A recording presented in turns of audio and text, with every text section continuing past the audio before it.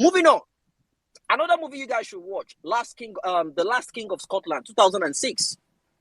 It was a beautiful movie. Go and watch it. It tells you, it encourages you about how to fight corruption, how to stand up and stand your ground. Another one is A Feel Good Man, 1992. Was I think it was Tom Cruise. Yeah, Tom Cruise and Jack Nicholson. Yeah, I remember that. Tom Cruise and Jack Nicholson.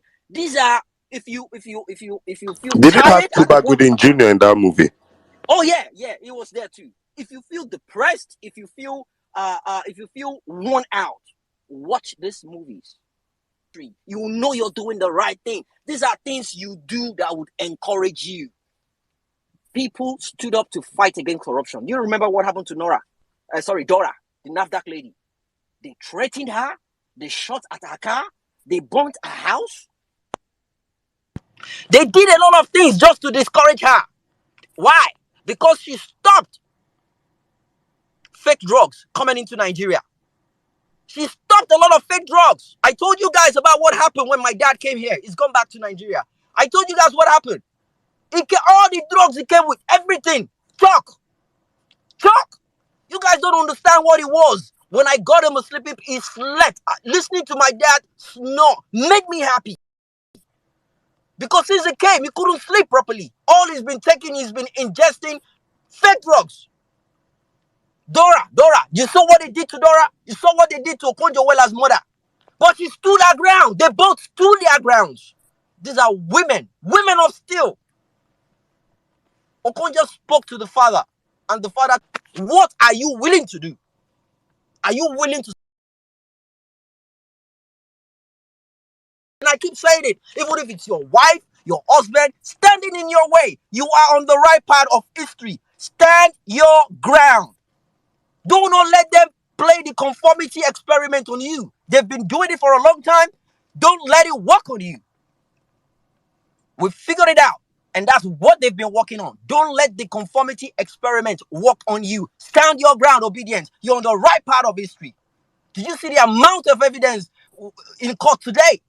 My goodness. Peter Obi walked across the courtroom. You can see the smile on his face. He spent a lot of money getting the best of sense, high quality service, and he was happy. He smiled. He smiled as he walked across the courtroom. Say, look at what I paid for. Do you know the logistics it takes to do it? There was one that the lawyer said just to get some documents was 6.7, maybe 6.6 million naira. Bro. I broke down. People will get printing offices. Do you know the logistics? Do you know the cost implication of printing that amount of papers? The ink, the power supply you require, the papers itself, A4 papers. Do you know what it takes? Repeating, photocopy, repeating, having different copies. If they like me, they go burn the courthouse. If they like me, they go burn anything. They copy yapa. Do you know how many machines go don't break down because of printing? Now cooler they take carry evidence. Cooler, jollof rice cooler they take whip evidence inside. Peter Obi walked. He walked majestically with a smile on his face. That yes, my money's. You said someone lost an election, and you can still see the smile on his face. You can see how people respect him. The charisma is there. Anytime he walks into the courtroom, people regard him as my president, not the walking mannequin there. Not the Mogaja Toleto Wambeye. He's not my president because he did not win that election. He stole that election. And I keep saying it. It's not about letting go. No. We have to put our foot on the ground right now. Because if they get away with this, there's not going to be an election again in Nigeria. Never again. It will be a selection. It will be an empire. They will turn into a royal business. It will be by selection. He will tell who is going to be one party state. Yeah. He's going to tell who is going to take over him. And that will be it. And that's the reason why we're standing our grounds, obedient. Please do not yield for no one. You're on the right side of history. If you feel down, take some time off. Speak to anyone you want to speak to. Encourage yourself. Get motivated from people you know that they can actually motivate you. We are getting this done. And lastly, I was on a space one million man match space earlier on, and a lady, her name is April. I'm not sure if she's here. She made a beautiful submission, and she suggested that if we have cartoon artists, they can actually recreate what happened in the court, and do it exactly the way it happened. Like who asked the question, who answered. If they can do that, right? It goes around social media. I stand by that 100%. That is a beautiful idea. And I was thinking, I was cracking my head. I mean, we have over 1,000 people here. We have talented people. Obedient. If you know you're capable of doing this, I came across a guy called Willie Kanga. He's a good cartoonist. Whoever is good at this, please make use of this, and Israel will remember you for the role you're going to be playing. If it's going to be in English, if it's going to be in bro, let us put a vivid imagination to what is going on in the courtroom. They don't want us to have video. They don't want us to have live coverage in the courtroom. Let us show them what we're made of. Obedient. We are skillful. They've stolen from the wrong generation. Let them know what we're capable of doing. Do the cartoon. Do not take out of it. Do not add to it. Exactly how it happened. Just put it out there, and we'll change the event of this country. Thank you for listening to me, beautiful people. Welcome to another segment of Violence Space. I welcome you all. I love you all. I'm not sure, Saddam, is it okay to do the roll call now or after your own welcome speech? You can go on. You can go on. So from there, we just wrap up this. We go on, my brother. Go on, yeah. Oh, okay. All right. Let's go for it there. Load am, load am. LUP! LUP! LUP! LUP! Saddam! Well, minute! Oga Shizu! Ibrahim! Antibolale! Siwe! Oga Damien! Alaro! GRUVP! Cheney! AK Bridge! Distinguished! Uncle Wilson! Mazi Oti! Ember Politics! Anti-Angel! Sweet Angel! Omega X! Olawaski! Anti-Dairy! Anti-Duka! Mary White! Ibo Rosel! Ayobami! Antonia! Naira X-Ray! Larry! Mr. Denzel! Let's go again one more time. I've asked for a remix, but anyone that can do it, just bring it up. I'll do the looping and I'll repeat. Spotlight! Miss Barriott! Madonna! Mr. Orgazos! Antiela! Illuminator! Efrani! Mr. Jerry! Dr. Olu! Tech Mayor! Skipper! Call me my name! Miss Malik! All the other Prisma! Incoming virus! Uncle Wojie! Ọmọ Ìlọrin! Mr. Michael! Just OJ! Ọ̀gá Tẹ́kẹ́! Shilo Q! Anti-Fetch! Peter Obi! Ragnarok! Olawaski! Princess! Shilo! And Happiness! Thank you guys. Thank you so much. God bless you. Back to you now, Saddam. Jimmy. I just ask. So before they call it, I say, you don't call them. People wait there to that talk, don't they boss me now? They're like, boy, come if you get person, don't call. If you did not call, it's because you did not follow our ground rules. We have a ground rule on this platform. When you join this space, the first thing you do when you join this space is to retweet and like this space. That is the first thing you do. If you don't do that, then you will understand why they're not why it is passing you by. So, but there's somebody name you did not call, Jimmy. Probably I'll help you and call that person. So you. Who is that? Make I find out. Make I find out. I mean, send them. I go do another one before I enter.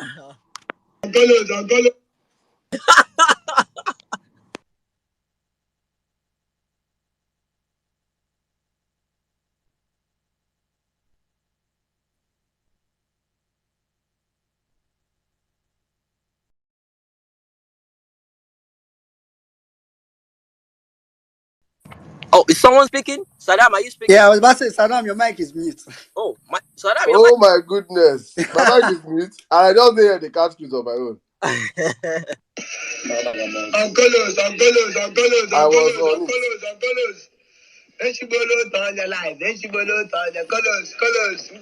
Space host on Colos. Yes. Nigeria is Uncle.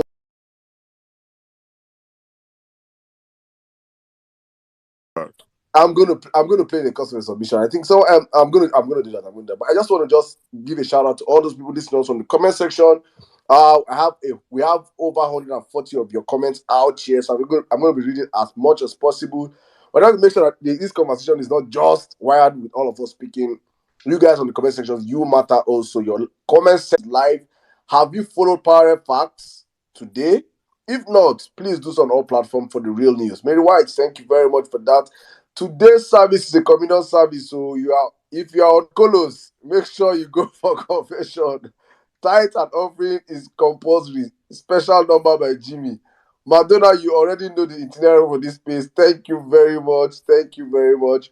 Jimmy, I think somebody have posted an extended version of this of your praise worship for us. Thank you, N6, for the powerful and insightful submission. Hanatu G is thank you, N6. It is good to have you back here. I heard you're now seeing the manifesto. You can steal, but you cannot execute it exactly like the way Mr. Peter Obi will. Try and see that Peter is different. If it is not Peter Obi, it can never be Peter Obi. Ada, thank you very much. That one was insightful. Jump in the conversation. Exactly the same thing I've been thinking. A Muslim ticket is not necessarily bad. I was not against it, but considering how Nigeria is set up and the people involved, context matters. I think I agree with that. I agree with the Ngige paradox. People are agreeing with the NCC your submission. Beautiful submission from Da Vinci saying NCC your submission was amazing. I think so too. Our court hearing today was a wow. LP carry atomic bomb in the name of Engineer Chinwo go court. They go bomb INEC and APC lawyers. The funny thing is that Chiwo guy, my brother, our brother be now Vawulence. So you see, when we they deliver, they don't understand what it happen. They don't understand how we they don't understand how we roll. They don't understand how we roll. So when I say we're laughing at Tinubu, Tinubu don't understand what we're laughing at Tinubu. We're laughing at Tinubu. You stole from the wrong persons. Shout out, please. We had donations for David Hunde's book, The Jungle. We're going to be making payments by this weekend, so hopefully from next week. I think I've some people that reached out to me. I already told those that reached out to me. I've given some of you numbers. Some of you will still get your numbers because my DMs have been a mess. And all those of you that pledged, please fulfill your pledge. Please, it's important. They doesn't come up and use that day and come and ginger us and you don't fulfill your pledge. I don't want to call people name out. I think Jimmy will now host. Jimmy, you pay what they're supposed to pay. So please, guys, you made a pledge for David Hunde's book. Please fulfill that pledge. We want to deliver that books by this weekend, hopefully. Thank you. All right. I think I'm going to open up the mic right now. And as always on the platform, it's always ladies first because this space, they say it is always men up here hosting the space. So it is important we always give our ladies all the attention they need because our women are special to this movement. These guys are the foundational block of this movement. Our women are something else. God bless you all. And I'm going to open the mic right now with my mom. Mommy Bolande. Yay! So that Good evening, ma. How are you doing? Our mommy is I don't Oh, my understand mommy. this I thing. beg now. Mommy, that one No, concern me. wow. I am selfish with her. Welcome, Please. mommy B. Mommy, God. I'm Saddam. How are you? 1 million Nigeria. I missed us. I will miss the 1 million million man march space today. I was just so busy at work, so I missed it. But I'm gonna go and listen to the recording because I feel like listening to it and then seeing the various handles posting the deliberations as it goes on, right? It wasn't the same because I was like, some of it, the context was lost on me and all that, but I'm going to go and listen to it. It will make sense then. Good evening, everybody from my side and wherever you are spacing from.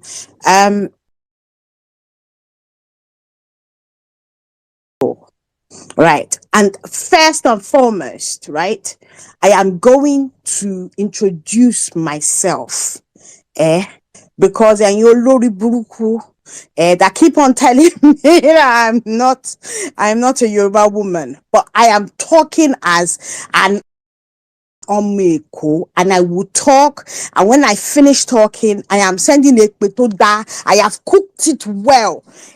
You will carry today, you don't know. Let me start. So my name is Bolanle Abeke Emiabata of the Ani Baba family of Lagos State. Right? Mommy, wait, please. Mommy, wait, please. Please just calm down. Tunumbu. Sons. Tunumbu, who are you? Who is your father? Who is your mother? Tunumbu, introduce yourself. Let us know you. Mommy, please introduce yourself again. For those at the back of the auditorium that can't hear you, please do it again. People at the children section. I don't know why my first question when I asked PO that day is, sir, what is your name?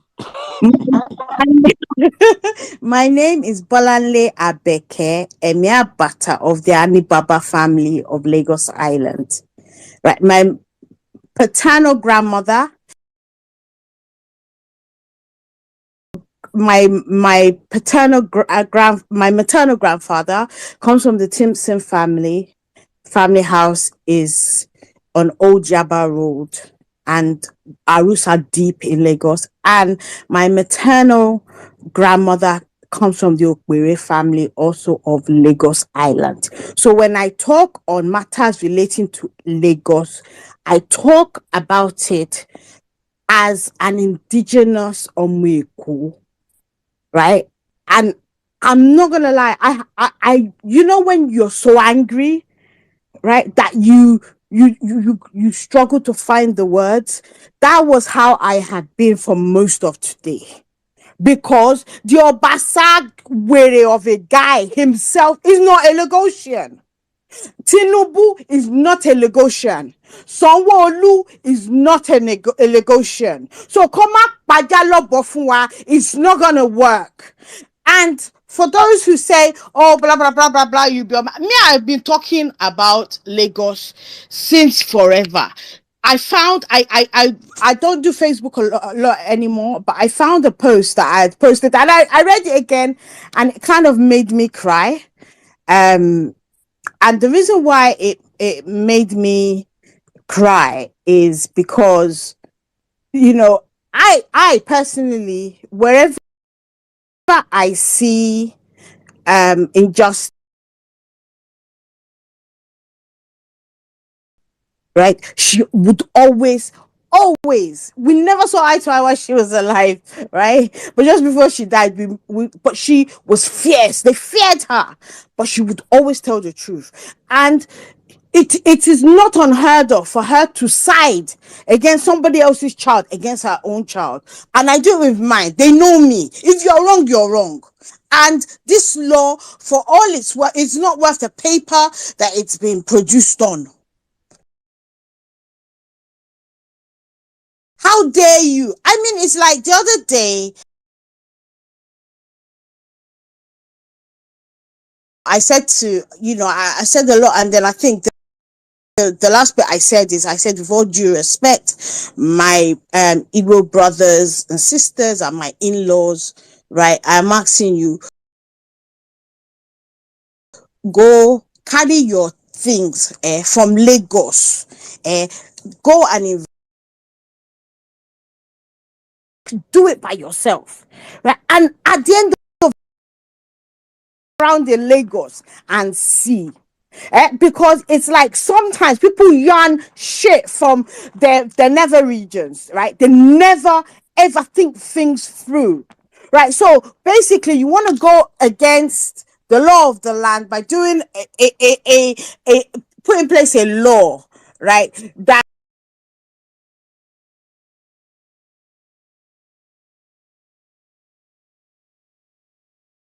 land, right? So I want who are you protecting, to be honest? No be Tinubu carry most of our land. Most indigenous families, the ones that have not sold their lands, lost it because the state government, greedy as they are, took it, right? And we end up being in court for decades. And they're now saying indigenous. The same indigenous Lagosians that you don't let rule the state. How much more indigenous than a say okay for Adeleke in Ekiti State to have an Igbo? Abi, you didn't know that. You didn't know that. Well, if you people, after you have invested in your region, if you have extra money, go and invest in Ekiti. Do not invest in Lagos, because people do not seem to understand that this IGR, where does the revenue come from? Right? It comes from taxes. It comes from taxes, property taxes, and who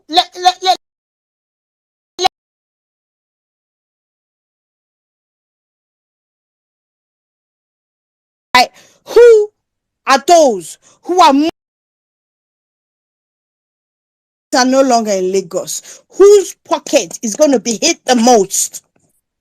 Because it's like you people don't have sense. Do you not understand how capitalism works? Now get money, they buy land now. Now get money, they build house for Lagos, right? And the fact that they have paid, right? They have bought their land, they have paid, they have CEO, and you now want to do what? You want to collect land?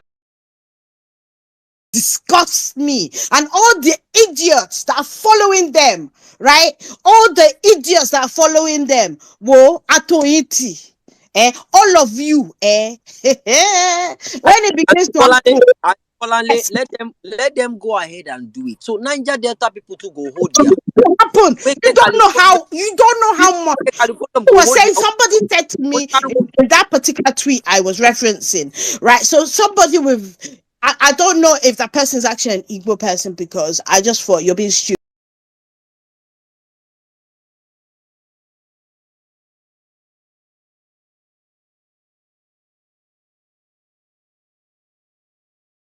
19, when the political Oba of Lagos was telling traders in Lagos Island, right, that if they don't vote APC, that they're going to end up in the lagoon, right? Nobody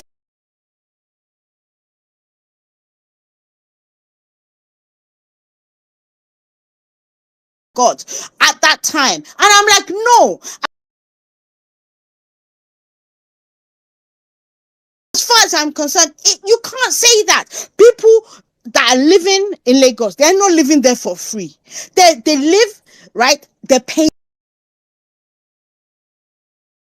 blah blah blah blah blah blah blah. Whose revenue?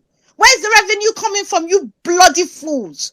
Okay, drive everyone out, because in Lagos, right? For those of you who feel it only relates to Igbos, if your name, if you're not Yoruba, everyone else is Igbo. If you don't understand that kind of stupid mentality that a lot of people have, right? So that very thing that you think is targeted towards a particular tribe, it will come and bite all your butts. And when it does, right, I'll be here to laugh. I came here to laugh. I have always said, and I've always maintained, right? My name is my name. My tribe is my tribe. But who I decide to be as a human being, right, might not always be in support of things that are being done in the name of my tribe, right? It can't. I would never be that person, right? I would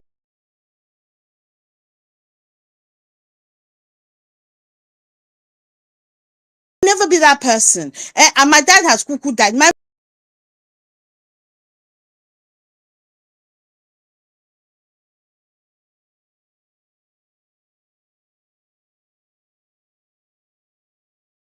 mom not even sent anybody. If you gotta report me, you're wasting your time because she knows who I am.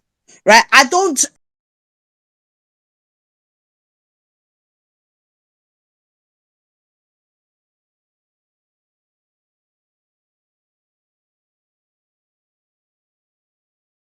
hold on. Shorty, I profess to be a Christian, but some I want. I'll take you one by so Jimmy can tell you what I'm saying. All of you that are looking at me, and think you can come at me, no, will pluck your eyes out. Oh Junior, and if you're wrong, oh my fear,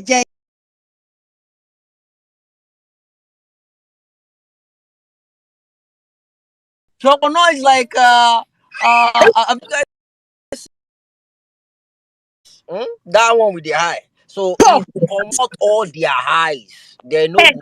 smallpox, the blind person. Hey, I've seen one. Oluweri, no ma fear Jenny where. In fact, you go take a bath. The one your own blood though, and the ones of your children go take a bath. Wary, that's the mermaid. The That's mermaid Yoruba sound, Yoruba culture. Those ones, hey, if mermaid can't use person blood bath now, this would be my goodness. You don't turn wahala. Oh. Jesus, eh, people so hey, oh, my oh, goodness. oh, Auntie Bolale, you are pissed today. Go ahead. pissed. I am pissed. Oh, Lakaye. Oh my God, moto. Moto teba wo. He will wrap that car around tree. Ibele makusi. Jesus. Hey, Eh, yes, explain. no, they're not Explain. Because God of iron. And except you do not touch anything that is made of metal or iron in a day, the moment you do that, you law, you don't go. Law. If na car you dey inside, the car go get accident. If na cooker you touch, you go burn. Any if na gun you hold, you go shoot yourself. That one na proper iron. Hey, or talk about below marry. Go ahead. Benny, right? Èṣù ló máa da ilé àtọ̀nà yín rú. Ilé àtọ̀nà yín, it will never kò ní tò mọ́. Èṣù ó máa da ilé àtọ̀nà yín rú. Ó yá, tell them, please tell them. Okay. Oh my goodness. Saddam said the Apprentice you see, Babalawo. Go ahead. Jimmy, you do Isha work. Jimmy, you do la media papa work. You do my brother. that they interpret. My brother, she's coming hot. I don't know what is going on with Auntie Bolale. She's giving Mommy, I'm doing. No, man. this one we don't give them. If they survive this one, if It's they not try, if these three when you come for them now, don't finish them. okay. Let me finish it this way. Ẹnikẹ́ni tó bá pe orí mi níbi ògiri àlàpà. Ògiri àlàpà kó má wò lù yín pa níbikíbi tẹ́ bá wà. Oh yeah, interpret that one and I will yield the mic. Oh, okay. So this one is straightforward. So basically, what she's saying is, now she's a rock, and we want attacker, you be egg. And the moment you know waiting happen now, if egg don't touch wall now, you know say na break, you go break. So whatever you think you might want to do to her, you're hurting yourself because she has an inbuilt bulletproof. So whatever it is, it's not the bulletproof where you go shoot, where go bounce back. Oh no, this one are the you know the local one, the spiritual one, you know. So whatever it is, you know those kind of what we say. If you won't blow powder like this, if you don't blow the powder, wind go just blow that powder on your own face. Now those kind one. Now those kind. Go ahead. And Oh my goodness, mommy, sorry, I don't know. I can only imagine. But I was so angry when I was reading it and then seeing the comments. It's the comments when people are these issues, right? And it comes from a place of bigotry, a place of ignorance. It annoys me. And when you come at them, they think they think they're wise. Look, I might not. If you were to get me in a conversation, right, and tell me to speak Yoruba, after a few words, I'll start adding English, right? Once just going forward, just hide and block. No. Sometimes, right, I do that most of the time, but sometimes you need to give them. Do not see for me. Let me. I'm helping you, man. I'm helping you you have to save your energy because if they battle this far.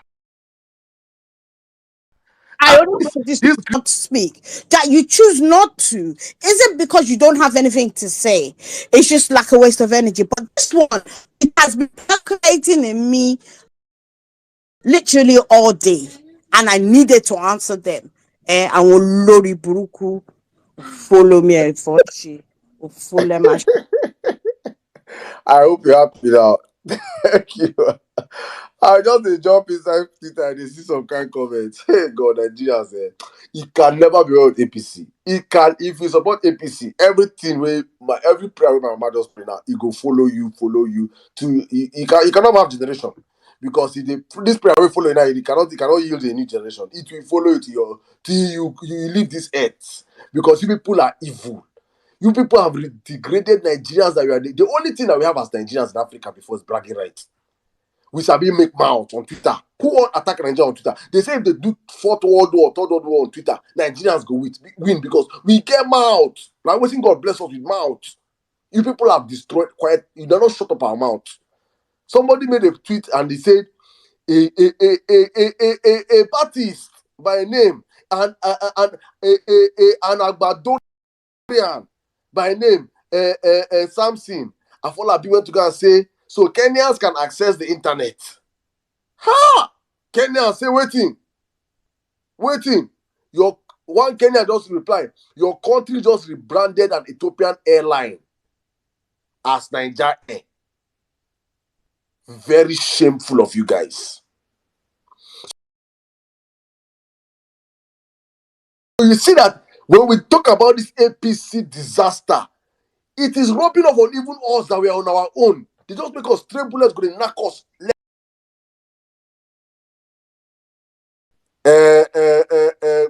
Even Bukayo Saka will run for us, no great play for us.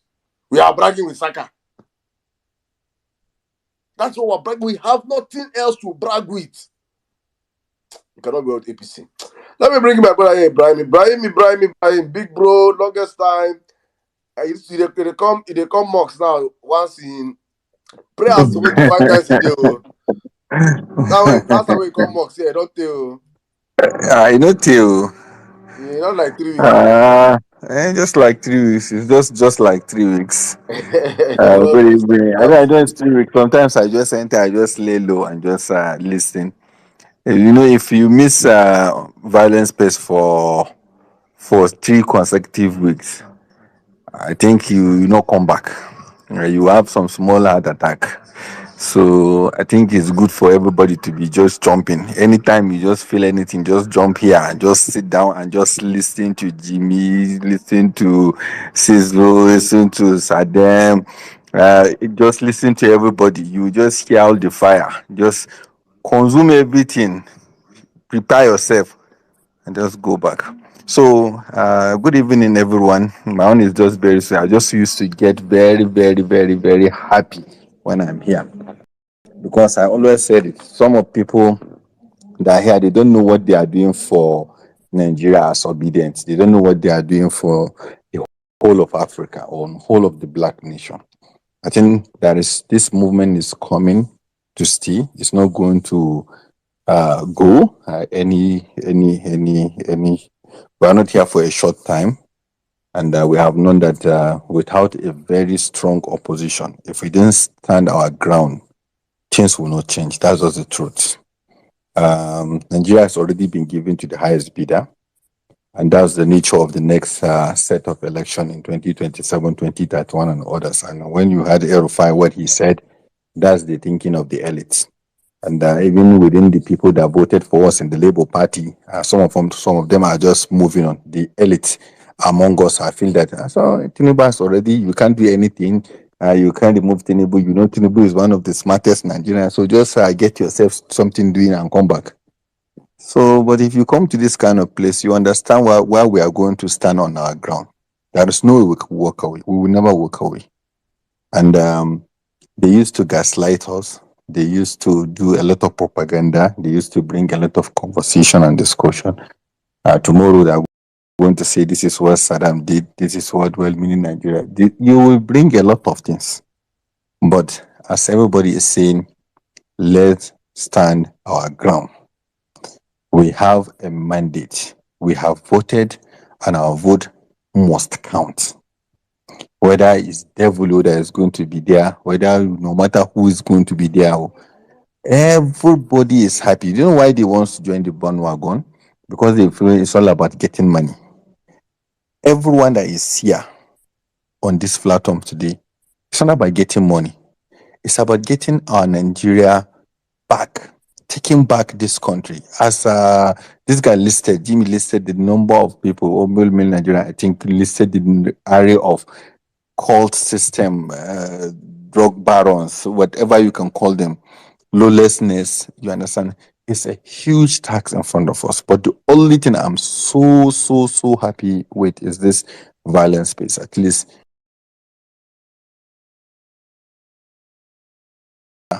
they say we are not going to last 20 days. They say we are not going to last after the election start. They say we are not going to last. We are not going to reach. Somebody even saw we are not going to reach January. We are January. Say we are not going to. We are going to fizzle. We are still here because nobody is funding us. Nobody. We just care about this country. A lot of people that are here, they have something doing.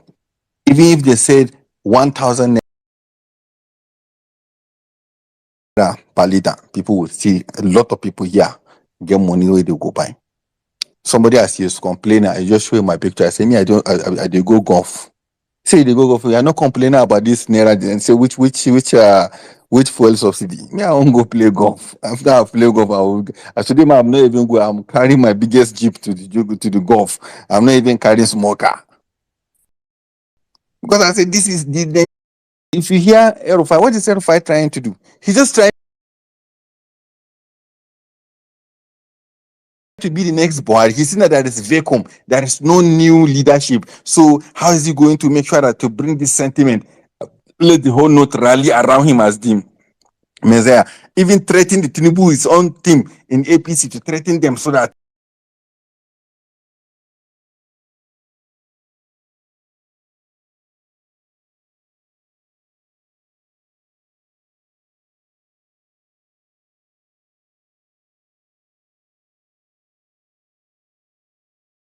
at least they will make him what he wants to be. This is 2012 that they become party, or 2008. Go and check all the election that they have won. How many votes did they ever gotten? How many House of Rep member? How many distinct? So we can't just dash it to them. Somebody will just take it and just run with it. It's a lie. We are going to the way we are taking our mandate from what's his name, from Tulumbu. We are still going to collect our party. It's the property of Obedient and all of us. Sorry, Ibrahim, before you go, you say we are taking our mandate back from Tulumbu. Tulumbu, that is his name now. His name is Tulumbu. So we collect from him, collect the one they carry, the one the other ones carry, we collect everything.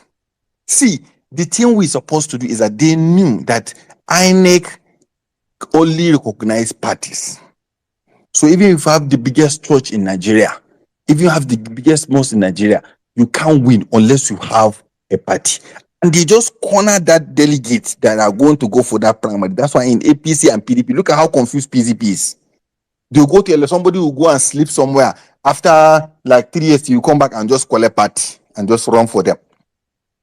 So they don't have any structure that will put, okay, this is how we are going to run this thing. How they're going to bring out good people to now save us and do whatever we wants to do. So our structure is going to come. Everything that we need to do, we are going to do. We are going to organize ourselves. If you, no matter what happened during the what they call it, the tribunal, if they cancel the tribunal, they are in serious trouble. If they call for a run, they are in serious trouble. Okay, even if they refuse to give us, they are still going to be in serious trouble. To move forward. And I'm telling everybody that will listen, I have never seen a disciplined group of or a movement like Obedient. Everybody thought they are going to go out and kill people. Monday, they thought that we are going to be on the street stand burning the whole Nigeria. We are smarter than that. This 21st century. You can't just make us look like we are not Eboros in Lagos. You are not the type of people you run with.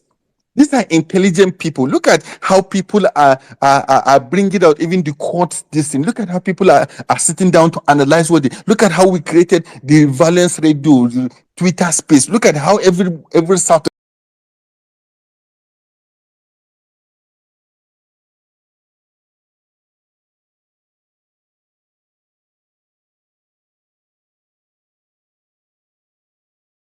headlines, do everything, do hashtag. This is entirely a different system they are thinking about. We are not just peaceful Nigeria, prosperous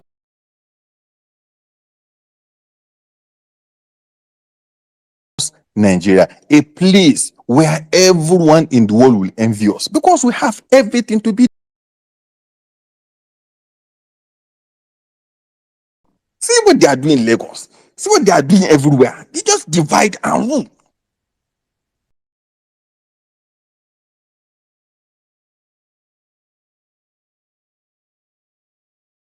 From Kaduna, from Cow. Every day I used to do radio program. Every week we open our lines. You hear there is some areas now that you cannot enter. You can carry your phone by 7 p.m. in Kaduna.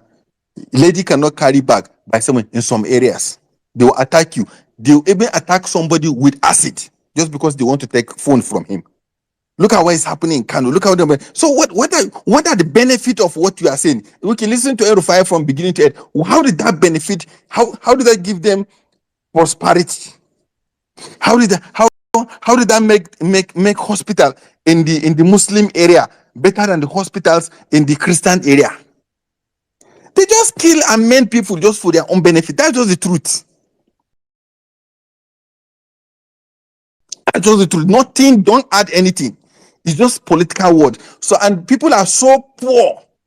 What they just think that the only thing remaining for them is to go to paradise. So when they shout Allahu Akbar, everybody join. Because that's the only thing that is remaining for them. They have already given up in life here that they can't get anything. They can't get water. They can't do anything for themselves. They even have a slogan. They call it Allah Baku Kobamu. That made the those are there in the north.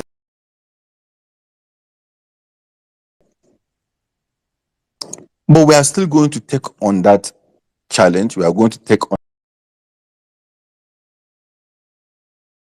that mantle. We are going to show leadership. We are going to start the way we are started in violence space, the way we always come here, the way we are start talking about this thing. We are going to rally ourselves together. We know election is going to come 2027. We are not going to deny ourselves to start creating a platform that is going to be bigger than what we have used in 2023.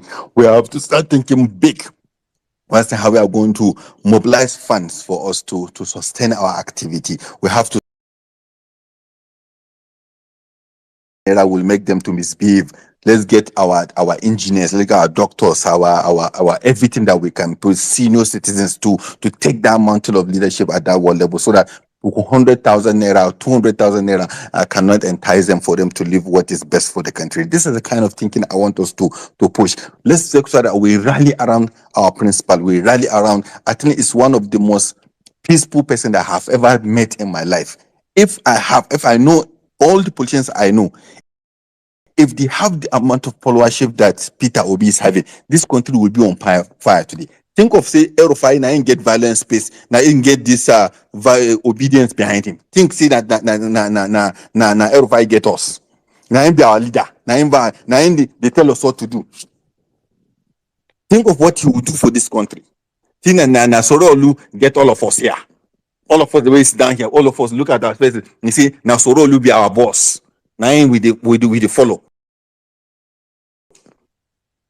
Think of what we take carry this obedient movement do for this country.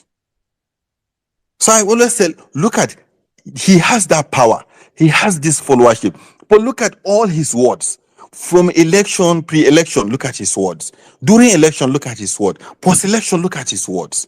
With all the propaganda, everything you are throwing to this man, he said, I'm still willing to follow the right channel. And he keep pressing the whole. Even some people, obedience, I said, the guy is too lenient for the lessons. Go and correct. But he said, no, don't worry. And he's not just saying, don't worry. See the court. See the kind of cooler that is that we have presented our case. Now, when INEC and APC start their defense, they must throw away our own case. That's the problem now. Now, any document that we have tendered, they have to tender something against it that they have to throw it. And I don't know how they are going to manufacture the report.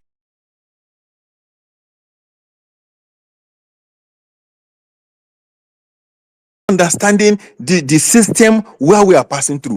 Just calm down. Obi is coming. Just calm down. I bet you this one. Just calm down. Me, I'm there. I'm the secretary of the advisory council. I will tell you, the lawyers are really, really working. People are working behind.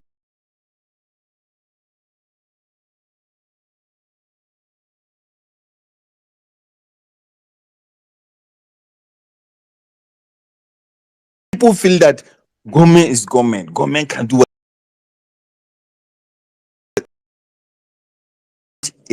a point where INEC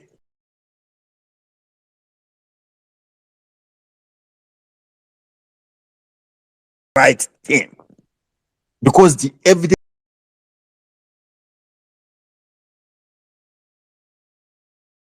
is overwhelming. Because you announce the result, we just collect the document and say, okay, these are your document, but your document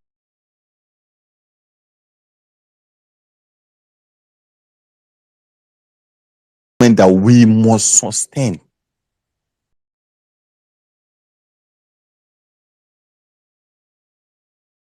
Well-meaning Nigeria, you can't run away. None of you will go anywhere. We must sustain this thing.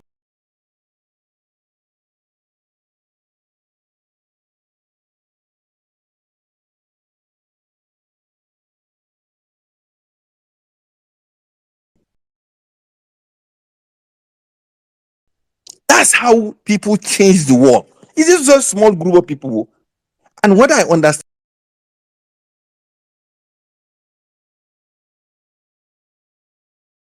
how can you tell somebody is dull? A governor, for that matter, somebody that has chairman of how many companies. If he's dull, you think he will be there. If you don't know what he's doing, you think he will be there. If you don't know what he's doing, do you know what it takes somebody to leave a strong party like APC and PDP to go to an unknown party and contest election? Do you know what kind of belief he has on himself before even we believe in him? So I think, Sadem, please, let's see, take over Labour Party, get our mandate, let's fix this country. This country can work. I am so sure it can work. I swear to God, if you go to the level of those politicians at the top, they were so afraid of this obedient movement. They are so afraid of what Labour Party will be tomorrow. All of them are shaking. From the south, they are shaking. From the north, are shaking. I've seen a lot of people that anytime they see me, they say, don't stop this if you really love this country. You are at the right path, and history will be very, very kind to you. You have to continue pressing their necks. All of them. We are not going to remove anybody. All of them, we are going to put them together and squeeze their neck. All of them. All the politicians, all of them, they are the same. All of them, they are the same. We just want to create a new system for them, a new country for them, a party with ideology, a party that not somebody contests in APC and jump to. No, people that we will even recommend people. These are the kind of Nigeria we want to see in the next 100. We can do it, Sadem. We can do it.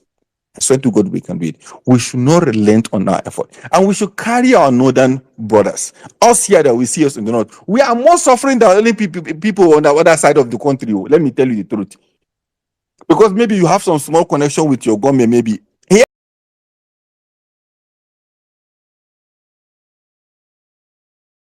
in the north, it's just that the rich are there, the poor are there. So with small activities up here in the north, small activities, we combat everybody to Labour Party. Because they don't like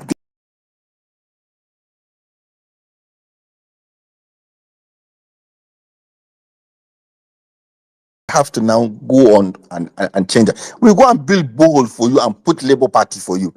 And then you do it through somebody that you know in your area. So if you think of Labour Party, you are not even thinking of national. You think of that person around you that is a part of you, that give you what you want. All these people know, go and see them. If you have 3 or 4 of their children now on the street, you take 4, you put them in school. Everybody will start to respect the Labour Party. We have to create that one endowment fund for us to start doing this thing. You see people now are taking water. They don't have water. Even within the town here, I talked to you there is a time during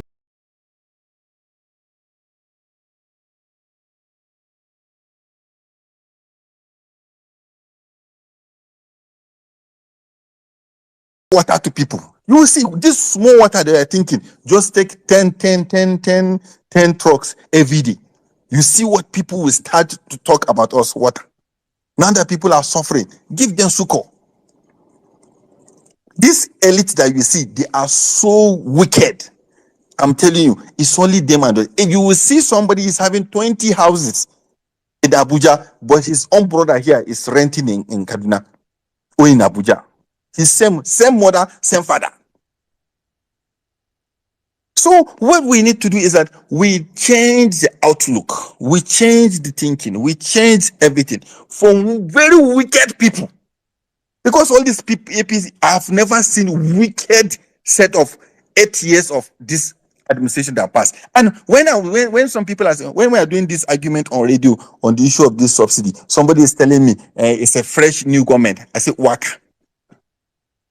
After all the 8 years shake away we see inside Buhari, nobody the same APC carry this man come. And you want to tell us no, it's a different part. Which one is which? 8 years you can do. Even the J Republic, they did their own refinery in 3 years. You spend 8 years putting more than 19 billion naira in another place. Now you look at all of us and you say, okay, we should exercise patience. And somebody that stole mandates. After Rufai, and this guy removed subsidy 2015, 2016. Just how many months of coming on power? So I think this is the best thing that can happen to this country. Please, everybody that is here, please see this obedient movement beyond just this time, beyond just 2023 election, beyond just Nigerian borders. Think of wider your thinking, broader your thinking, so that you know that we have a long way of brotherhood. We have to be here for a very long time. We have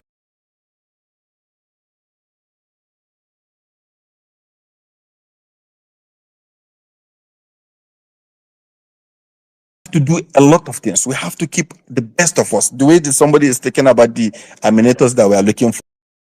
We have to get a lot of writers. We have to make sure that we keep coming here. Our mandate. I will collect and say,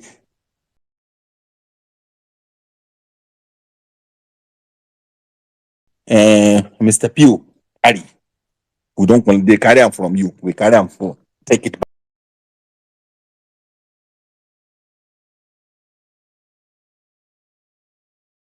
Pulling what we want him to be, throwing him is doing, telling people at the world level what we want to achieve for them. You understand? Become the knower of the government. You understand?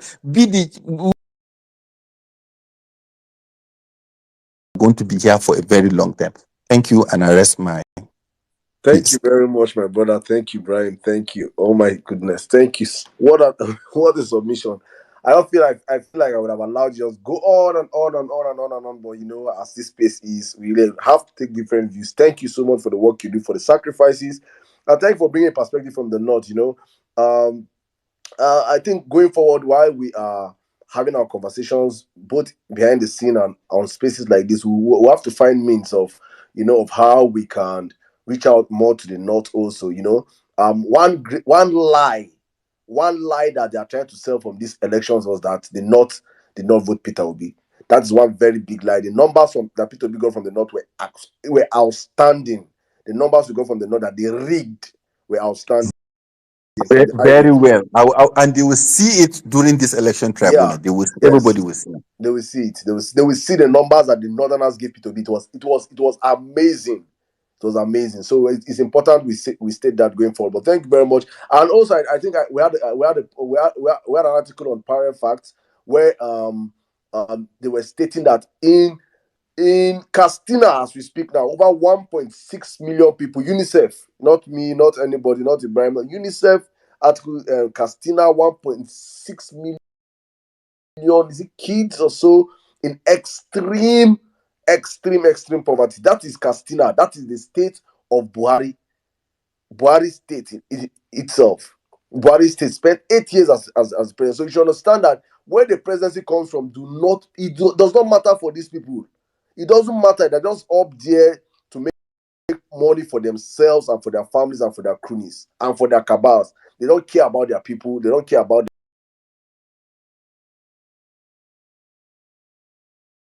people. They don't care about us in generality. It's just themselves, and it's a shame. Let's go on the conversation. Then Alaro, then to speak, you have to be up here. If not, I mean, you're not bring up the rest, please. So, Chini, you have the space. 4 minutes, please. Thank you.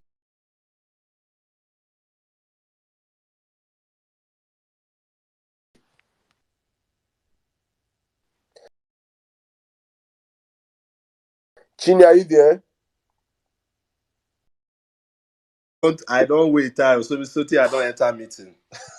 No vex, so no How vex. far? So How that's far? what you did for this our I auditorium. know now. Well done. Now they do well. Thank you for all that you're doing. We're really trying to make sure that we stay up and we continue to defend our principles mandate. So you can see this El Rufai's what I say incident that happened. I think it's actually a very good thing because it's just really spreading that awareness about who the man is and what he's capable of. We see a lot of these slave, I call them slaves of the establishment. They just go around doing PR work for this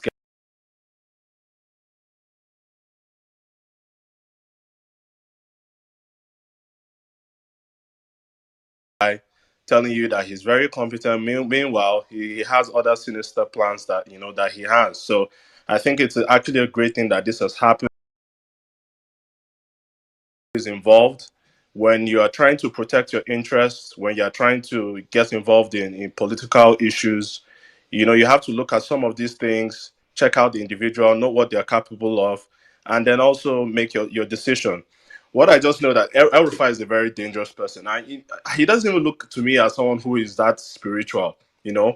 He's just doing what he's doing just to things like that. And we all have to understand that when some people are saying, oh, maybe he just made a mistake, he's out of his character. That is not true because also there is no leader without followers. El Rufai is some sort of political leader. He definitely has people that follow him. And it looks like most of the people that actually follow him, most of them are religious fundamentalists. And those were the people he was speaking to. And you can see things from the audience that he had that day.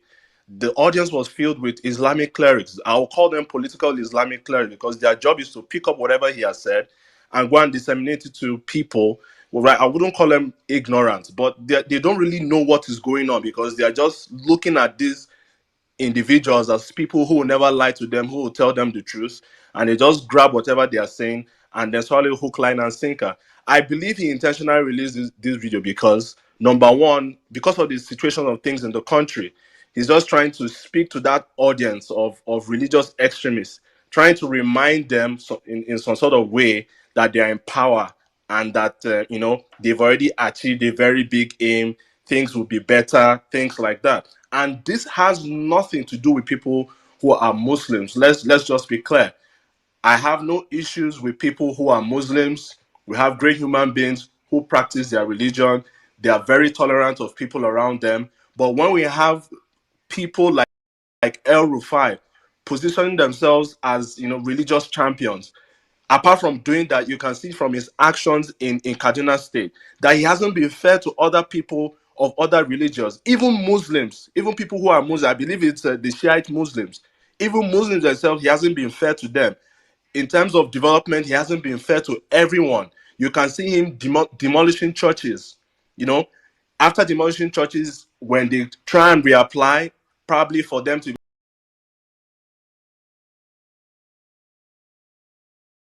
they don't agree to it. You see, the other day he proscribed I think a community association for not giving land up for free. He just proscribed them because he had the powers to. And when you put power in the hands of someone like that, whatever you see, just take it. Everybody is one person that if that guy mistakenly gets power, everyone should just start running. So at the end of the day, these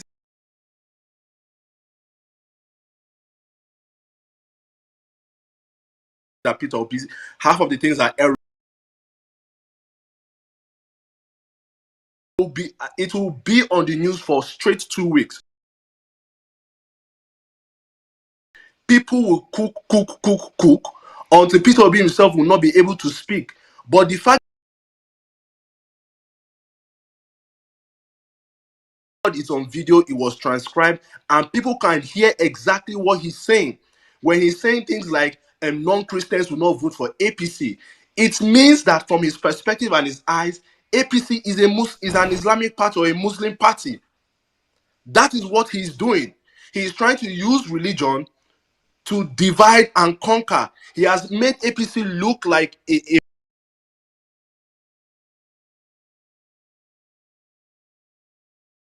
Muslim party, and then Labour Party is a Christian.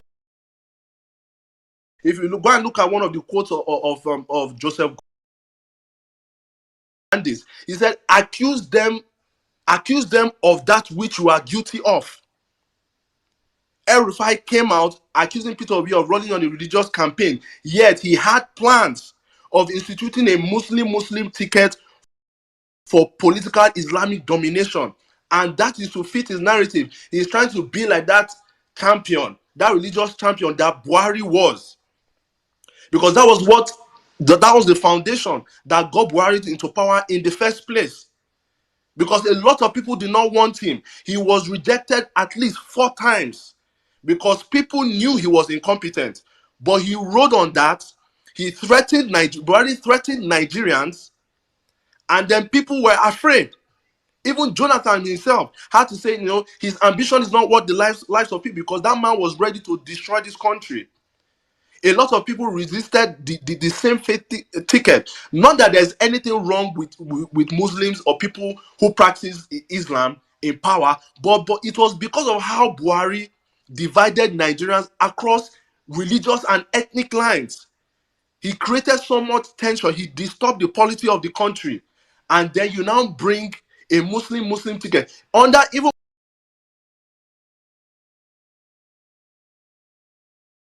by the day. You have reports where 89% of Christian martyrs in the world were from Nigeria in 2022.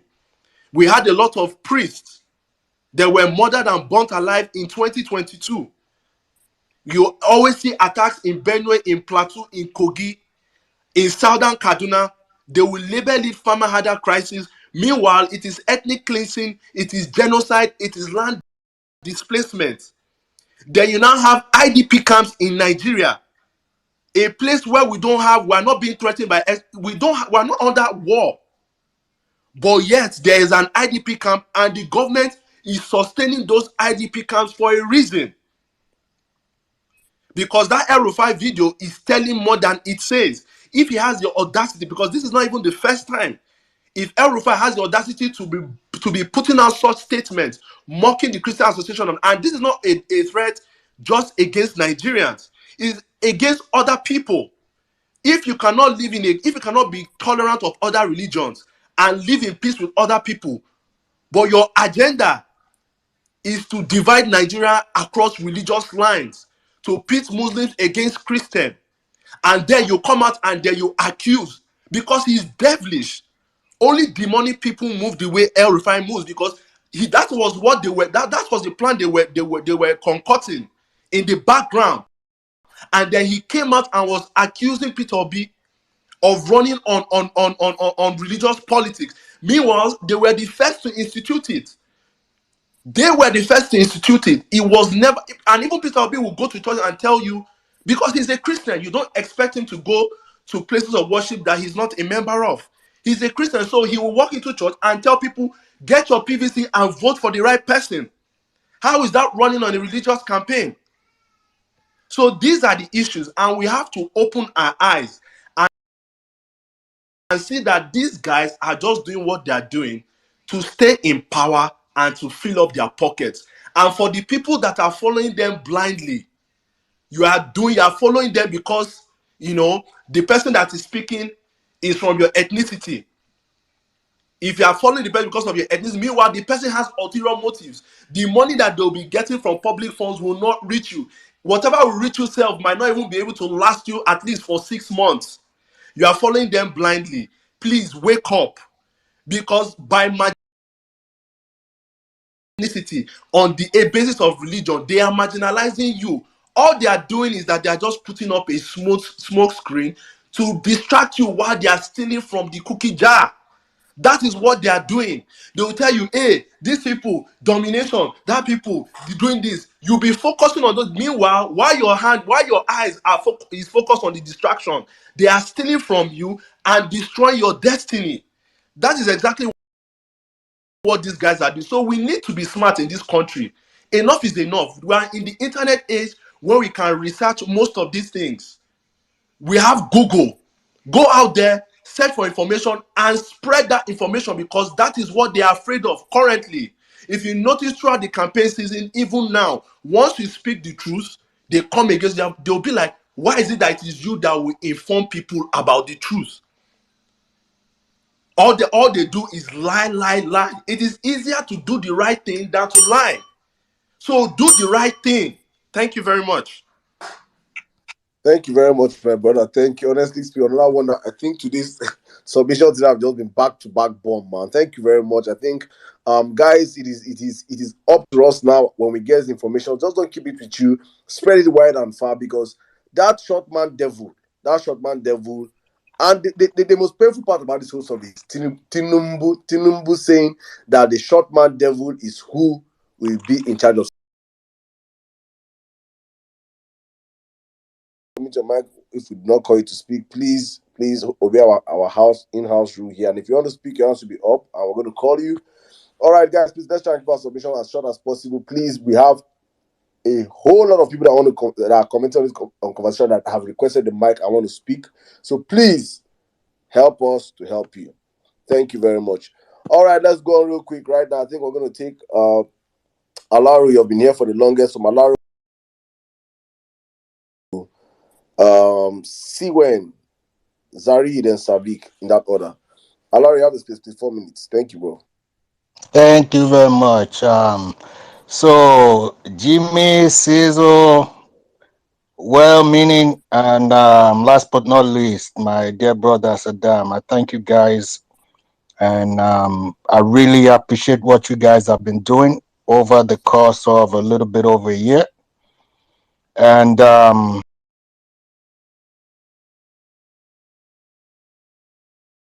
thank you. God bless and stay.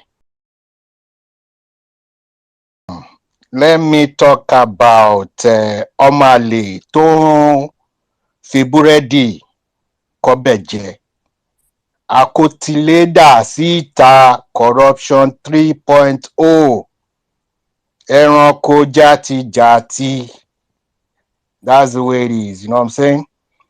So, when we talk, I like the term that was used, the Ingege paradox. This is quite interesting. And because people don't realize what's going on, all that glitters is not gold. You want a thief that came into your house and broke into your house to remodel your house before he leaves. It's impossible. Now, this is the man that stole the mandate. They will, like you said earlier when you started, don't be surprised in the next 6 months, 1 year, 2 years, you've seen headlines of whatever. This is what? This is a man. This man is still the governor of Lagos State. He never left since 1999. We've had subsequent names that sat in the office, but he was always the governor of Lagos State till today. They just sat there because constitutionally he cannot keep sitting there after 8 years. There's nothing any governor in Lagos State till tomorrow sign that is not already authorized by Tinubu. He never left that office. He has mortgaged generations that are not born. When I say corruption 3.0, a level of corruption that Nigeria has never seen, this is a process that's been perfected, that will now be implemented in Nigeria. And I was an advocate right after, before Oga Pio spoke to us, before you brought him on and he addressed us a while back. I was extremely angered and full of violence. But every time I meet him, every time he talks, it makes sense and he calms us down. He says, stay active, stay obedient, let's go to court. And we see what happened today. We will follow him. In the best interest of the judiciary, they should do the right thing. This is my advice to them. In their best interest, do the right thing. We're not saying do us a favor, do the right thing. Follow the law. On the issue of Khan and El Rufai, during the movement, when we first started, when we were raising donations on Spaces, I used to tell people, leave your religion at the door when you join the obedient movement. I say, if you are in a church, go to your pastor. Tell your pastor, the 10% I've been giving you, from now on till the election is over, I will start giving it to the obedient movement. If your pastor tells you no, then you know your prayers will never be answered in that church, because God will not come down. God has sent everything we need in Nigeria. If that pastor don't say, okay, this church is willing to give away that 10% that you're giving, you should go and donate it to the obedient, leave that church. It's not the right place for you, because your prayers will never get answered in that church. If LP messes up, okay, I'm going to close out. If LP messes up, the obedient movement will form obedient party in Nigeria. Thank you. God bless. One love. All right. Thank you very much, Mr. Alaro. So apologies for, we have so many speaker requests and, we want everybody to speak as much as possible. So please, guys, when you're speaking, you have like 4 minutes and I'm usually on the timer. So If you don't hear me or if you don't see me before, I will just ring the bell. All right, so let's quickly go to Ure. Ure, please go ahead. Let's hear the voice of a lady. Yes, that's how important we are. Sometimes it's just good to, I know, right? reduce the tension in the room. Good evening, guys. Good evening, everybody. Saddam, good evening, well-meaning Jimmy. Good evening to the entire obedience on this space. I mean, this is the best place to be, really. Educated people having brilliant conversations as well. I mean, I would always want to be, I'll always choose to be an obedient, really. Okay, so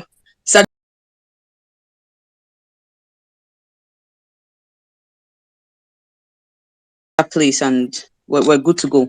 So from what Saddam was,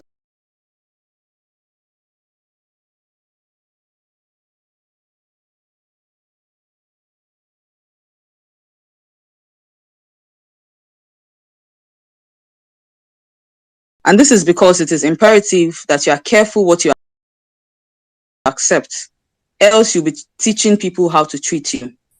So Nigeria had a vice president who is a professor and a pastor, but most importantly, during his reign, he was Pontius Pilate.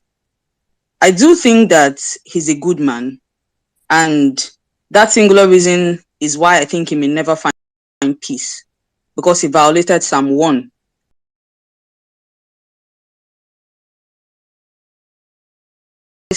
This test run that we know,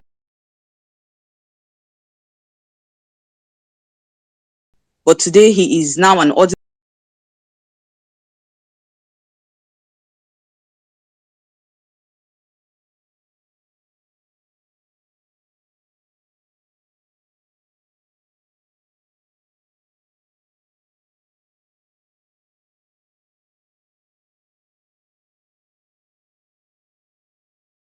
Christian politician. They're already, moving around with visible shit on their body.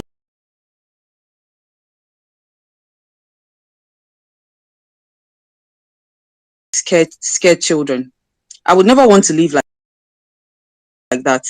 I would never want to live in a place where I do not have a voice to live life on my own terms. And hence, my ancestors chose death, a communion underwater than live in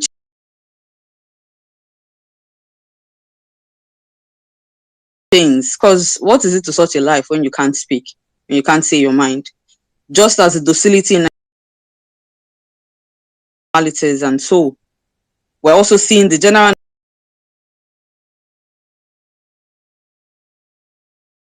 chains on ourselves as bangles. So we have an intelligent political class. This political class that we have in Nigeria, because I hate to call them political elites, even though that will suffice. They are just hybrid warrant chiefs in colonial era who have reigns now. We are experiencing clear kakistocracy. Kakistocracy is a government run by the worst, least qualified. So yes, Jaruvi and Peter Obi, they have applied some level of tact in community interaction. So you can steal their ideologies, but can you go the 9 yards? And that question leaves you a mediocre. Jaruvi talked a lot on living wage rather than minimum wage, and boom, a government less than 48 hours after getting a paper announced a raise. And for the first time, we saw that government struggled to pay salaries. If you know be Panadol, you know go ever fit be like Panadol. So still all you want, we will know who has the right answers or who wrote the answers. So we have also, have I spoken for even 2 minutes? So we have now, we're now at the juncture where they now tell us to our faces what it is that they want to do, because they feel like, what can we do about it? But I have news for them, not for long, right? There's a line that stands out for me in Gangs of Lagos by Obalola.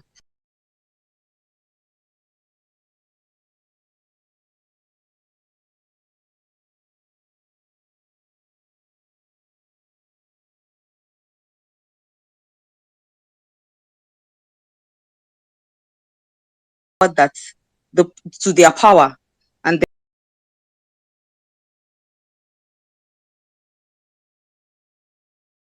boat was Jesus of Lubeck.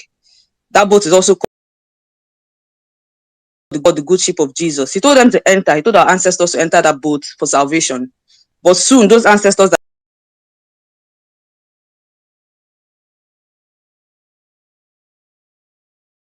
entered that boat found out that they had been captured. They have now become slaves, but they were chasing salvation.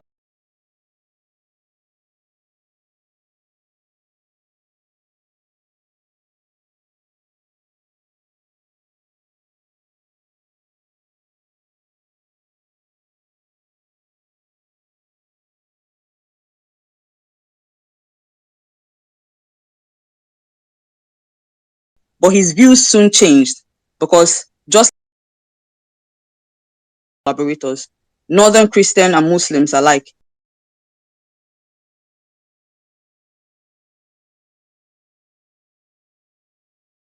not speak because I was not a communist.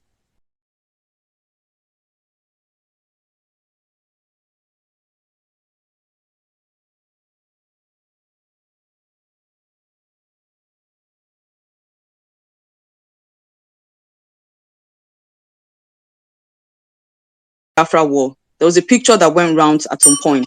That carried, it showed that life carried on in Lagos with beach in full capacity, meaning who spoke.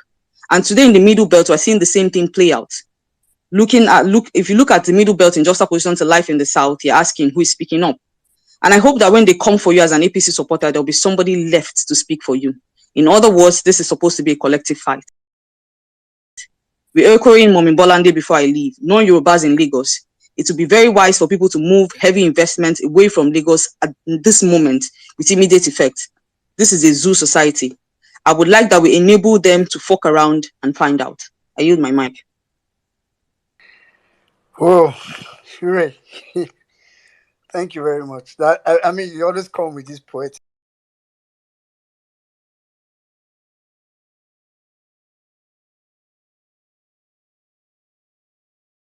And on and on and on. I usually hate to stop here. I was looking at my bell for so long.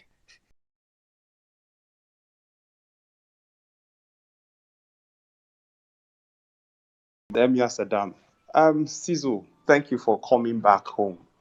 We missed you. Okay, so Ure, your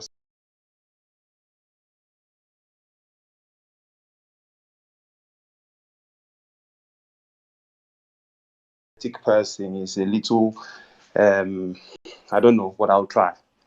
Okay, so now who people think we are.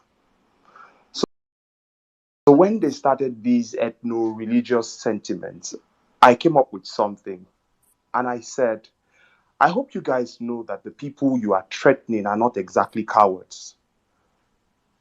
Beware of what you say to them and beware of what you are hoping for. Your history was not taught right. You don't know who these people are. And I spoke for the Igbo race. Now see, John has just shown who he has always been, never to be trusted. Now, if we are waiting for any man of God or what have you to speak for us, we'll be waiting a long time. We'll probably turn to skeletons. Every Christian, Muslim, traditionalist has been given a voice by God. And we all are the ones who are the voice of God. We are supposed to put our foot down and ensure that what is right be done. So waiting and hoping that anybody is going to speak for us is a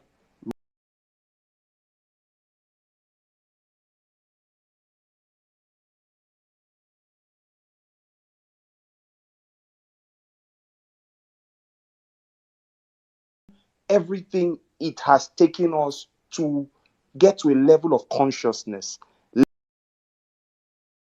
Lagos, I don't know, I'm tired of speaking about this place, even though it's my hometown. But I am tired because I wonder how people are coming from neighboring cities and acting like they own the land.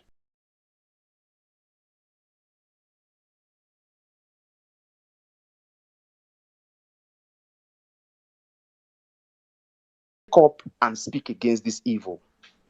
According to what I've seen the PEPT watch, I am glad. Today being one of the most glad days, I am grateful that the team of lawyers really worked on their witness. Because initially, one would have thought they like to tear down the witnesses to say, oh, he's incapable of giving witness. But thankfully, it didn't go their way. And I know that we will get victory. For everybody that has caused us heartache, including those in diaspora, I say that when the evil that would happen happens, we will all be alive to see it happen, because they are there shouting and telling us, forget it, we are in charge, we are in charge. But when the shit hits the fan, it doesn't know who it spreads on. Be careful who you are praising now, because tomorrow they will come after you. I yield the mic. All right, thank you very much, Selwyn. That was, I think that was an epic way to go through. Dressed in a sharp suit and a Tom Ford glasses. It's not it's not like the PDP escorters that came to court. Anyway, all right, let's go to okay, AK Priest. You've also been here for a long time. AK Priest, please go ahead. Good evening, everybody. Thank you for the time. Yeah, 4 minutes. First of all, I want to talk about this Lagos State controversial bill that's about to come up. First of all, I don't see the bill stand the light of the daylight. For instance, I remember when they brought this Lazwa bill that everybody must register Lazwa. That we must, all Lagosians must register. Where is that ID card? That ID card is nowhere to be found, because first of all, the people resisted it. Many people refused to register for that ID card. And also, again, economy. Look at the economy. In terms of the next commercial hub of Nigeria, for instance, now they have their refinery is coming up very soon, and you can see, so Lagos cannot take that kind of stand, because it will affect the economy all the way around. Because first of all, what the Lagos are trying to do is the people, because we know how much for instance, my company, we know how much we remit to Lagos State every day based on salary, and you coming out with those kind of, it will definitely destroy things. And things things have changed. Many things have changed recently. We have what we call remote work. For instance, now I can say, okay, I'm not in Lagos, I'm working remotely. I want my own tax to be paid wherever I'm working, and it will definitely affect Lagos State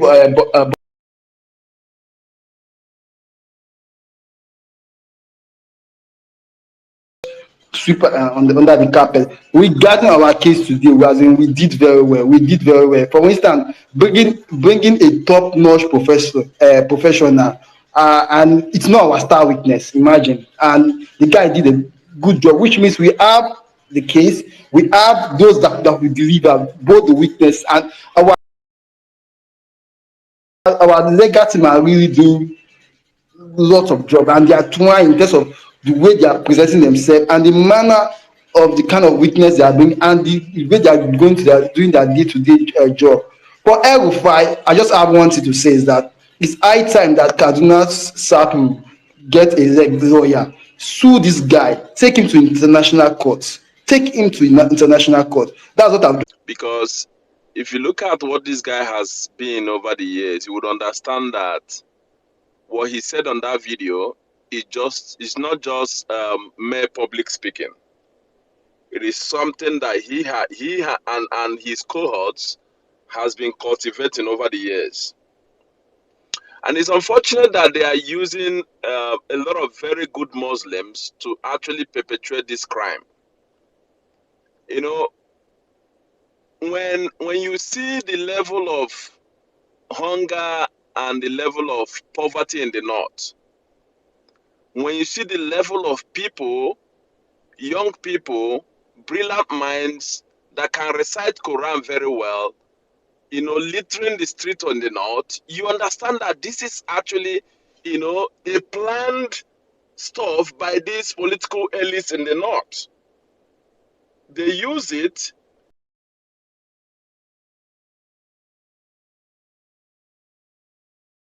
that a lot of people didn't know.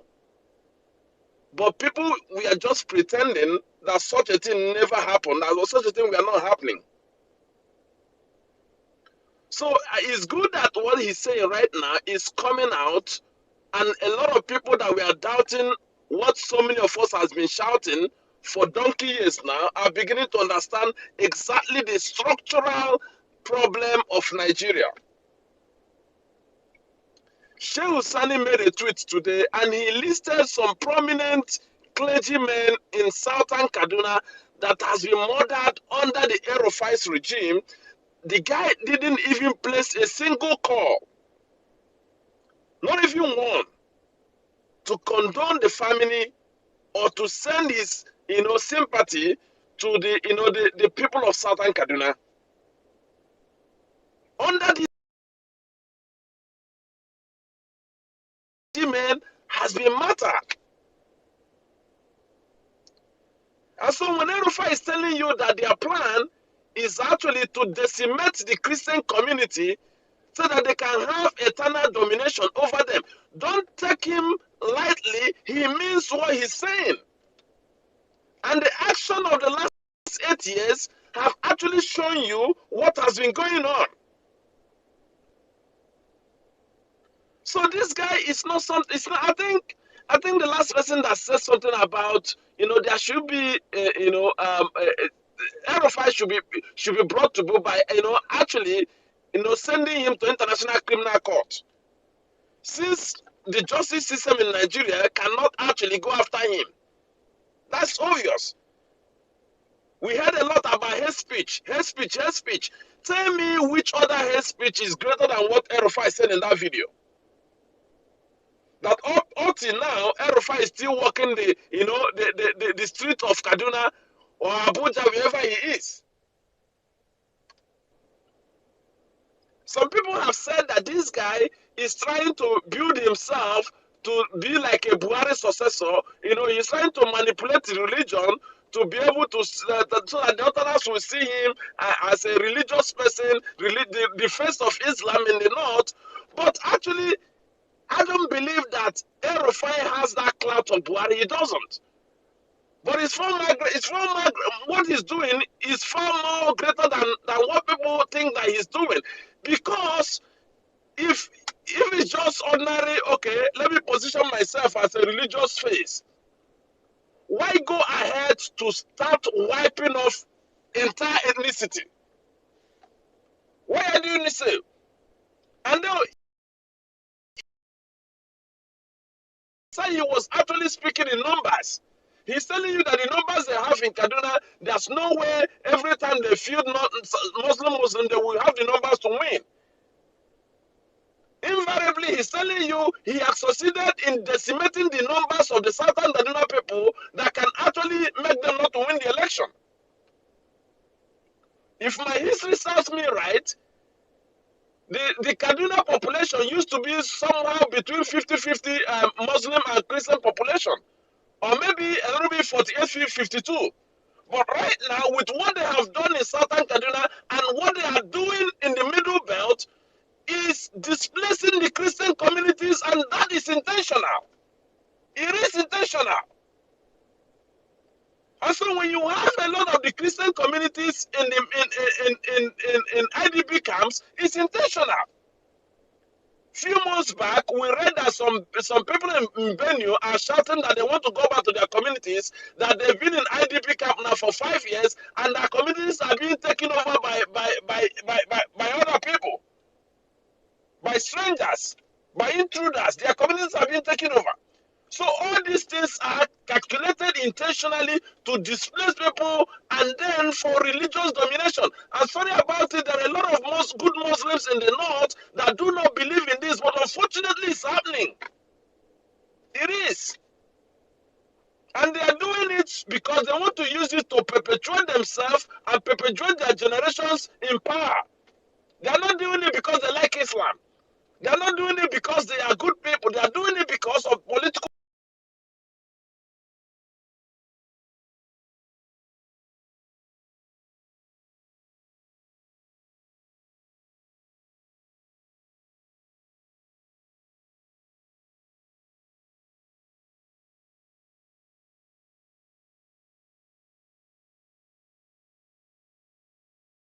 anything about it. I believe it because you cannot destabilize the whole country because of your personal ambition. You cannot. It's not possible. Thank you. I yield the mic. All right, thank you very much, Savik. It's very crazy. I mean, it's literally like let's quickly go to Otumba. Alpha. You don't buy for it. My brother, no before. Good evening. Continue. Come back to me. So now I'm saying you go key for fuel for Texas. For Texas. Oh my. No, also about no see for now. Camel, you said camel. Anyway, welcome. All right. Okay, let's just quickly go to our brother. At least I think our brother Zari is someone that's close to whatever is happening, and I'm sure he'll be able to give us slightly deeper information about it. Zaria, please go ahead. 4 minutes. Okay, thank you so much, well-meaning Nigeria and everybody, Ankadede, Clarita, Darren, Bolanle, all the ladies in the house, all the men in the house. Should you have a problem with understanding, the person of Rufai, perhaps you should read his book, The Accidental, is it Public Servant or Civil Servant? I think I read that. First of all, you would understand he's a bit full of himself. If you would follow his submission to the clerics he gathered, basically it appears, if you listen well, he almost single-handedly made Tinubu president. I don't know if you got the point where he was talking about let's give them a sense of belonging. Let's give them a sense of belonging. And I'm wondering how a blockhead would actually be looking at Professor Akintola, whatever Professor Akintola went to do there, and then the Yoruba nation, and feel that they need a sense of belonging by coming to a war criminal. He was deflated at some point, especially with the early appointments. He felt so entitled to Tinubu's victory. And unfortunately, he didn't make it to any list, nor was he instrumental in any appointment. If anybody has difficulty in understanding why he was spewing at that rubbish, that came from there.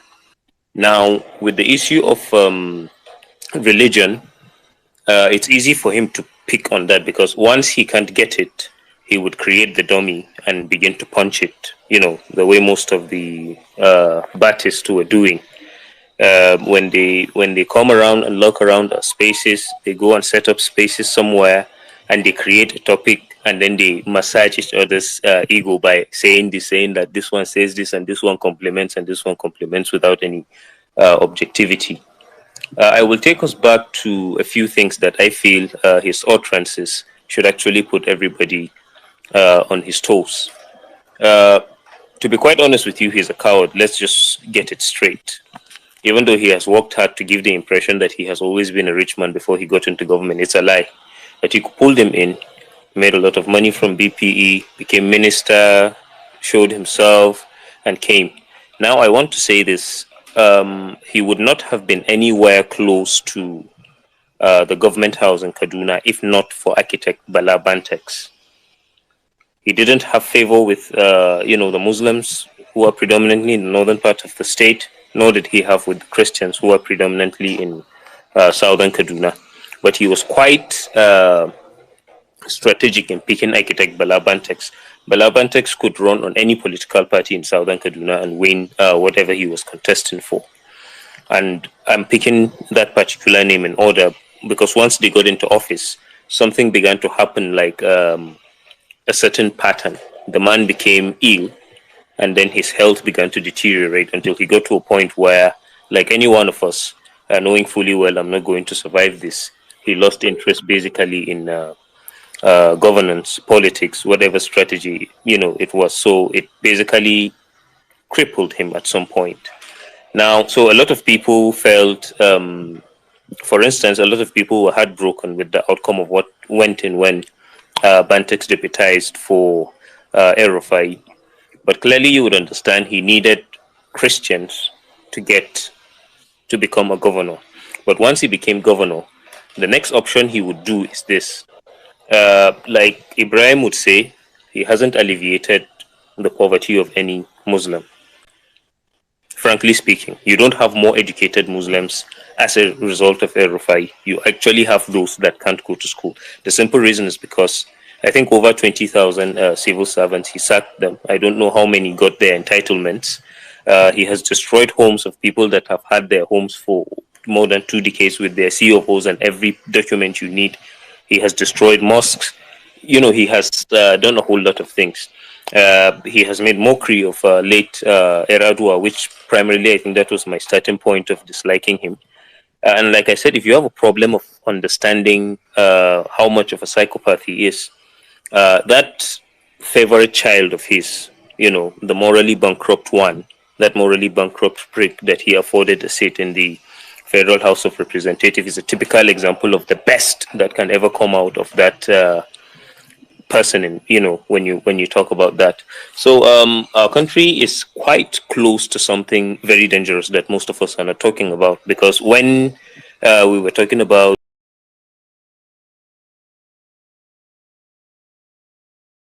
physical aspect of it, and there's dangerous aspect of it, which is what I pray every day we don't get to face, which would be something that the continent of Africa has never seen. And I think even Biafra would have been child's play. And that is what basically this criminal is sweeping up, and everybody is quiet. And with regards to Khan, if you are a Christian and you think Khan is something you feel disappointed when they behave in a certain way, let me put it to you this way.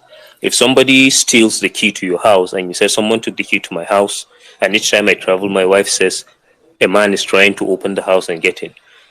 Now you're reporting to Khan. Khan will tell you, forget about them. That's how criminals behave. When you come and say, somebody came to my house and tied me up, and 4 of them raped my wife and ran away, Khan will tell you, well, since you were tied and you were beaten up, maybe take your wife to where they are so they don't have to come and beat you up. So if anybody actually looks up to Khan, that is how lame it is. It's just a pathetic organization. And I love a woman one time that said in a meeting I was present, said, when the government allocates fertilizers and how you can use tractors and do some things, if at all they care about farmers, can actually try to do so. And then if the man heading it is an evangelist, is from the the Protestant background, he shares more to his church. If he's from Catholic, he shares more to. So basically, that is what we have always known them to be.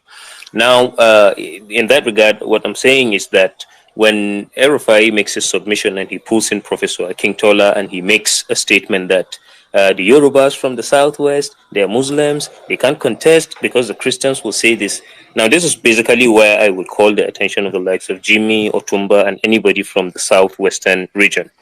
In case you do not know, one thing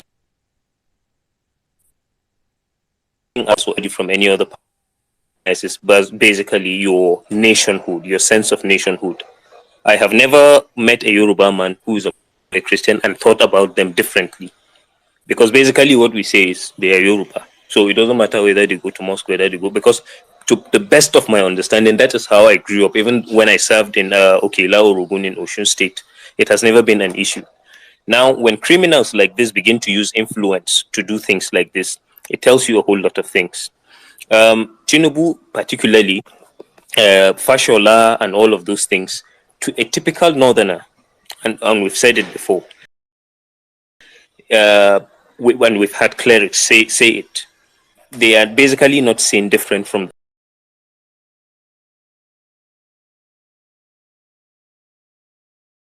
by he loves what Professor Akintola said, that they are Muslim brothers in the southwest. Basically, they are trying to put in some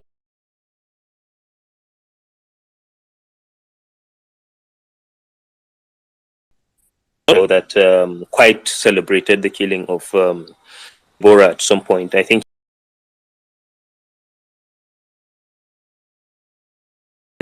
um, you see what the votes we got that Wait, were rigged sorry, down to sorry, 6 million. can I use my privilege to let Zari's story? I beg you were touching on something. I don't mind if you where you're going to because man, you were going somewhere, and I don't mind. Please continue your submission. I'll plead for more time for you. Go ahead, my brother. Take your time. All right.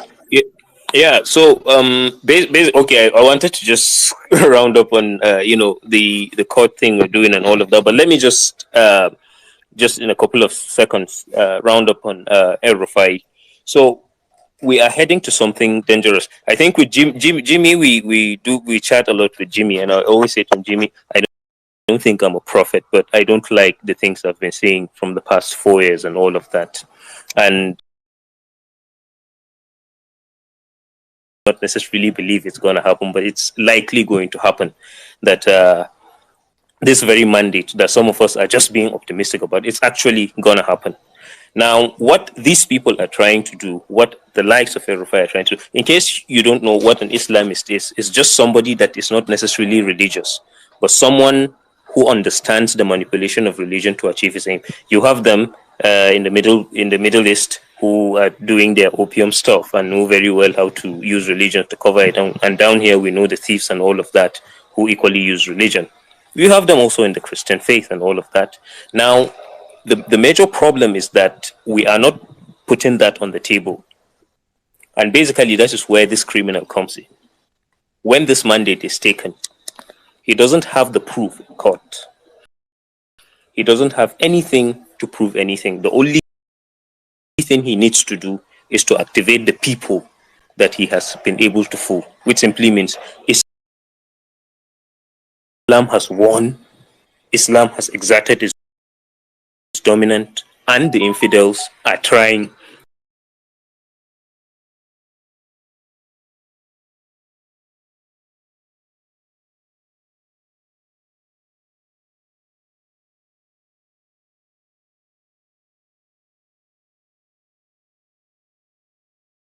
ourselves with unnecessary optimism. And I want to just emphasize again that it's from a man with a pure spirit,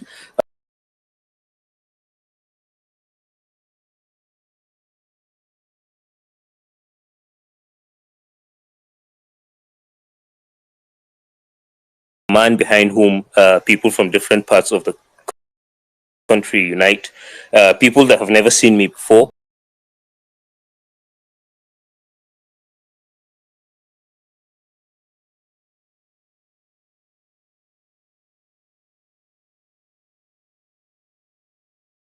The guy who said this is in Canada.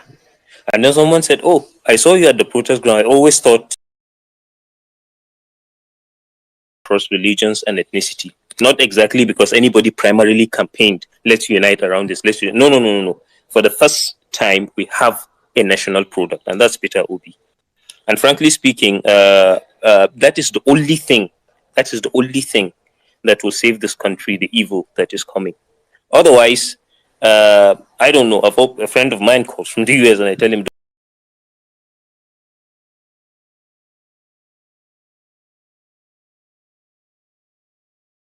mystic to that end, but then we remain positive at some point. So I will just conclude by saying, in case you are just being optimistic, you just feel no, let's just keep the hope going. It's happening. Yes, it's happening. And basically, when you begin to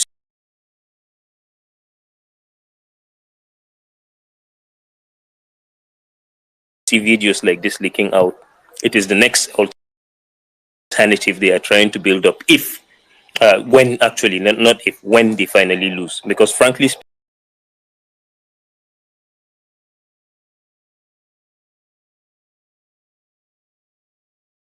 they know they don't have it in their grasp. It's going to go out, and that is basically why they need a criminal who basically has made a life in the past 8 years killing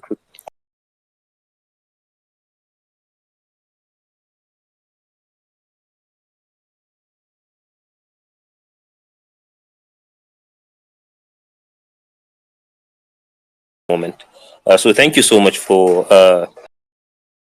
the time and then the extra time too. Thank you. I'll yield my mic here. Thank you. Well, in Nigeria, I interrupt. Saddam, you have to share that good news. I don't care. You know. Yes, Saddam. I'll listen. You talk am, you no go do am. No, see, Now nah, you go share am. now you go share them. Hey, I don't know. Where would I start? First of all, Jerry Soup, I didn't mean to sound so excited after your submission. I hope Joe will be there. We can cut that your submission and post it. But and my brother, I don't know why I don't hear your spaces anymore, and I'm jealous when you say it's only Jimmy you talk to. I'm like, okay, seriously. My God, just made history. So where is it now? Let me even read it. Let me read it. So there's a yesterday, someone there's a noobspace.com has an article on 10 biggest Twitter spaces in 2023. And guess who is number 8 on that list? Citizens engage LP presidential candidate Mr. Peter Obi parallel facts. So this is world. This is not. This is 2023. Top popular Twitter spaces in 2023. And let me tell you the list of people we're behind. We're behind Elon Musk is number 1 with Ron DeSantis. Then it's Elon Musk, Future Space, BBC with Elon Musk. You kind of see the trend. Elon Musk with Robert Kennedy Jr. Elon Musk with Twitter Spaces on Twitter Files. Number 6 is former Prime Minister of Pakistan, Imran Khan. 7 is also in. We're number 8. But technically, if you look at, so we're number 8. We were bigger than K-pop lyrical space. You know what it means for, if you know how big the K-pop is in this world. Parallel facts, number 8 is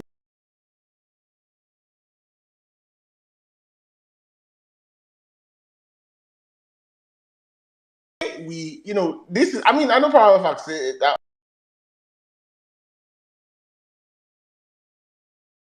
these, man. If I think we've had several things or several points of guest politician out of Africa. Next to Nelson Mandela, because I don't even think I want to call Nelson Mandela a politician. I'll probably call him he's just I don't know what to put him on there. I don't know what name to put Nelson Mandela. If you say there's a father of Africa, I probably say Nelson Mandela. But I've never seen a He's a politician freedom like fighter. Well, but I'm trying to say, I know he's a freedom fighter, but he was also president. Like, I'm trying to capture, like, I'll see just the founder. If you see a founding father, or the most prominent figure in Africa is Nelson Mandela. But when it comes to politicians and one man, you say one man mopo. Man, there's never been. I'm sorry. Now, this might be recency bias because I didn't grow up in the 60s and the 70s. I was not alive. But I don't think there's ever been a politician out of Africa like Peter Obi. I'm trying to. Now, someone might come up and tell me Ezekiel are not fine. And I will fine. But I don't think there's been a politician, to me. MKO. Go ahead. I said, like, you can liken him to MKO, sort of. It's just that the amount of people But it's like youth are more than MKO. But Peter Obi is in a different space. Peter Obi can crash. Peter Obi is someone that can come and crash Twitter. I listed the number of spaces that are higher than him. It's like 6 of them are with Elon Musk. This guy owns Twitter. He probably has one of the highest following. Probably even Barack Obama or whoever. And then you have the former prime minister. And everybody knows about Pakistan and the issues that have been going on. So yes, but and even that space gone. Do you know that number would have been a lot higher if not the issues, the technical issues and the glitches we had, So, I'm pretty sure when Elon Musk owns spaces, they probably ramp up compute space or whatever they spin up. But imagine if they gave us the same treatment. We'll probably have been like number 2 or number 3. So that was the good news. I'm so happy. Like this is the you say watershed moment. It just shows you like, and this goes out to everyone. Everyone made this possible because if you guys were not attending Violence Space would have not gotten popular. Saddam would have not gotten the cachet he has to bring on an Aisha Buhari. And Aisha Buhari would have not gotten us the deal to bring up PO. Who be And Aisha without Buhari? them, Aisha huh? Yusuf. Yes, Aisha used to. I'm sorry. Yeah, And we I might know, I not, get. have the cachet to start parallel facts to where we might not have the cachet to bring Peter Obi on a Twitter space. So this is every single one, right from the beginning of Violence Space, even pre the beginning.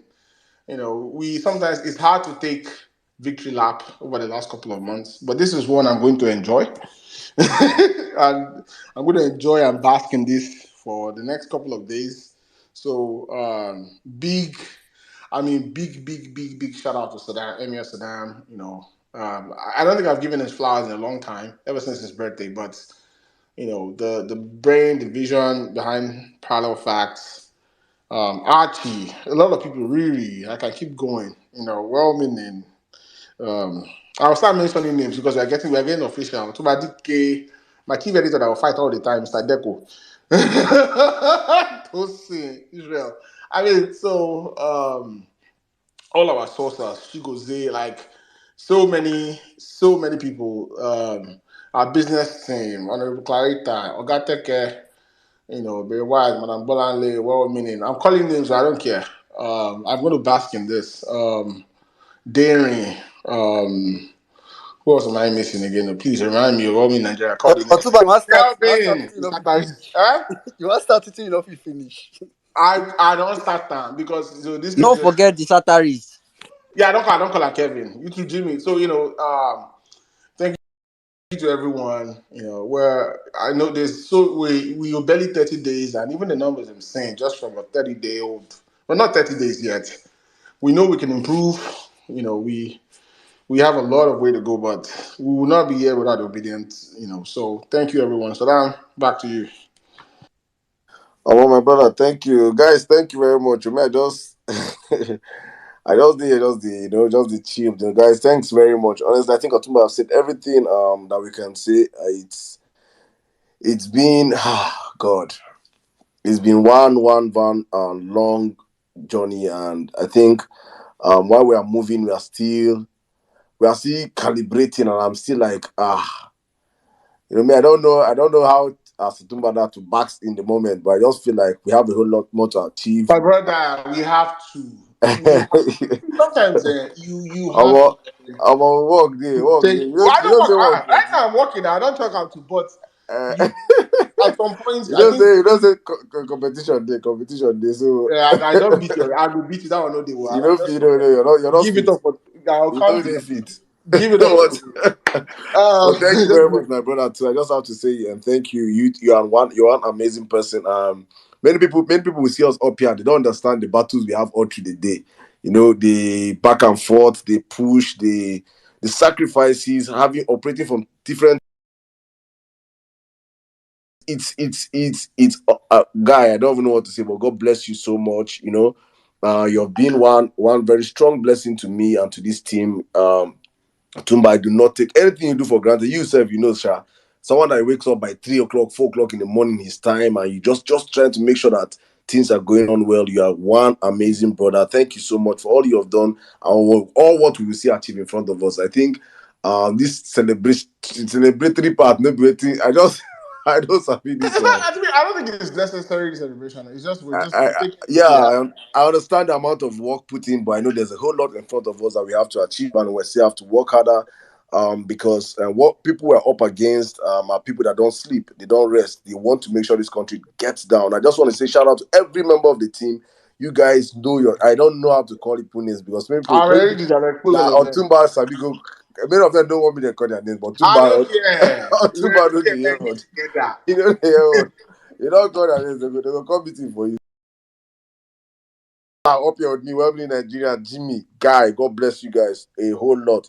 And guys, all of you that are please reaching out to us how you can support. Yes, please. We need every support we can get. We are trying to go as viral as possible. People came out that they want to support the ads. You want to sponsor ads? Please reach out to us. We are accepting every support that you can push, because we do not have that bandwidth of all these mainstream media yet. We are going somewhere, and hopefully in a year's time from now, I will be saying Power Facts is the biggest news media out of Nigeria, and we will achieve it together as a people. We said this a year ago about the violence space, when we were like 50 of us on the violence space, and today we can come out and say, by the special grace of God, we have the biggest political platform in Africa. That's what we have built, and that same thing we're going to take out to Power Facts, making sure that we bring out the best of of news, gossip, whatever it is. We're going to do everything possible. Thank you to all our amazing writers, all those that volunteered, and after first day of volunteering, they just, after sending first article, they ran away. Thank you very much. All those that Yeah, volunteered. I appreciate the effort. It's not You easy. don't appreciate them. You don't me. Make I appreciate those ones. That was like one thing you don't remember. Make I remember them. Thank you to all of you that came with the whole fire, and after 2 days the fire quenched. I understand it is part of the movement. Thank you very much. You guys are still part of the reason why we are here today. Please, guys, we have a long way, long journey ahead of us. Please, we're just let us back on these 5 minutes of fame, and tomorrow works continues again. Thank you very much, my brother, one more time for bringing it out to the I don't know if house. I come on me, but I call your name too. Uh, my mom will fight you. All right, let's keep the conversation rolling. Let's get back to topic. I think when in Nigeria, you have been doing an amazing job. I think I should yield back to you and continue from here. Thank you, bro. Yeah, all right. Thanks, big man. For people that are wondering, I mean, I think I just pinned it on the jumbotron. The Peter Obi effect is like it's crazy. It's crazy. I don't know. So thank you very much to everybody. Actually, all right. Let's quickly go back to our topic. I mean, I know we are fast into the night, and there are so many requests. So please, we've said 4 minutes. I mean, I'm tempted to reduce it, but let's just try and stick with the 4 minutes. All right, thank you very much, everybody. Okay, let's go to a female. And Mary, I know you've been here, but your hands are not up. Are you there? Annie Mary, are you there? Meanwhile, we need to cut Zari's submission. That was like epic. Yes, so we should cut it That's though. that's like epic. All right, I don't think Annie Mary is here. Okay, just to go to another lady. Sorry, guys, we've been hearing male voice since. Let's go to Darren. Darren, please go ahead. After which we'll come to Dr. Olu, Ejikeme, and so on. Good evening, guys. Congratulations to us on the win. I mean, it's a really great one. Congratulations to all of us. Thank you so much. I mean, for keeping it up until this point. You guys have earned your flowers. Well deserving. Thank you so much. I'm really zeroing on this APC Lagos Bigotry law, because as much as all of the topics that we are treating today are of like great concern to me, this particular one, since they entered on this law, I've been thinking about the possible economic implications, because it's like the APC, every time they come into power, it's like they just decide that, you know what, fastest, way to tank Nigeria's economy further. And then they just pick one thing and decide to run with it. I mean, in 2015, it was that Buhari decided not to have a cabinet for the longest time, and then we're running on autopilot. Then in 2019, it was border closure. And now 2023, apparently it is to tank Lagos economy, because I do not understand how, anybody knows that the backbone of every economy is the small and medium scale businesses. Now you are threatening the tribe that hold the Lagos SMEs. 70% of Lagos SMEs is, let's just be realistic, is in the hand of this tribe that you are threatening. There is no country in the world that has ever been able to successfully move their commercial capital. Everybody that has moved their capital always moves administrative. We did that. But when they were moving administrative capital, Lagos to Abuja, they could not move commercial capital because it would tank the economy. But now you are threatening your traders, your commercial people that practically kept the economy of Lagos afloat. You are threatening them to revoke their properties. To where? Because if they move now, even if they were moving to a location that they've all decided, it will cost us as a nation. But this is not even now moving them to a location they have decided. This is them panic leaving, because that's the potential of this. Everybody will start running helter-skelter because, I just saw, I think I should even put it on the Jumbotron. Apparently, immediately they released that their rubbish that the Obasa guy said. There's a community in Lagos that has decided to do land title verification exercise. So if you are pushing these people to, leave their properties now, one line there says, any landowner who fails or neglects to take advantage of this window of opportunity to verify or ratify his or her land holding within the period of time stipulated in this notice will be doing so at his or her own risk, as such land will be deemed forfeited, land that you paid for.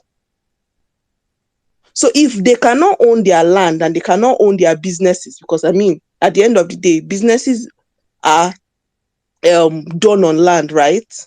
If they cannot own their properties and they cannot own their businesses and they move, what do you think happens to the economy of Lagos?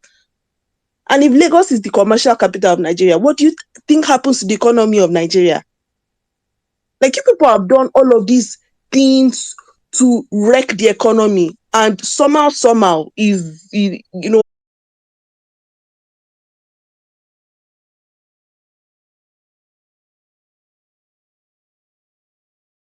to move their commercial capital. But let's even now say you are even now moving them. You are not even moving them. You are practically chasing them away. So, everybody, I'm so sorry. Like, this thing is I think I'm talking disjointed. But then everybody knows how Lagos is scanty during festive season, because everybody else, goes back to their places to spend time with their family to celebrate. So you're literally saying that you want to transfer the entire year of Lagos to how scanty Lagos is during festive season. What happens to the economy? It's like these people just do things without thinking of, long-term effects. What happens? What happens to the people that, the only reason why they are surviving in Lagos is because they provide services to these people? What happens? All of the taxes and the IGR, they keep boasting to heaven and earth. How do you think you're going to generate it if the commerce that drives the economy, you've succeeded by yourself to truncate it?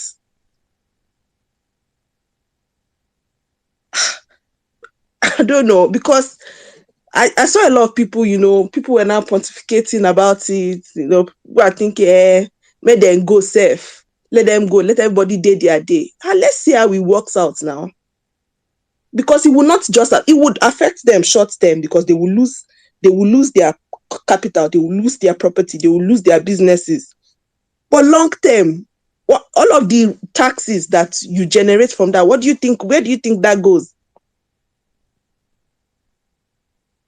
Please, we need to start shouting about this now, because combine all of this with subsidy removal, with the fact that price of food that is already, food inflation is already at a very exorbitant rate. This subsidy is going to eat that food inflation. I'm sure he has even started eating it already. Now combine it with practically just tanking Lagos economy, and imagine how Nigeria is going to be. It's like, we are going to enter into complete anarchy, complete chaos. So perhaps they are not thinking this through. I think Nigerians should better start shouting about this now. Google it by yourself. There is no single country. Egypt that moved their capital, moved administrative capital. Every other person that moves their capital, even we did.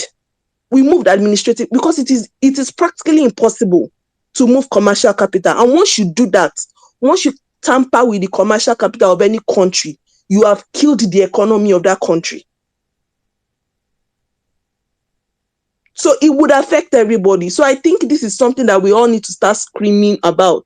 Maybe because we all know it's not like they think anyways. They never think anything true. They lost Lagos now. The only thing on their mind, I'm so sorry, I'm going to round up now.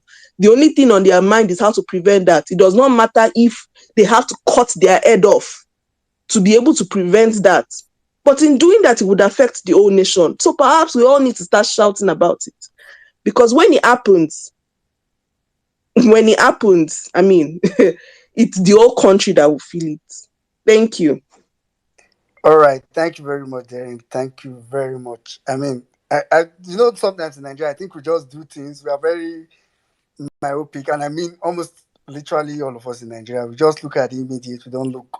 We don't look far, and that's. It's usually good to talk about it from that perspective. Thank you very very much. Sorry, I had to ring the bell. Shey, you people don't know. There is my madam. I'm about to ring bell for my madam. Please, somebody should allow me ring bell again. All right, Dr. Olu. Alpha. Boss, well done. How are you? How is everybody? Adeo. Yeah, I sent a message on your WhatsApp. Sorry. Try and check it. Anyway, personally, this is an interesting topic today. Once again, I want to talk about the Khan and Rufai, and especially on APC Lagos and Bigotry. One thing, I'm a Southern Christian, and I have to be realistic. I'm really ashamed of what is happening with the Southern Christian. And it's unfortunate that we were fooled. No, they were fooled. That there's nothing that I can say, nothing irritates me more than the way some Southern Christians are selfish and narrow-minded. APC, as some of the northern terrorists, made them understand that supporting PO was a religious agenda. And the funniest thing is that is exactly what they did.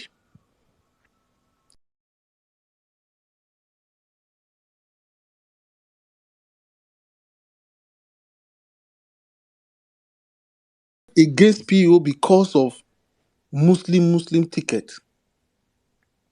You voted against PO for a Muslim ticket. Is that not foolishness? And I'm just happy that everybody, except if you are very stupid. I hope everybody have a good, at least they feel good when they listen to Rufai, when he speak very so low of your faith in public. Well, it is the agenda and it's their plan. And it is just that because of the money, the kind of Christianity we practice in the West, which I feel is more of monetary gain at the end of the day, has indirectly blinded people from saying the truth. Because most of the churches in Lagos that you see today, most of them are owing taxes. Most of them were given to them by the government on credit or whatever it is. So it is difficult for them to actually speak the truth to power. That is why Yoruba used to say something that, leje dodo. That is, you can't be eating plantain. It will be difficult for you to actually speak the truth. That is Yoruba adage like that. And I'm hoping that we get to a stage where everybody will be united, because at this stage, Rufai is indirectly planning the so-called jihad. Because practically what they are trying to do is to further divide us along that ethnic line in such a way that if peradventure Tinubu escape being disqualified and they want to have a rerun, it will most likely ginger the Muslim majority, Muslims in Southwest. But my whole problem is not even the Southwest Muslim. It's about the Southwest Christians that fell to the trap. And that is, by the way, I don't think we need any soothsayer or any prophecy to let us to make people realize that this is the agenda of APC. And then for Khan, to me, I think Khan is just a toothless dog. A Catholic priest was killed again today. Was assassinated, not even killed, was assassinated a couple of, maybe, I think his body was discovered today. And I'm happy, I'm a Catholic, and I'm happy that despite all these back and forth, Catholic Church is the only church that stood, at least indirectly, make a very bold step and bold statement. And probably because we have suffered a lot of more than 40 Catholic priests have been killed, a lot of things, a lot of Catholic churches and Catholic missionaries have been were affected, ranging from Edo State to Kaduna to all those kind of things, to other states. But if you remove Paul Eneche and you remove probably Oyedepo, I don't think there is like, I can't be proud of any Southwestern Christians, pastors. We celebrated 1 year of anniversary for our massacre. That is early this month. About 40 something people were killed. Up till now, there is no. I don't know. I don't know what kind of measure is being put in place, or what kind of is there another thing? Is there another message that can be worse than that? And yet, the so can, to me, as usual, they are very docile.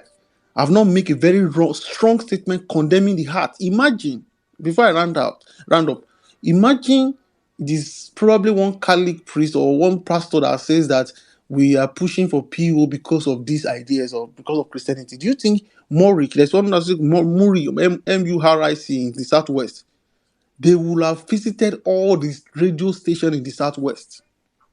They will have been making a lot of, in fact, I don't want to say definitely false allegation, making it look so obvious as if there's a Christian war. But look at our Khan. As usual, very docile. In fact, they are afraid of speaking up. Because this is not about whether you want to protect your. I know Jesus Christ give us an impression that they slap him from one cheek, but they have been slapping us more than 20 times. At least they have been slapping Christianity for more than 10. I don't want to, I cannot even quantify it. So the point here is, when even if you don't want to speak business, at least, what about people in the Middle East, in Midwest, in Middle Belt? That is just I don't know. I don't really know how to express my disappointment in Khan, because when I look at the dead body of the Reverend Father that was killed today, I feel so bad. You don't understand, for you to become a Catholic priest, it's about 9 years of undergoing seminary training, and somebody wasted your life, and yet the Christian community are quiet. Thank you. Kai. Thank you, Dr. Olu. It's crazy what happens in Nigeria. I think my biggest fear about Nigeria is how, killings is now. I think we are so used to killing now. When you hear two people die, you just be like, oh, only two. As if you hear an attack, like two people, oh, only two. That's what comes to your mind, like, because 40 does not even hit you. Like, we really need to change this country. That's just a fact. I don't know how I want to do it, but I don't think we have any choice. Like I said the last time, is now or never. All right, let's quickly take AGKM. After which we'll come to Chini, then Jaruvi, because these people were here before. Like Chini and Jaruvi, I don't know, they dropped and they couldn't, they've been struggling to come back. So AGKM, please go ahead, 4 minutes, and we'll go to Chini and Jaruvi. Can anyone hear me? Yes.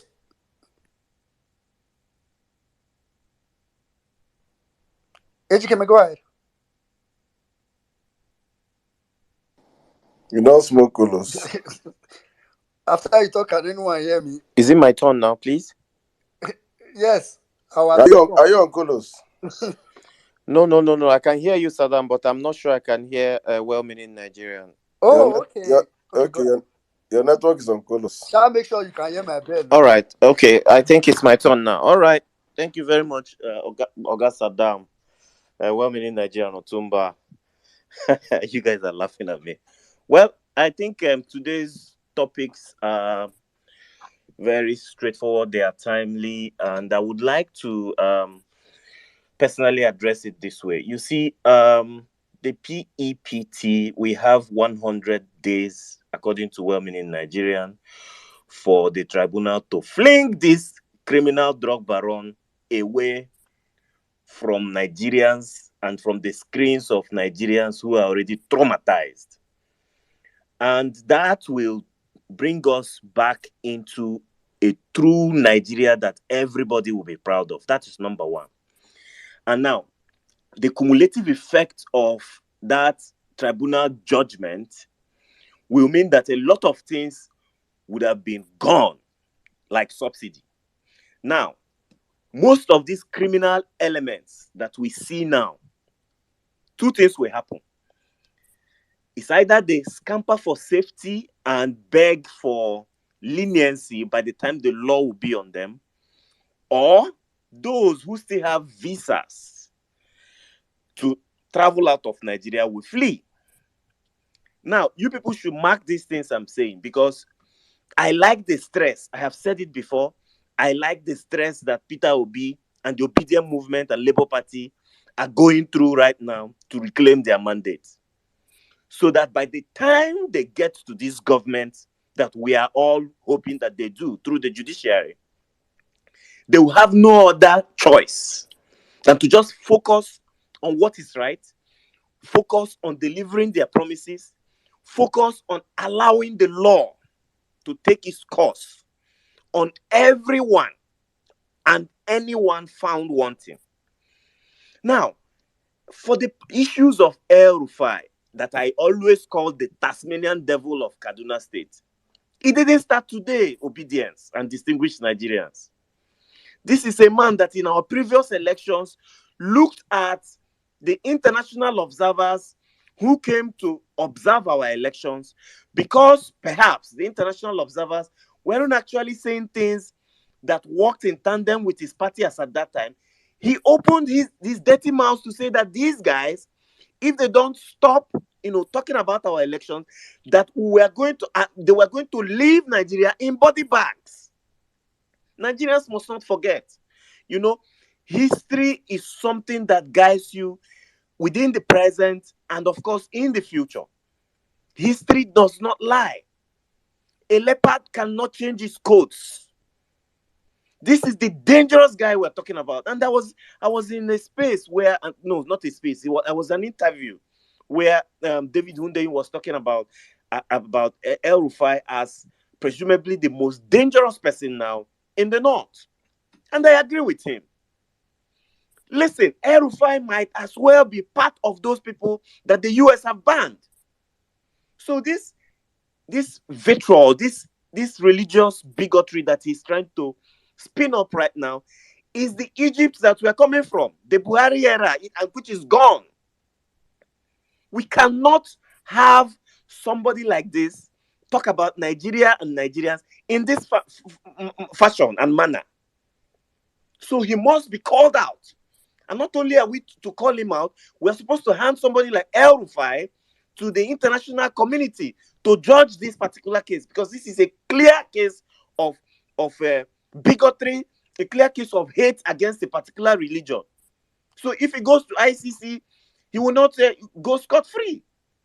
He's an ordinary Nigerian, just like every other person now. He doesn't have any immunity covering him. He's an ex-governor, for goodness sakes.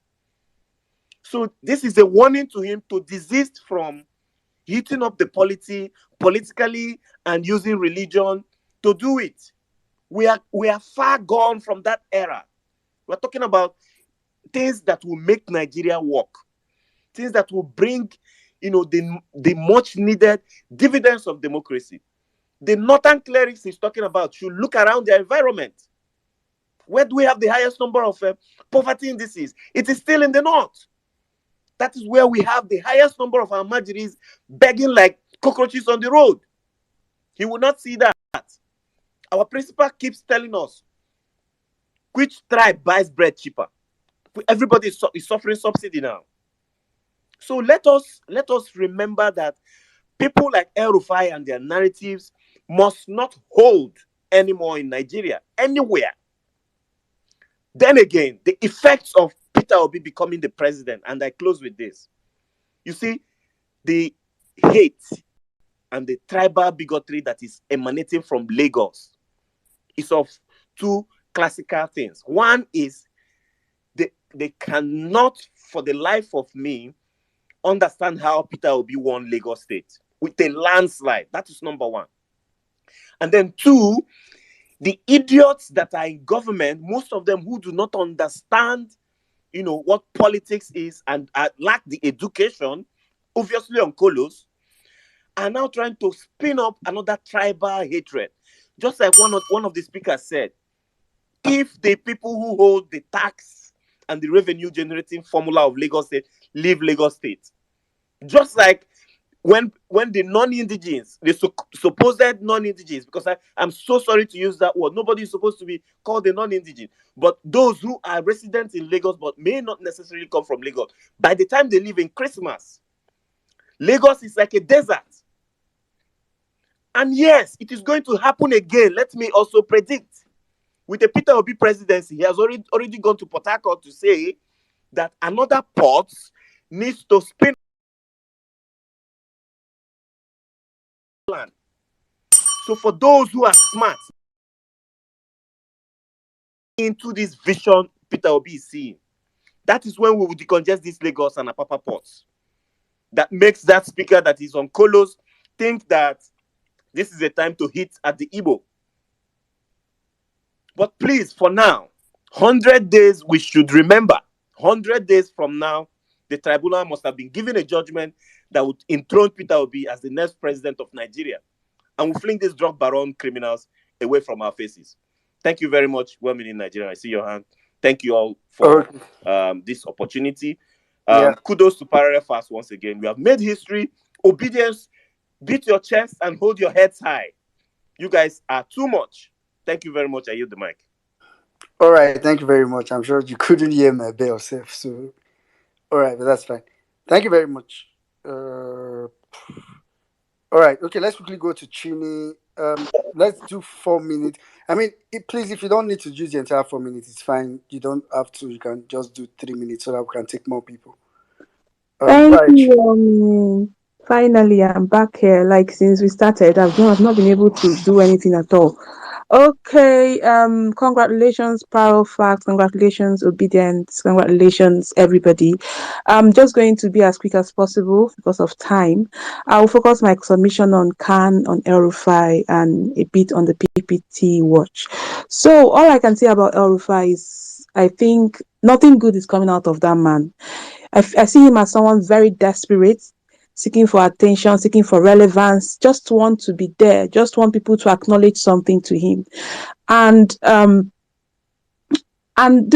earlier today, I was researching on when I listened to the video he made over and over and over again. And I was researching on the Kaduna population.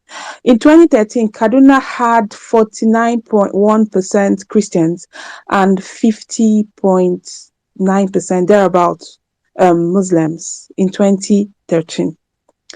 As at 2016, Kaduna's population became 70% Muslim, 30% Christians. Why? It's simple. El-Rufai's mission is to actually establish that fact that he has fabricated from onset, that Kaduna is a Muslim state and has to have Muslim leaders. Killing people in southern Kaduna, pushing them out of their homes, them going to IDP camps, they can no longer return. People are taking, the Muslims, the northerners are taking over, not all of them, but those ones that are living his truth are taking over these spaces, occupying them, and before you know it, the next statistics will say 100% Muslims in Kaduna State. The same narrative is moving into the Middle Belt. This afternoon, I was speaking on Comrade Space, and the moment I mentioned Middle Belt, one guy just entered speaking. He was in the speaker session. He just unmuted and I said, "There is nothing like Middle Belt. There is nothing like Middle Belt." I was shocked. Like he kept and Comrade shut him up, and then I continued speaking. He came back up again that he wants to remind me that there is nothing like Middle Belt. It's the North. So you see that narrative that they started selling a long time ago. People have started taking it as their truth, and it's gradually infiltrating. And we all know that most ordinary northerners that don't and are not able to assimilate information just take whatever comes from their leaders, hook, line, and sinker. Whatever they say they should do, they will do. You get. So I see this guy's agenda with these killings to take away the lands that belong to the people that are the middle belters and end up calling it northern states. And at the end of the day, he's now pushing this whole peace narrative. If you remember the video, if you remember what he said in the video, he said, if we keep Muslim tickets, everything will be going smooth for us. He also said, Khan did not even utter a word. That is how we will achieve peace. Now he's propagating the whole peace, when they say Islam is a religion of peace, he's now pushing that peace narrative, pushing it to the people. They are now seeing, okay, it's about us and it's about peace, and there is no peace in Nigeria without a Muslim ticket. So all of those narratives is taking in, is assimilating. And when you now start talking about how Khan is reacting, I'm not surprised. I don't know if we still remember that time that someone was talking about Khan's reaction, and FFK came up to say that Tinubu had given some landed properties to I think it's to MFM and to Redeemed. Yes, so they won't say anything. They won't say anything that will make them look stupid. Because if they say, they will bring out, they open their eyes. So this is a finished thing. They've seen them finish, really. So all I can say is, El Rufai, in as much as he's tagged the dangerous man, I think he's just seeking that. He's trying to make himself look like the God, the all-knowing, the person that has all the information. He's also trying to gather people for himself, because from, like NC said, his agenda for presidency in 2027 is actually what is in his head. So he can't. That's the only way he can show himself, and they are listening to him and they are buying it. At the end of the day, we all need to still amplify our voices. We need to keep speaking up about what is going on in Nigeria. About the PPT, I really am happy about how today went. I like the guy that spoke. Unfortunately, the the lawyers could not even architect. Like, how can you just think about an architect and think about and that simply just justifies that for that the people that are there. I don't know how the government will allow such profession to have a retirement age of 70. They say the older you get, the wiser you get. But right now, I don't know where our lawyers are. So I'm just happy about the whole session, and I think I will mute at this point. Yeah, well meaning, perfect timing. Thank you. All right, thank you very much, Chini. Thank you very much. All right, let's go to GRVPR, after which we'll come to Uncle Guyemi, then Mr. Jacob, Mr. Kolade. I can see. Oh, call me Lexi. You'll be here for some time. All right, GRVPR, let's go to you first. 4 minutes. Okay. Good evening, my fellow country people. Good evening, obedience. I want to speak on the APC Lagos Bigotry law. It is very, very condemnable and unacceptable by every well-meaning Lagosians and Nigerians that resides in Lagos. And moreover, our elected governor, the people choice, has come out to condemn such a divisive bill. And this is just for me. I think they are, in fact, it is so clear that the coming of obedient Lagosians and Nigerians at large, the fear is catching up to all these evil and divisive politicians. So they are beginning to be scared, and they are beginning to be afraid, and just they are now trying to secure themselves by putting up some bills, because you see in the news, it is more than that. What these guys are up to is above that property stuff. It is more than property, whatever. And like Jarvie has said, we are all calling on all well-meaning Lagosians, because who are the indigents of Lagos State? Is Bola Ahmed Tinubu an indigent of Lagos? Is Sawunlu, the current governor, the one that is about leaving? Is he an indigent of Lagos? So these are the things. Just that these men just want to put bill to keep them and let them continue to enslave Lagosians. So I want to plead here to all my fellow Lagos brothers and sisters. Please don't buy to this selfish, bad, devilish idea. Stand up against it. We are all Lagosians. This is our Lagos. And the constitution of this country give rights to we Lagosians and every other people across this country to live and accommodate each other and to be entitled equally. So when you see this kind of people claiming, for me, when it is after they call themselves nation builders, state builders, these are state destroyers, and we must stand up and resist it.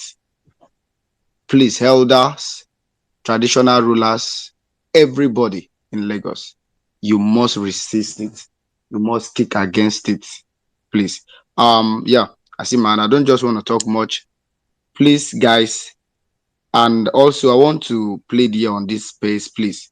We have a very good case in Lagos. Please, guys, as we are talking of PO zone, let's also keep that vibe going in Lagos case. Thank you so much. I heal the mic. Thanks. Well, All meaning. right, thank you very much. Let me thanks. Yeah. Yeah, thank you very much, Jared PR. Thank you very much. That's actually true. Uh, Guys, I think people like, of course, there have been a bit of drama recently with the Lagos case, but it's ongoing and it's going well.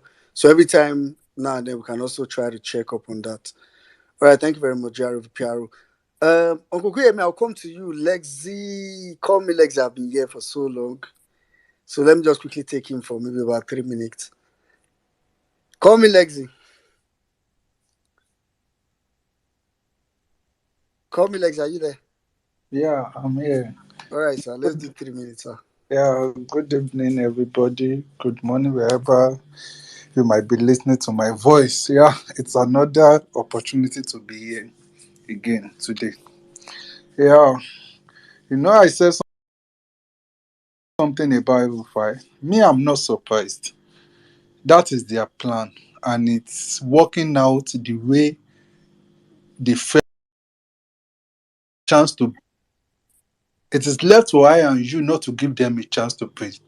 If we have been following this um, PEPT that is going on in tribunal, we will understand that only we obedient are the main opponents. PDP have already given up. We saw the last time. We can see article with in Tinubu's office in Abuja.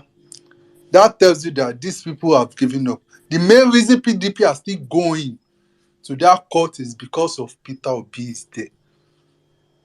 And I don't know, maybe we share the same idea. I want to tell us here, we obedient that.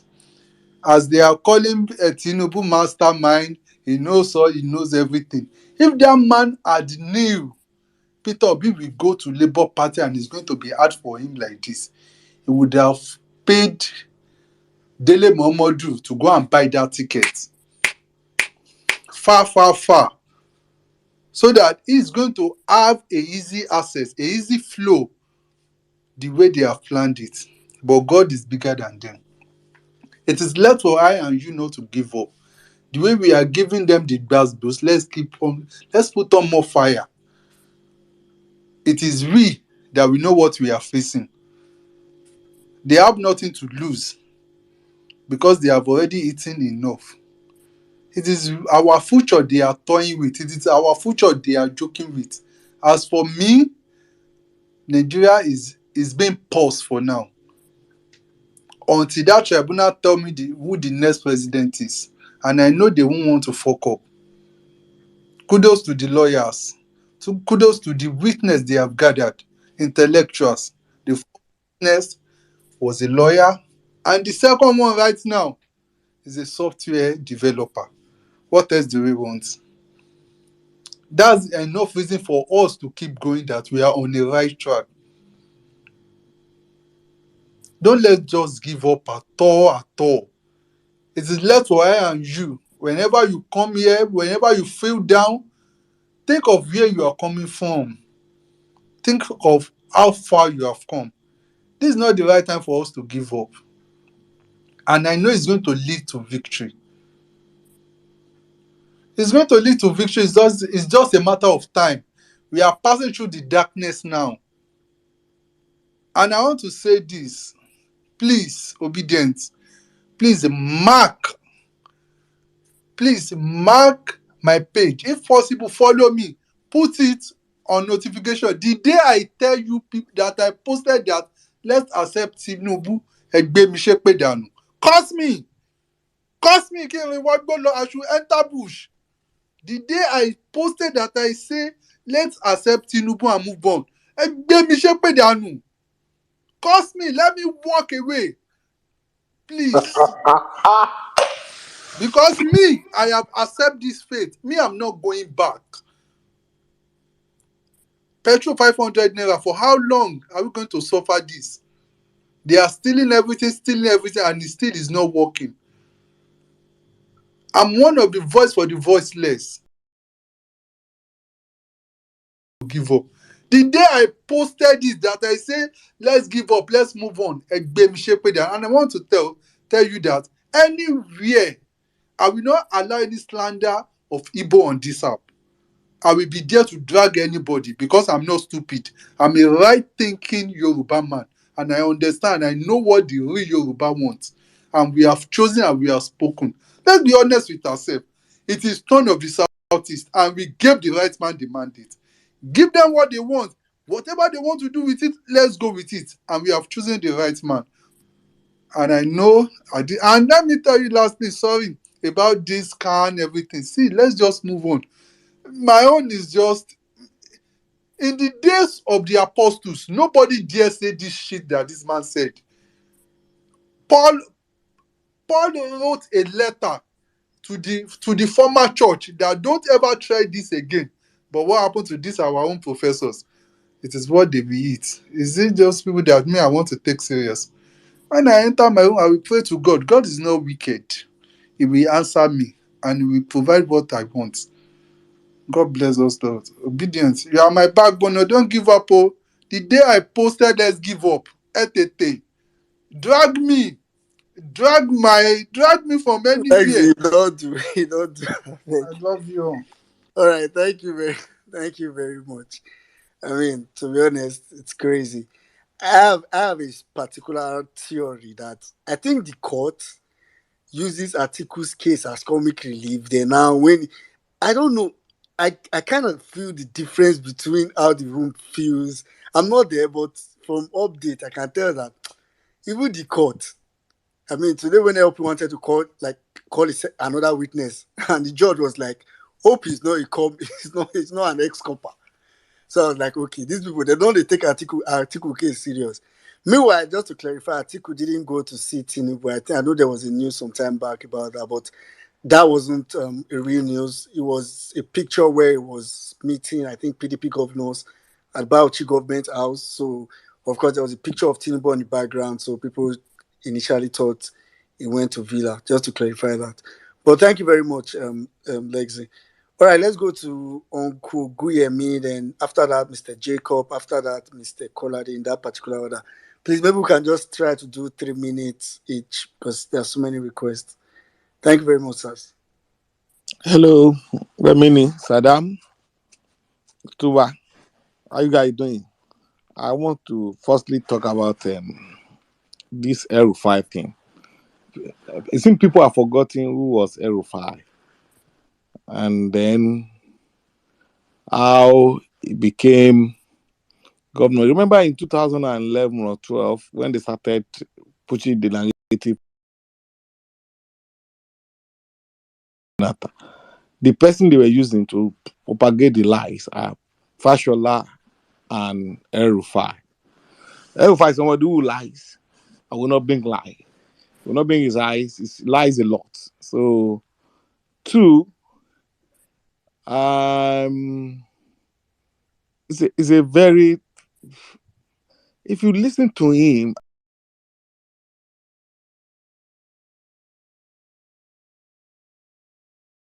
Antini says, like somebody was saying, I was listening to David Undeyi today,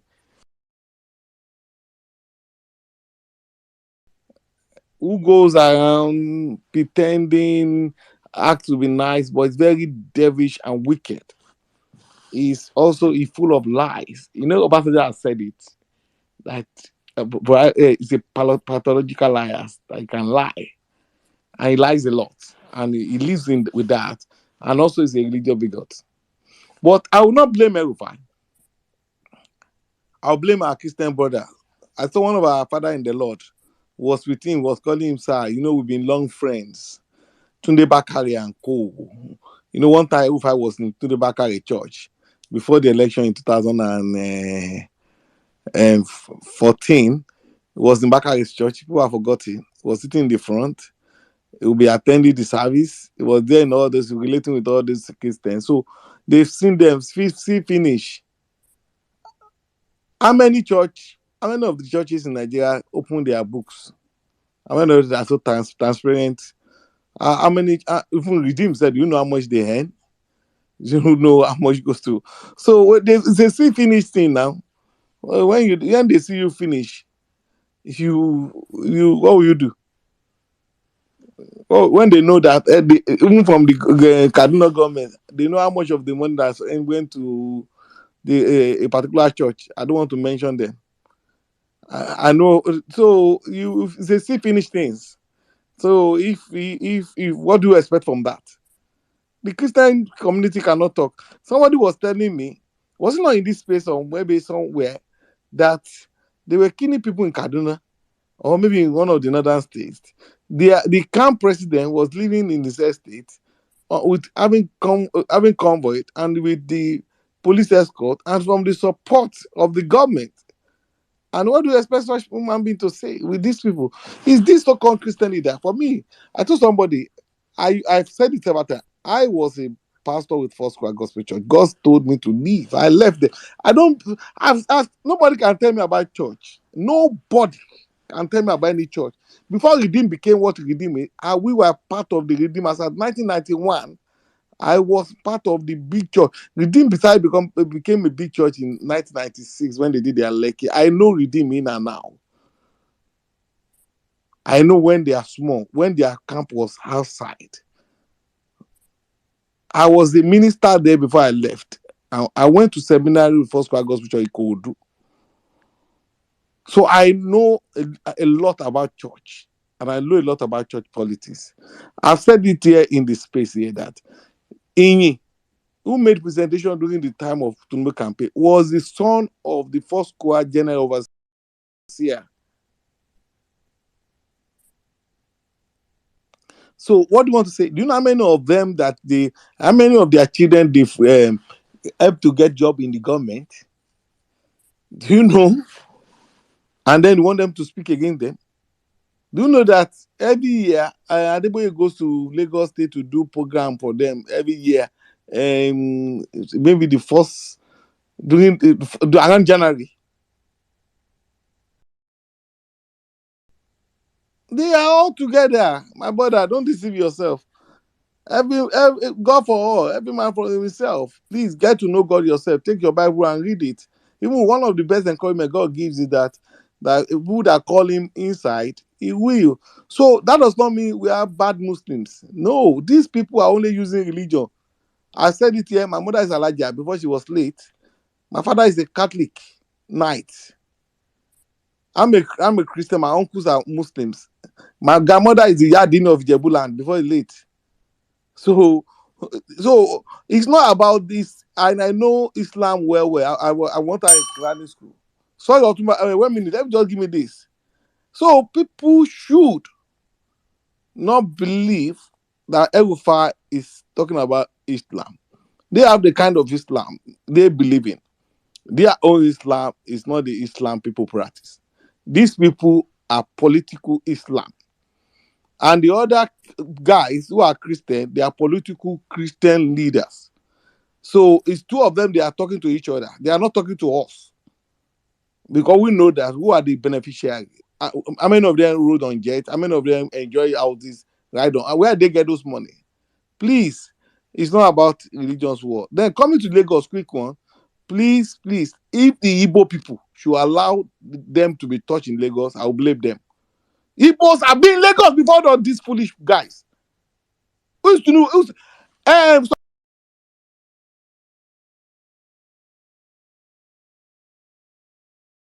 Mother left his father to marry another person. His brother, we all went to with my cousin. They were together in Osu. He was living together with my cousin in Ogun State University. They are from Ijebu. I will know his brother. The same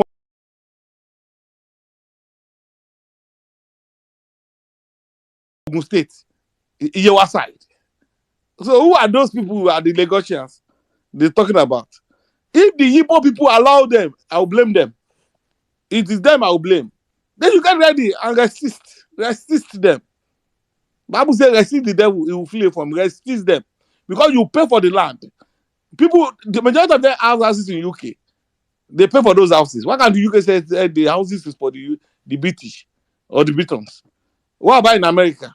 When they have houses, property everywhere in the places, and they are coming with the people should the Igbo people I will blame if they allow you to stay. They should resist them with everything within them. Thank you. Yeah, thank you very much, Uncle Guyemi.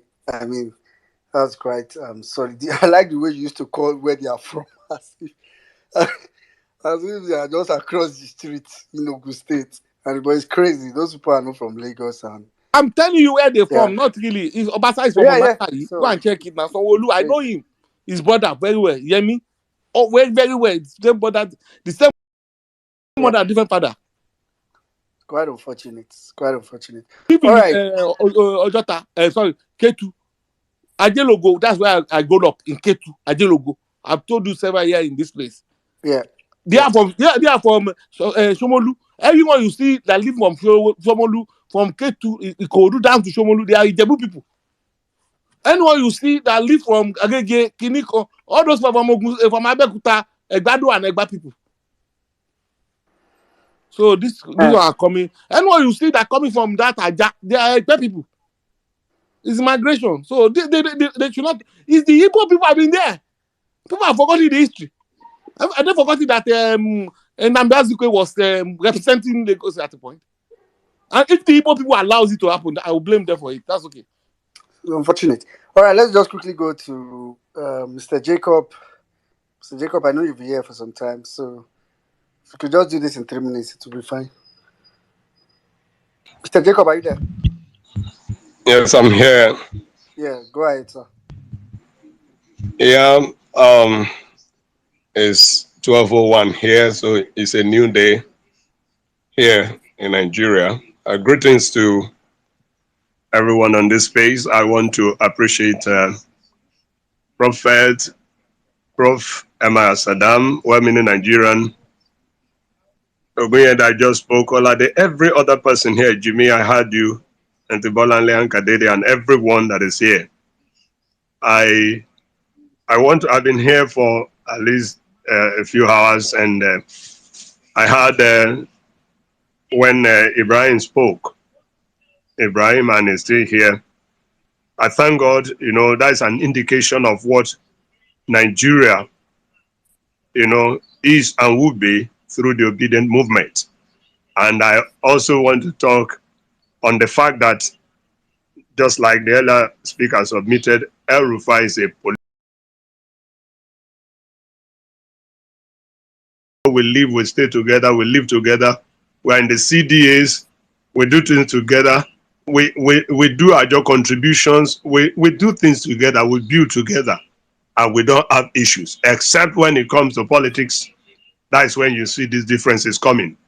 And this obedient movement, from May ending June last year till now, has really proved that Nigerians are not the problems of themselves, not even religion, but our political elites. And I want to speak specifically come from the church angle. I am from the pastoral level, and so I want to talk along that line. Number one, I want to say that personally, too, as an individual, I'm ashamed of CAN and PFN. Not on the basis of, fighting as a religion. We don't fight. But then not speaking up when people are being killed, whether Muslims or Christians. When such things are happening, you must stand to speak. That is the truth. A true Muslim who is practicing the religion and believes in the God Allah, who is going to Ajana, the heaven, that I believe also that we are, working and struggling to go, will not support killings, will not support destruction. So I feel so bad that they are not speaking up. And it's one of the reasons up to today, Ogunya that spoke earlier said, yes, he was one pastor in first grade, then even redeemed as a minister, but it's no longer there. I still worship there. I'm a pastor there, senior pastor there too. But the truth is, when we were youth and very vibrant, and when Redeem was looking for full-timers, I did not join because I want to be able to talk when I need to talk. I do my work, I do my business, I live my life, and I pastor. So that I will not be begging money from church members or from anyone to keep my mouth shut. When truth is there, I must say it. So that is the reason I'm in the obedient movement. And like someone earlier said, I am not Igbo, but I would prefer to be called an Igbo person, because you can't be against a people. We all know it. We are Nigerians. These are very enterprising people, and they work for the good of others. And then come and see Peter Obi, who has brought about sanity.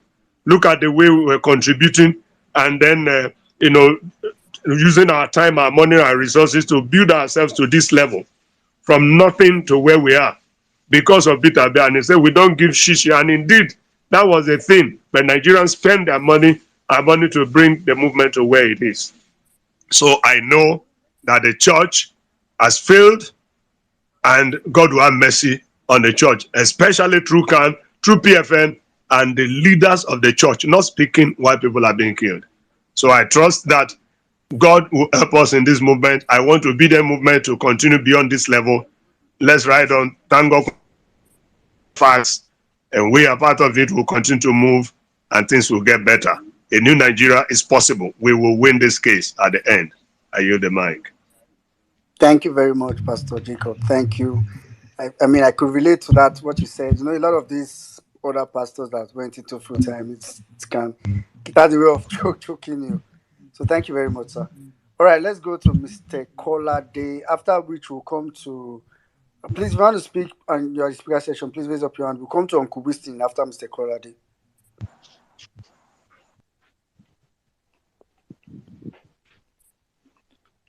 Are you done? Yes, go ahead, sorry. All right, thank you. I salute everybody out there, all the comrade. I greet everyone. Saddam, Ayo. Man, for me, it's another, okay, it's the next day in Nigeria, at least the previous day, which is still today where I am right now, is another win for us. And we should celebrate that. And also with the good news about the last space we held with PO, making it one of the number 8 for the month. That's a very good big news. That should trend everywhere so that people know that we mean business. I want to say this. Look, like the previous speaker said, Nigerians are not the problem of Nigeria. The politicians are the problem of our country, and we shall face these people heads on. The only way to get out of all this mess, everything we've been talking about, the corrupt politicians, the church, everything is still boils down to the fact that we need to get our mandates. If there's any reason, anything that would remotivate us, these should be the things. These things should be what should motivate us to do everything to make sure we get our mandate. Look, if we get this mandate, but if we don't get it, it's going to be a very big problem. But I know we will get it. So that is why I just don't want to appeal. My own is just to come tonight and come and appeal to us. Whatever we've been doing before, let us double it. Like my brother said, we have 100 days to go. In these remaining 100 days, we should double or triple our efforts. Because once we get these mandates, then we can begin to put things in places. The Rufai that is talking anyhow and that is promoting or that is propagating hatred and religious bigotry. You get it? They can go to prison. It's as simple as APC. All the looters can go to prison. You get it? We can begin to fix our country. But if until we do that, we will just be talking and talking and talking about them. We are tired of talking about them. Action is what we want. And one of the surest way for us to like kickstart action is when we get our mandate back, because then we will know it will never be business as usual. Then we'll begin to fix things. That is all I want to say for tonight. God bless all of us. Thank you, my brother. Thank you very much, Mr. Koladi. Thank you for that brief, but straight to the point. I mean, I think I share exactly your sentiments. A lot of things that happen in Nigeria currently. I, I tell people that I think I'm a little bit too focused on the court and the tribunal. That I'm not. Some of things happen. If not that, what Rufai is doing has to do with human lives. Probably I will also not care, and it's annoying to me that people are getting killed just really based off of 1 month or a couple of men agenda. So that's because I know a lot of things. It's why I'm begging obedience. Whatever we need to do to win this, a lot of this is hinged on this tribunal victory. For me, if as soon as Peter Obi wins like this, a lot of things will auto correct on their own before he even moves one finger. Before that, he moves one finger. A lot of I'm even sure the bandits, once they hear that Peter Obi has won back his mandate, the thought of that in their head will just first of all arrange yourself. So, but if that doesn't work, the truth is there's no other way. So that's what I tell people: is that or it's now or never. Any other thing you think you want to, you just be joking. Thank you very much, sir. Okay, let's quickly go to. Please, we want to speak and you're in the speaker section because we are gradually winding down. Um, so please raise up your hand so I don't go past you. All right, Uncle Wisdom, please go ahead. Okay, thank you very much, well-meaning Nigerian. Can you all hear me? Yes. I just wanted to make sure. Because of the very limited time, I'll try to streamline my submission to Khan on El Rufai. I would have wanted to talk about all the others, but then. So I think one thing with Nigeria is, I've always said this, we have this very lackadaisical attitude towards accessing information and again acting on that information. Why I made that statement is because I don't think people know enough about who El Rufai is.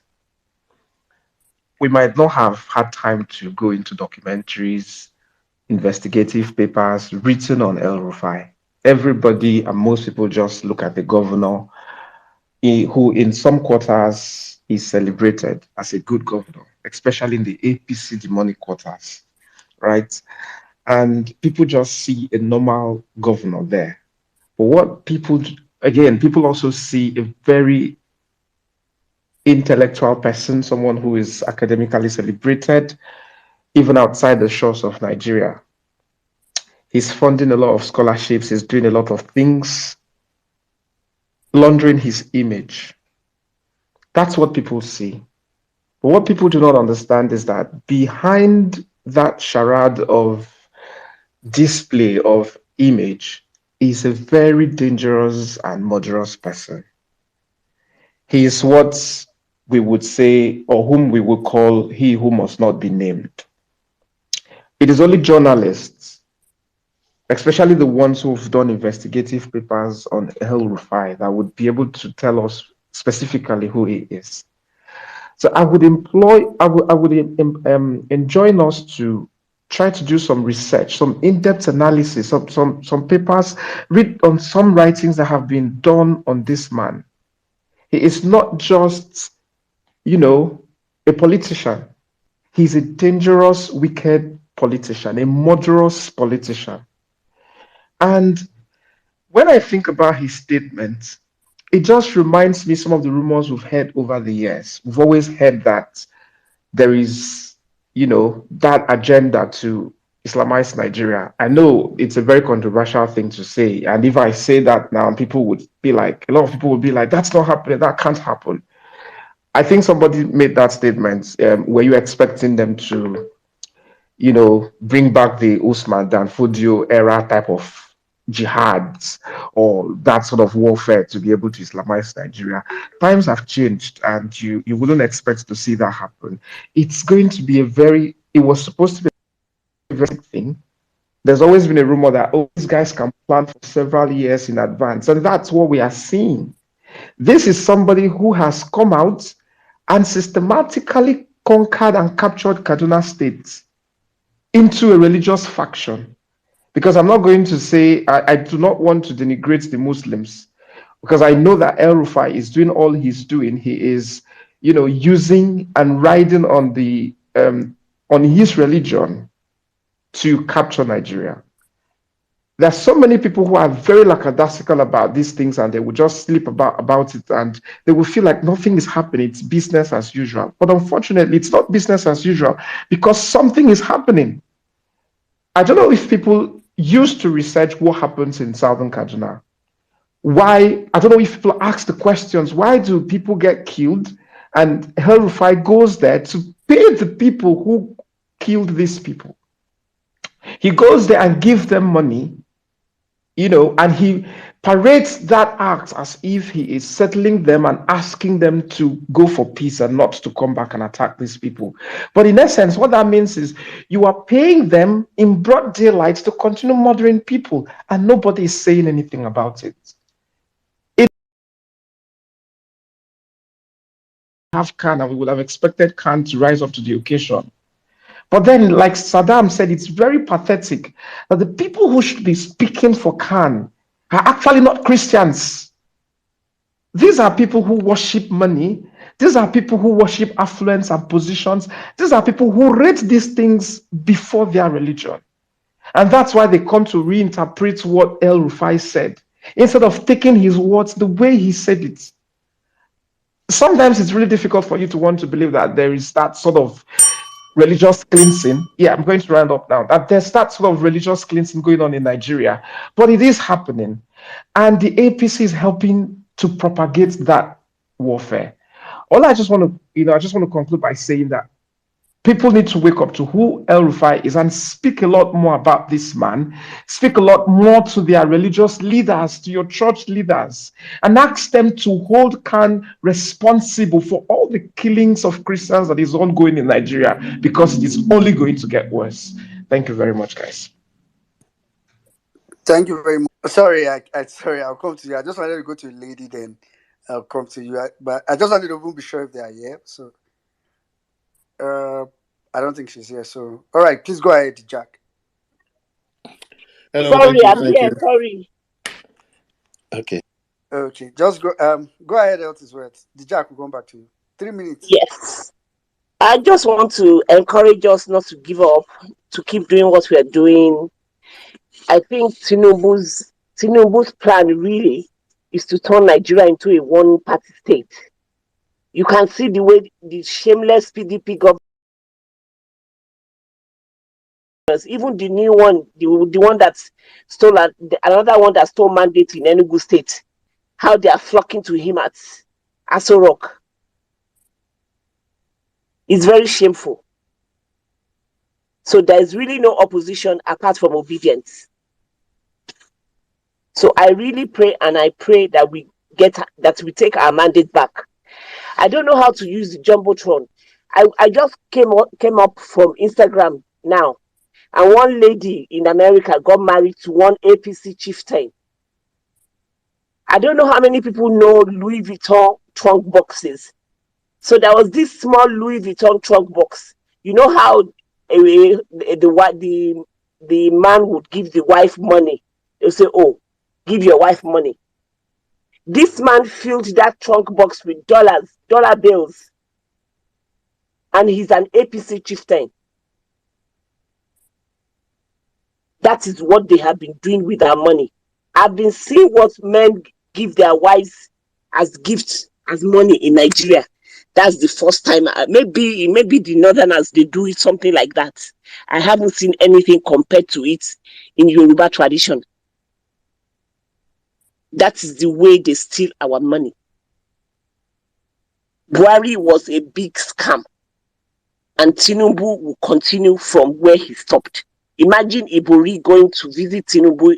It's like Yoruba. I don't know how many people speak Yoruba.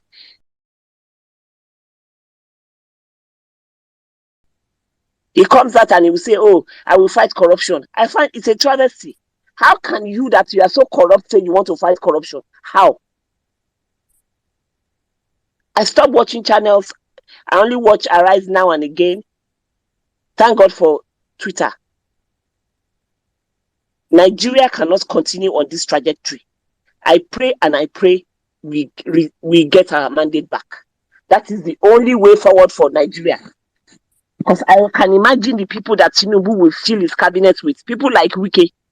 I see Wike, Makinde, and all those useless PDP governors defecting to APC.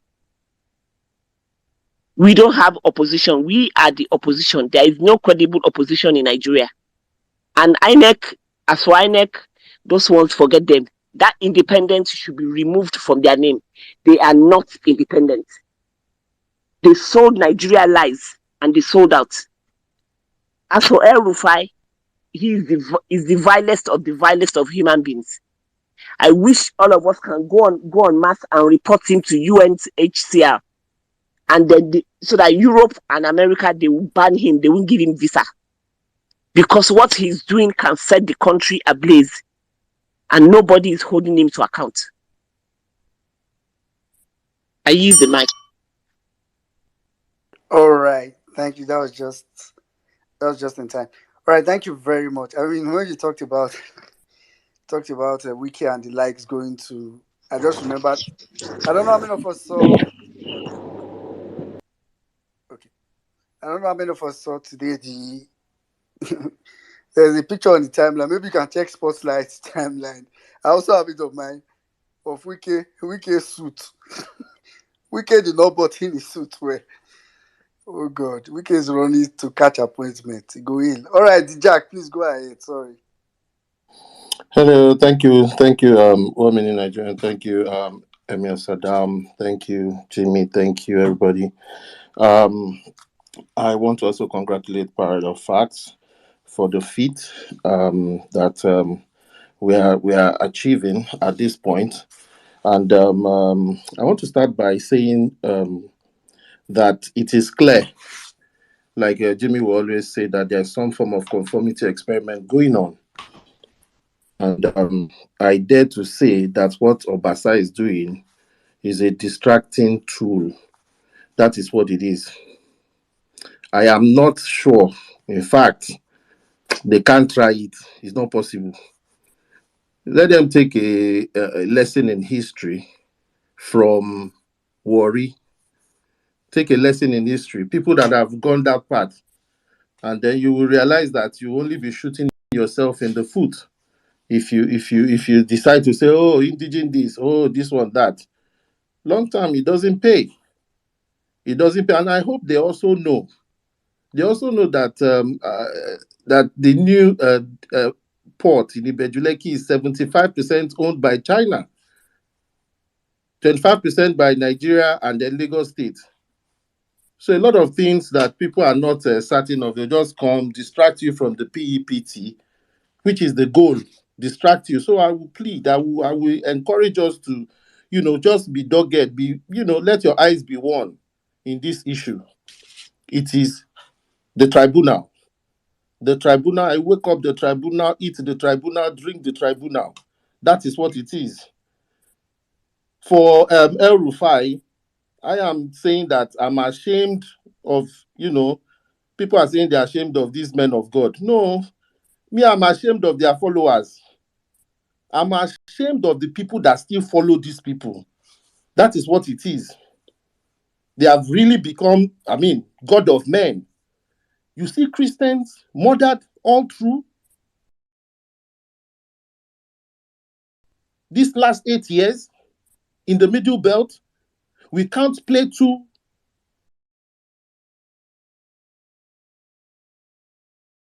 and say, oh, he's a good man. He's a good man. And people are still following.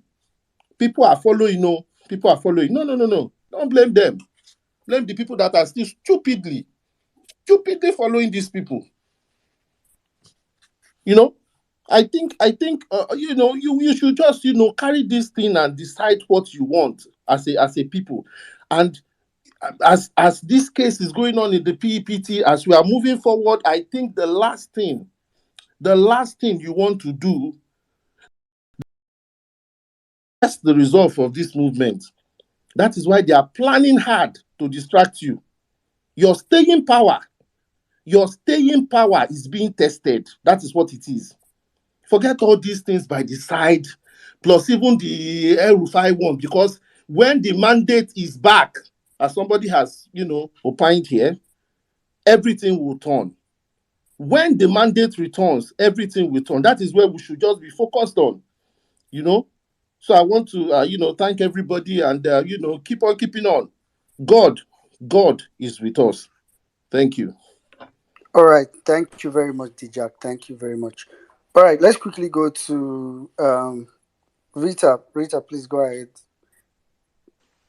All right, thank you very much.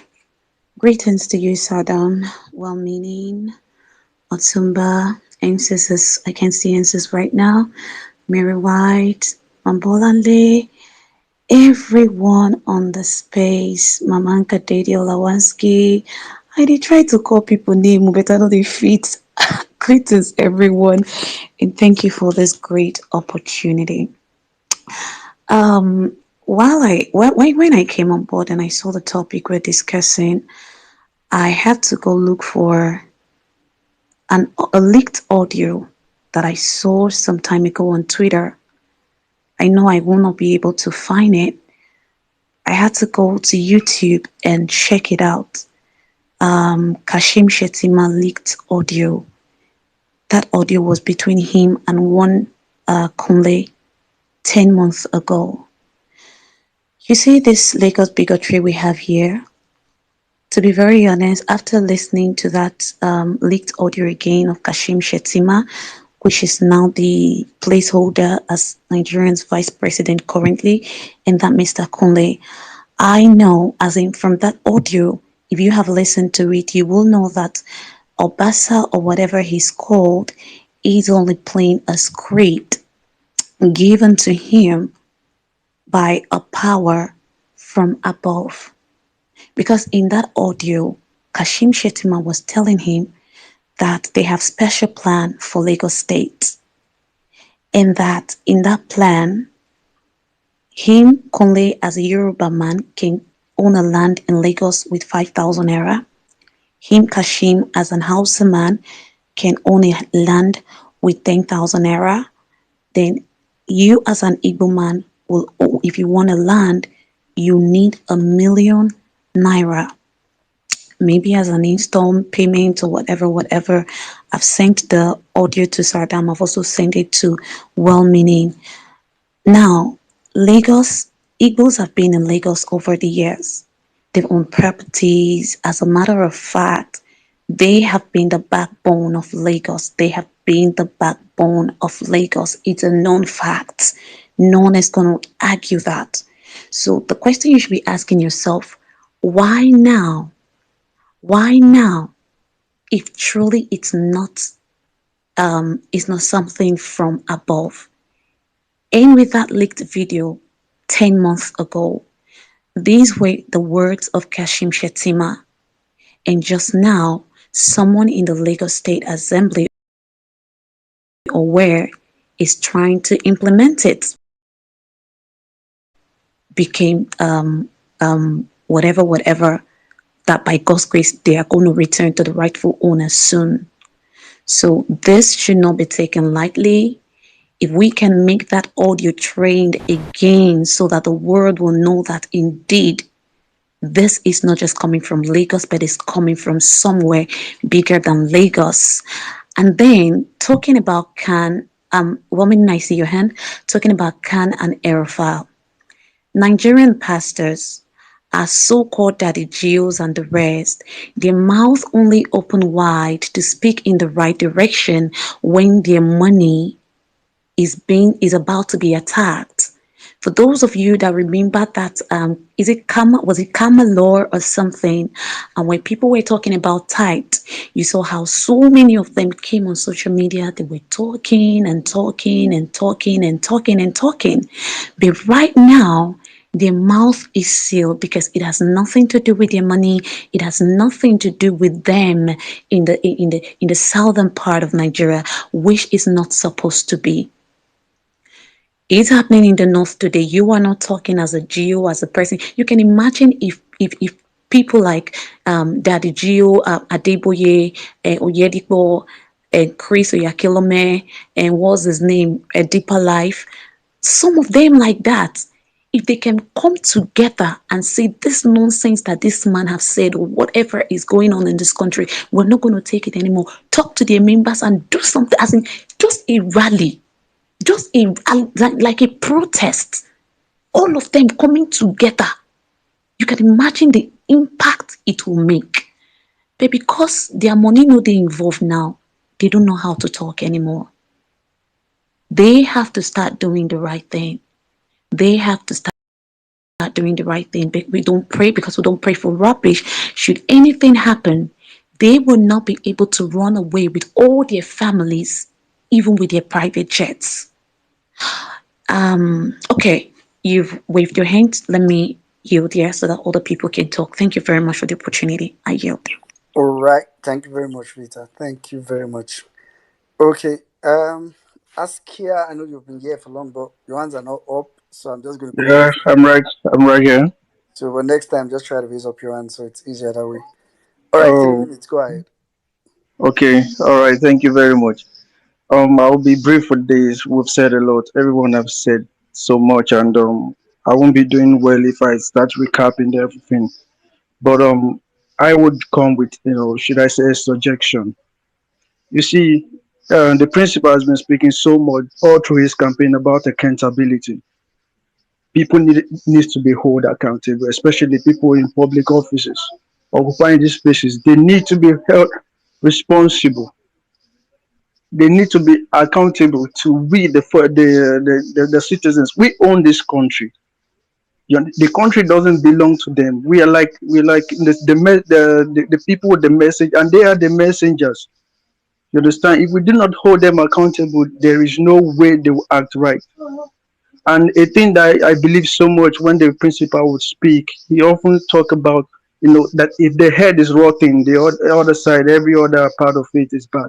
That is what it means. So when the principal holds the next person holds the next person, you see that the chain begins to clean up and everything is okay. I'm going to make a brief suggestion, which is violence space needs to have, something like magazine, a well-meaning Nigerian. I sent you a message. You check your DM, you'll see my message there.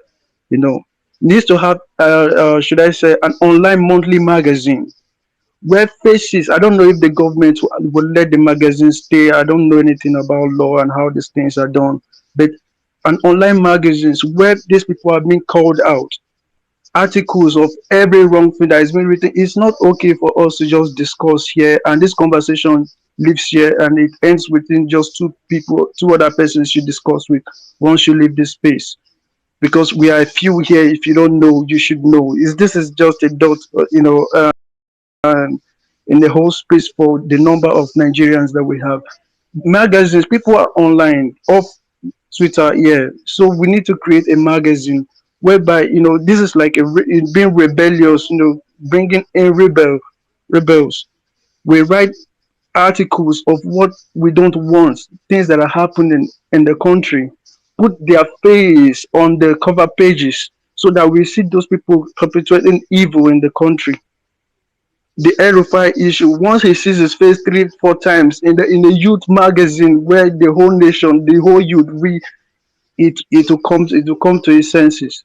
He may not change, yes, but he will reduce the level of evil that he knows. He should be aware that we are aware of these things that they are doing. So once people do not know that, you are aware of the evil, they tend to do it more. But the reduction of evil is your awareness that there is evil. Thank you.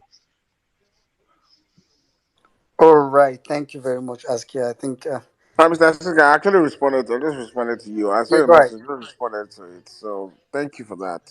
Um, Yeah, okay. but Yeah. Yeah, I think he's talking about like a shaming magazine, name and shame kind of thing. Fame, all of shame kind of situation. All right. Thank you very much, Askia. All right. Let's go to Mary White. We are gradually winding down. I mean, I know, um, I don't even know if I'm seeing all the requests that people have requested. So in case maybe we've not accept you, sorry, it might just be because it's not seen. All right, Mary White, please go ahead. Man, 1 minute, I beg. No, no. I'll try to be fast, but no, like ring the bang, the You bell. don't like I you don't like my bell. don't like them. I don't like them. But I'll try. I'll try. I'll try to be fast. Go ahead. Okay. Hi, my fellow obedience. I'll just start by saying hi to my people. My in-law, I hello. Remy, hi. Walmin again, hi. Saddam, hi.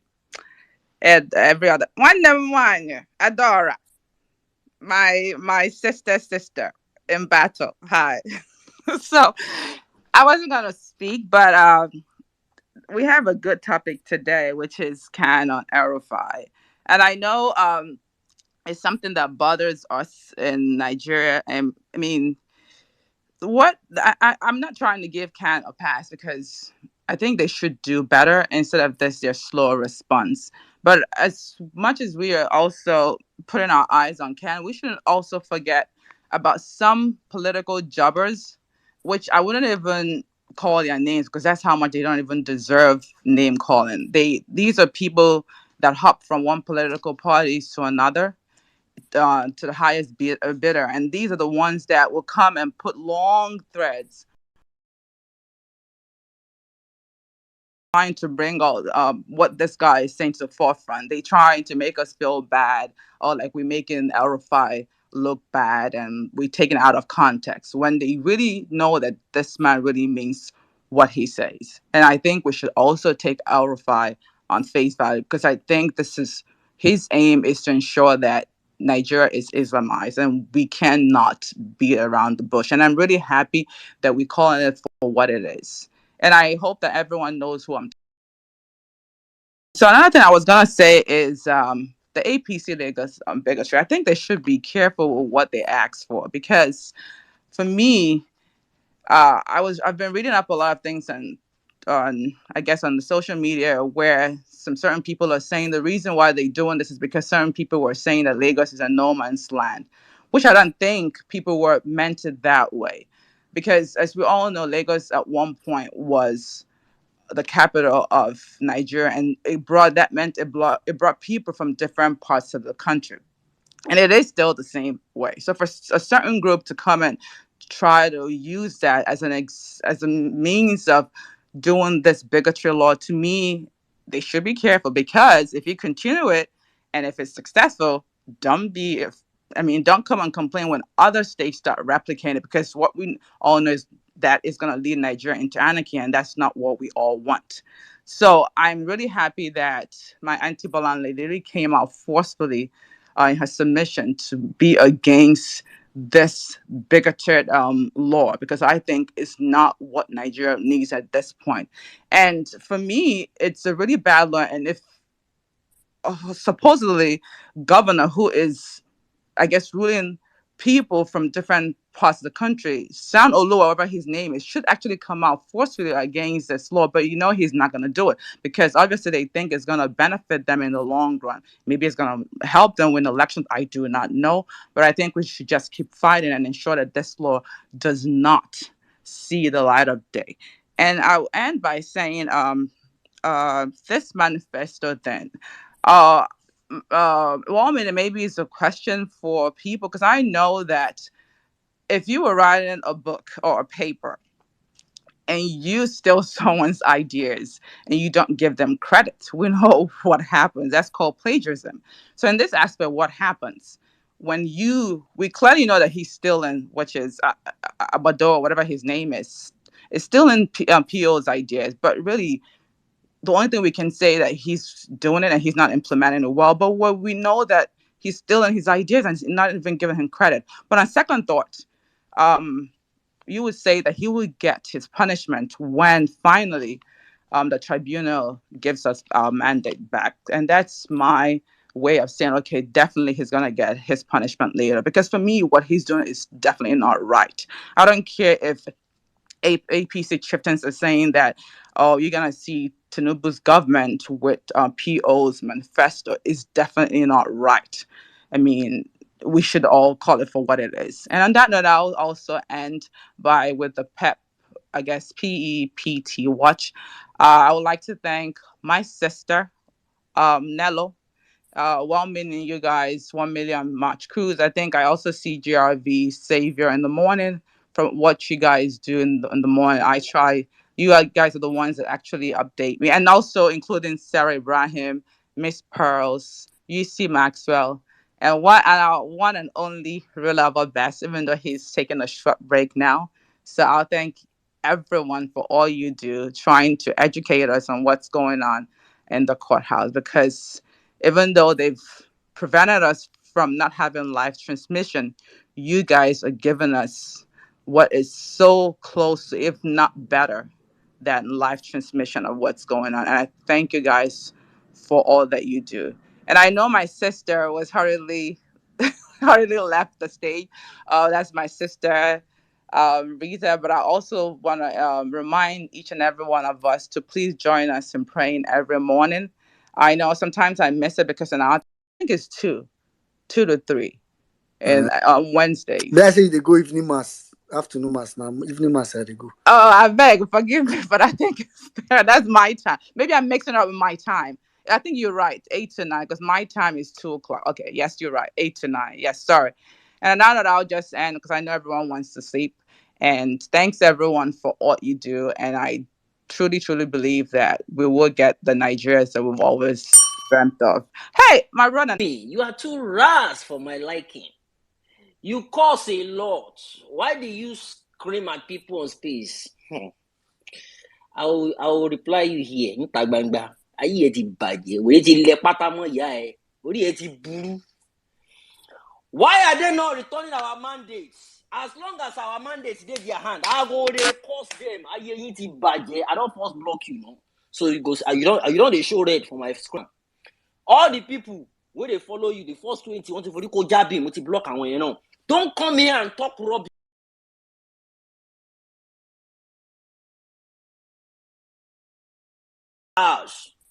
So this one way they do, be like say you don't get the memo. You just join violence space. Me, no follow me, Rico. No follow me. No follow. I no need follower. No. See, I block my papa. So you are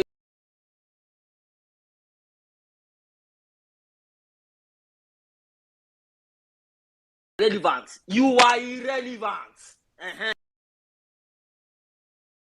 I put it on the Jumbotron now. It's a short clip scene of Untouchable, right?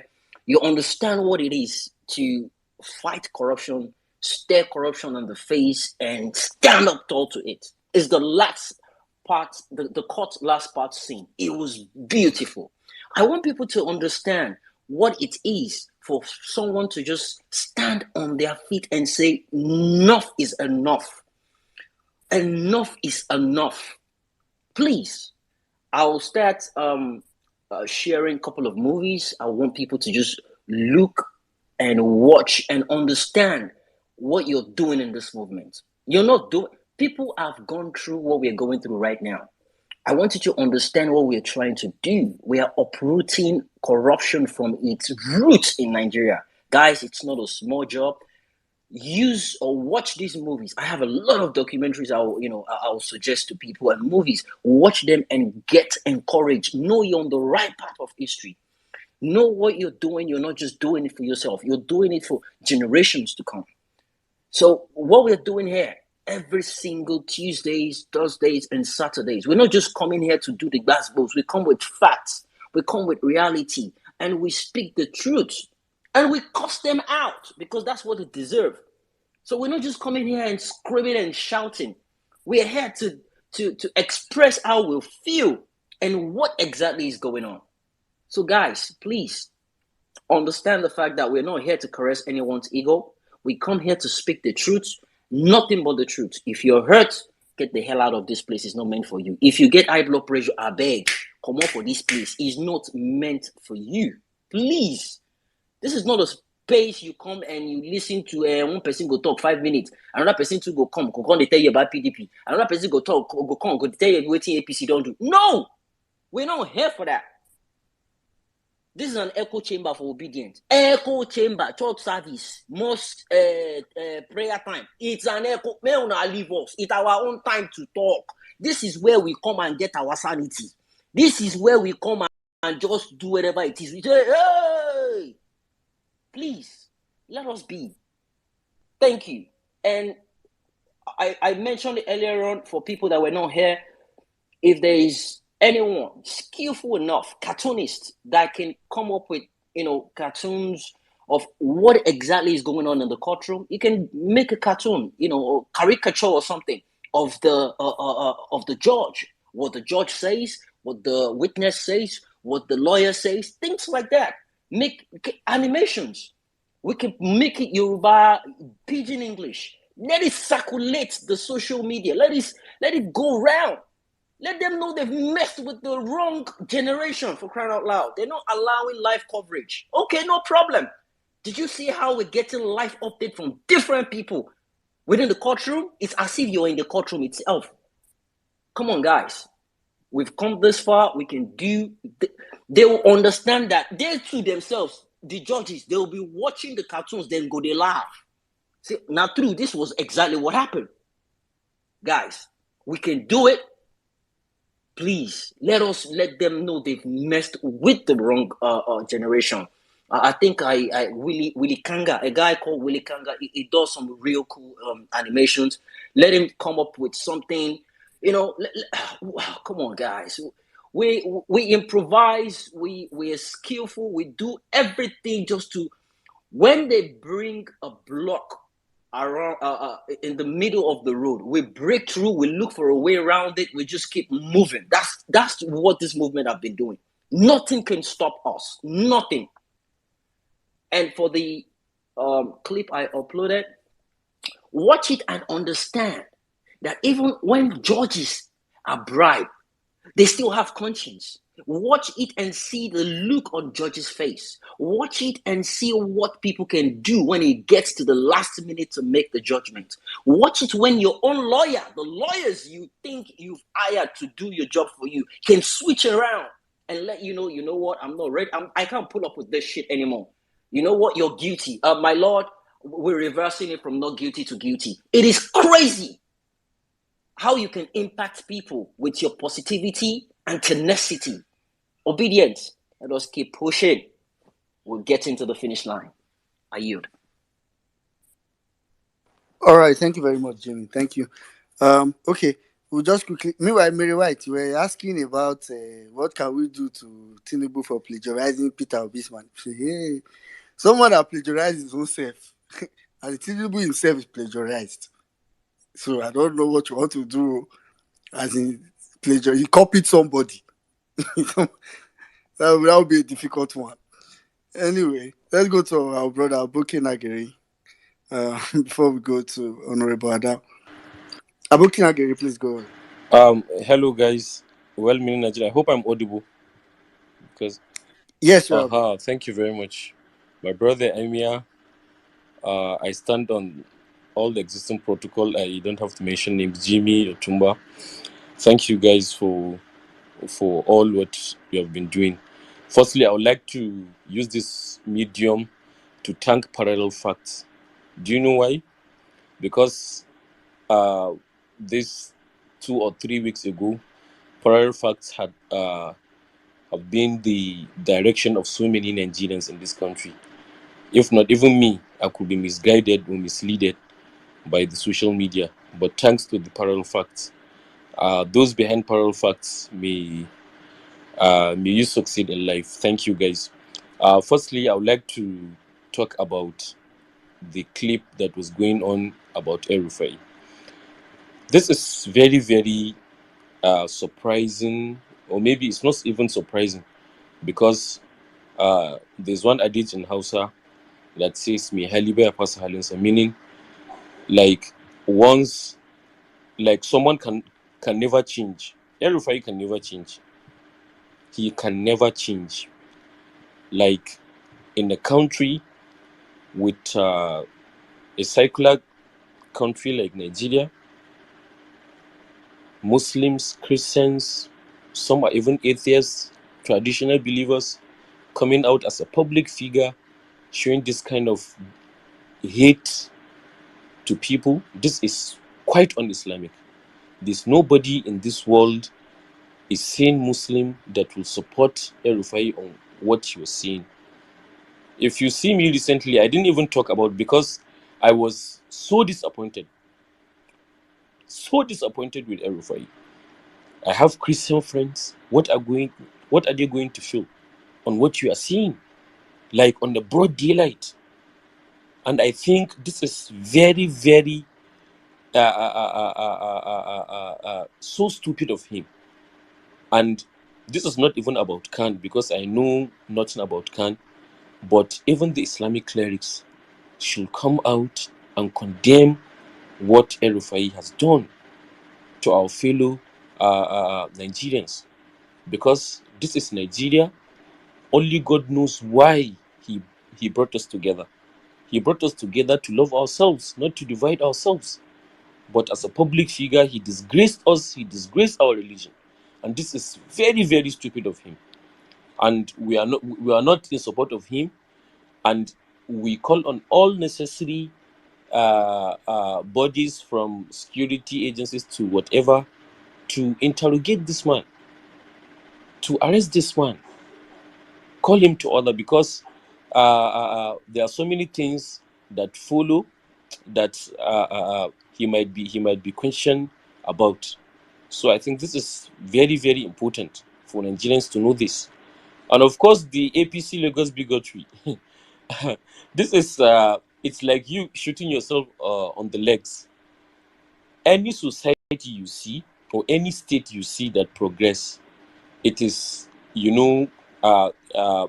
diversity that developed that society. Look at Kano State, for example. If you have been to Kano, you'll understand that there's not that kind of segregation, or maybe trying to cause to draw lines between people. If you are going to progress, you don't have to do all that. But anyways, they should continue, but you'll see the effect of what they are doing. And the last part of my submission will be the tribunal case that we are in. Honestly, let me tell you guys, I've never been so proud of being obedient like this last week or last 2 weeks. I'm very, very proud to be an obedient, because Peter Obi has shown that he is the man for the job. He is the man for the job. This is just the fact. Anything other than this is just a waste of time. These people are trying to steal Peter Obi's manifesto, but if you can steal his manifesto, but you can't apply it because you are not the one who built it. So this is very, very important to us, that we know that we are on the right track. We are on the right track. And so far, what is going on the in the tribunal, I'm very happy about it. I'm following everything. There's one lady, I couldn't remember her name. That lady, may God. Okay, well meaning. I will just round up. May God bless her. She used to give updates, parallel facts, and everything. So, guys, let's keep praying. This is not our strength will not give us this victory, but prayers and hard work will give us. May at the end of the day, we are going to celebrate by the special grace of God. I thank you guys for your resilience and patience. Thank you. We keep praying, we keep pushing, we keep everything by the grace of God. Inshallah, at the end of the day, we're all going to celebrate. Nigeria will be liberated from thieves, from every other unwanted material in Nigeria. Thank you guys. I really appreciate it. May God bless you. Yeah. Thank you very much, Abuki Nagari. By the grace of God, inshallah, we'll get back our mandate and get Nigeria working again. All right, let's quickly go to Honorable Ada. 3 minutes. Thank you so much. Well-meaning. Am I very clear? Yes, you are. Okay, thank you. Sardam, I don't know which one of you accepted my my request. I was like, let me try my luck. Thank you so much, regardless, really. Otumba, Jimmy, Mary, Mary White. Jamini, I can see you, Aboki, all of you guys, Mommy B, Auntie Yanka, I see all of you, man, so much love. I just wanted to come in real quick, right? It's getting out of hand. The whole bigotry, it's gone beyond just elections. See, this is how I paint, this is how I picture Nigeria in my mind. We're all like on this big ship, right? Big, beautiful sea liner, potential, so much potential, too much to enjoy everything. And on this ship, we're just unfortunate to have a captain who just keeps directing us towards troubled waters, right? Eventually, regardless of how much we've taken, this man eventually puts us in the middle of this terrible storm. Now we're all in that storm. We're all suffering. We're all gonna die, like literally crash and burn if we don't save that ship. We're trying to figure out who is going to be the captain, new captain, to take over the affairs of this ship and just steer us out of this troubled waters. That was the elections for me. While we're trying to figure out ourselves in all that chaos, some people on the ship start saying, it's the Igbo people, they're the problem. Throw them off board. If you throw them overboard, the ship will stabilize, we'll be fine. And then some of us decide to pick out all the Igbo people and the rest of the minority tribes in Nigeria, throw us all overboard. The ship is still about to sink. There's still turbulence. It's not fixed. Eventually, somebody in the north, whatever, pick points towards the Yoruba people, say, throw these people, these are the people, throw them off. If you throw them off, everything will be fine. Yoruba people are thrown out of the ship. The ship is almost about to crash now.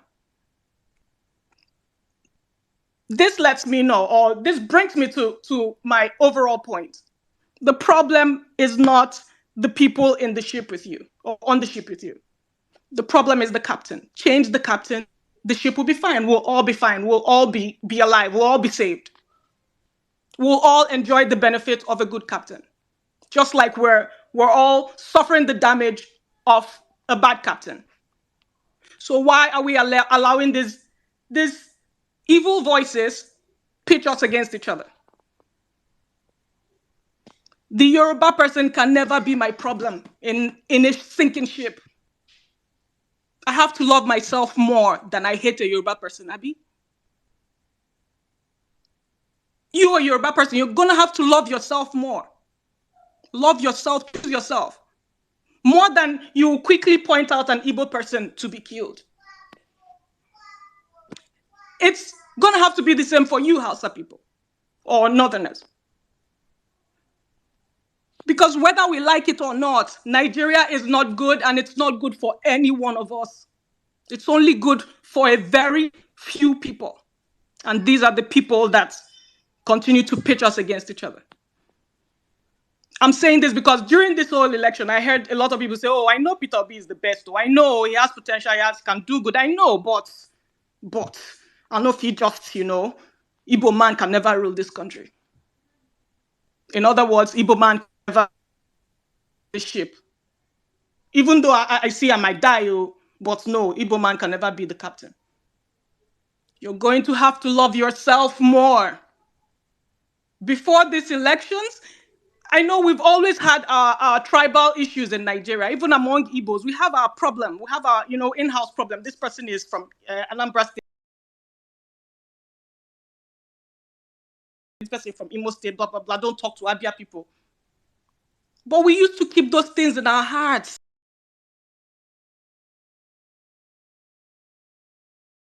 This election, man, we reached too deep. Everybody was just bringing out all the evil in their heart and just throwing it out online carelessly. You're not even worried. Like, you live with the people you are castigating, the people you are abusing. You live with them. You're gonna go out tomorrow. The driver that'll carry you in a bus is probably an Igbo person. You're gonna go out tomorrow. The woman who sells stuff to you in the market, Mama Iyabo. How is it making any sense?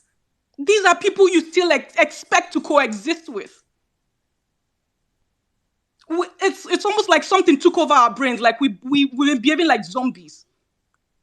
And we're letting these people keep walking down. Well, I see your hand, my brother. Please, 2 more minutes. You're going to have to give me 2 more. I beg you. This is out of hand. If you see the truth, just speak it. It doesn't stop you from still being a Yoruba person who loves your Yoruba people. It doesn't stop me from being an Igbo person who loves my Igbo people. If I see something that's wrong, I am going to speak on it. Few months ago, we had people who were on the train. If you're a Nigerian here and you're, it doesn't matter who you are, you're Yoruba, Hausa, whatever. If you've had a blood transfusion, at least in the last 6 months, there's chances that depending on the amount of blood you had, the amount of transfusion you had, if it was an Igbo person's blood, the person's DNA is still in your system. You don't even know this. So as you're going around and shouting Igbo people, you probably have an Igbo man's DNA in your system. You see how it doesn't make any sense? Please stop letting these people use you. Everything we've done, all this craze, all this insult, all this castigation, all this, bitterness and hatred, all we've done was just crown another person who is going to just, do things for themselves. Who's going to just mind them? Because whether we like it or not, Nigeria is still broken. Please stop with the bigotry. Tone it down. Tone it down. It's not looking good. It's horrible at this point. It's really disgraceful. Have some self-respect. Conduct yourself with some respect. Choose yourself, love yourself more than you hate the other tribe out there. We're not the problem. They are the problem. APC is the problem. Face them. Please face them. Thank you. Thank you, Honorable Adam. Thank you. It's crazy. It's crazy. I understand how true this APC really, like you said, this is not really about us. APC really went far. I think they went too far with this election. They went, I think before the presidential election, they were trying to scratch it from the surface. And when they saw how Peter Obi had overcome that to the presidential, for the governorship, they went all out. And now, I think APC knows, or rather, they are hoping for a rerun to be the best outcome they can get. So the one they are trying to buy time and further divide, also that probably can get people that voted Peter Obi before not to vote him again if there's a rerun and all that. But Bola Tinubu will most likely get disqualified, to be honest. All right, it's okay. Let's just take our last set of speakers. Quickly, we'll just I'll go to Jermaine. Okay, I'll go to Jermaine in New Nigeria, Shiloh Doctor in that order. Please, let's try to just do 3 minutes. If we can do less, it will be very helpful. All right, thank you. Jermaine, go ahead.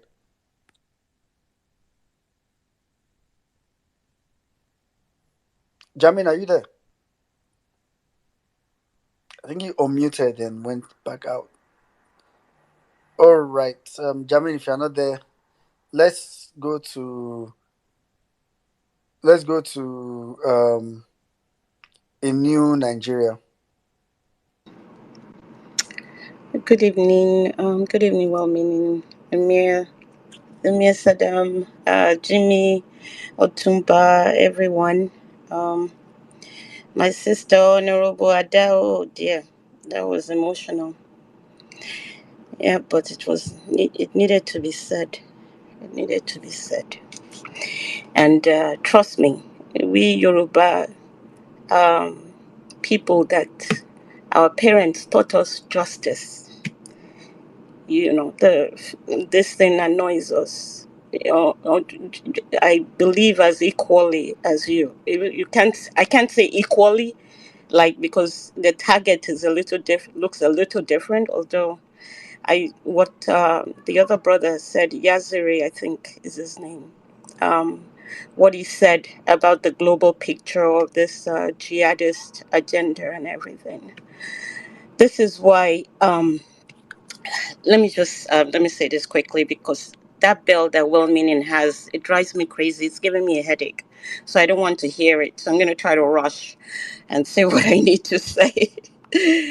uh, um, so the Constitution actually says that it's Chapter 2 of the Constitution says fundamental objectives and directive principles of state policy. So it actually says that these are the duties of the republic and the state, is to residence rights for every citizen in all parts of the federation, even ensuring intermarriage among persons from different places of origin, different religions and ethnic groups, etc. Encourage formation of association that cut across ethnic, linguistic, religious, etc. So according to the Constitution, tribalistic associations and those kind of ties are supposed to be prohibited. But those things that foster unity among Nigeria's diverse culture is what's supposed to be promoted by the Constitution. Um, this one thing is the NAACP. The success of the civil rights movement is because they have like a legal fund. As time goes on, those are those kind of things that we have to think about, is like having lawyers on retainer that can be, like addressing and nip budding these issues as soon as they come. Because once you push people back legally, at least usually it shows that you know your rights, and it makes them feel challenged, and that's what we need to do as Nigerians. The other thing I wanted to say, please, is mothers, please, and fathers too, because I learned justice from my dad. Mothers, please teach your children justice. Teach them justice. Even if you don't have children, teach your sibling justice. Teach somebody Nigerian justice. What justice means. And my Igbo brothers and sisters, and those that are not, I'll just say non-Yorubas, because even my own family, I have a sister-in-law, Chingwe, and an Edo sister-in-law, and all of that. So please, please, I have to say this. Your children are going to model you. So if you're saying things about Yoruba, they will model it and they will do it. If you're saying things about Muslims, they will model you and they will do it. Obviously, we know that most of these people that are in power right now some of them, we don't even know if they had parents. And I think part of that illegitimacy is the issue here with a lot of them, if you go back to the history. Um, so please teach your children justice. Let them learn from you, and you model it. Please, I'm begging. My non-Yoruba people, do not leave Lagos. Stand your ground. Because at the end of the day, there are more Yoruba people with you than you know. These are the illegitimate ones that are out in the street. We're not talking about the legitimate ones. The legitimate ones are the ones that are working every day, that don't have time to do toggery. They will support you at the last, because they don't want to have a Kaduna. Because what's going to happen is that Kaduna will now become a role model for the rest of the country. If we're not careful, because if you run, you will keep running forever. So stand your ground now. And everybody else will stand with you. Because push comes to shove, everybody else has to stand, because they will realize that they are in jeopardy too. It's only an illegitimate child that will not realize the jeopardy that will eventually come to them. Thank you. I yield the mic. Thank you very much, in New Nigeria. Thank you very much. All right, so I think lastly we just get Sim Sheila Doctor. Yes, bro. Good evening. Uh, I greet everybody, brothers and sisters. Emir, Jimmy, Otumba, Otumba Novex. I owe you. I know. Um, now I just want to say something. A couple of things. Everybody has said most of what was on my mind, but I will always thank Emma and everybody hosting this space for putting this at the forefront, putting an Rufai, putting everything, all the ills of society right now at the forefront, because there's no one else speaking about it. Nobody else. You have seen what Aboki Nageri said about how how important parallel facts and every other person, how the rebuttal was this week. Now, it's funny because these things we have spoken about already before during the campaign, the ills and the evils of that man called Rufai, Kuntu Kamangwegwe, that man that knows nothing but power, nothing but his ego. He is kind of is kind of a double-edged sword, because as much as he comes out, he knows his intention, and that what David said is true. Take him for his word, but his mouth is also his undoing, because he can't help it. He cannot help but gloat, and that is why, because he feels he succeeded now. That's what he feels. You see, with APC, when people talk about how evil, it's not even, PDP. We always take a dig at PDP every day. But you see the words that people are attributing to APC: evil, vile, bigotry. These are the words that are being attributed, because there's something more sinister. And as for Khan, I mean, Khan it at this point. They should just be quiet, because this watering down is what an Erufai thrives on. You water it down for him. I saw an arise. They were even trying to say, oh, maybe, I hope he can come out and do a rebuttal. This man has said it with his chest, and he knows, because he knows that you will come out and say maybe he did not mean X or Y. He said it with his full chest.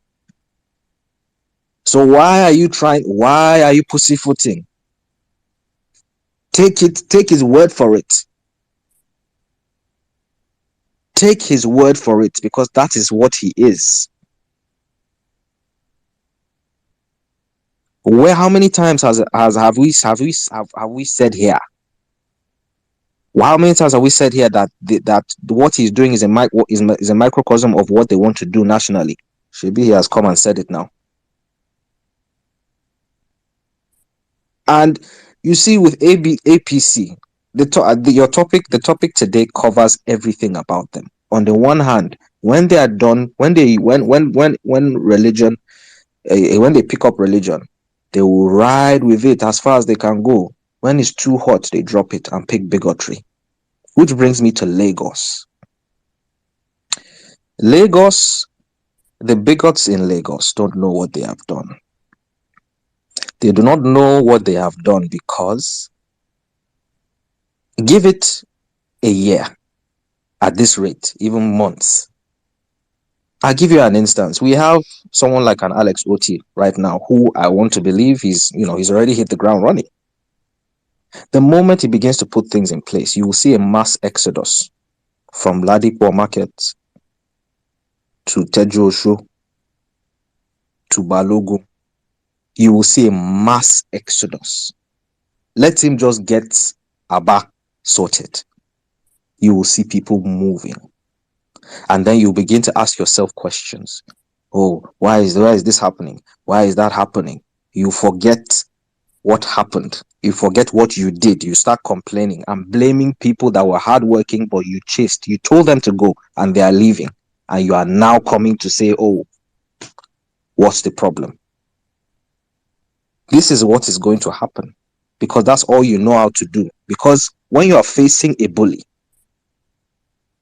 when the bully he can be on you, he can be on your back, he can be on your case. But the moment you stand up to him and you begin to fight back, the bully will go as far as wanting to bite you because he has nothing else to do. You have demystified him, which is what the obedient movement has done so far.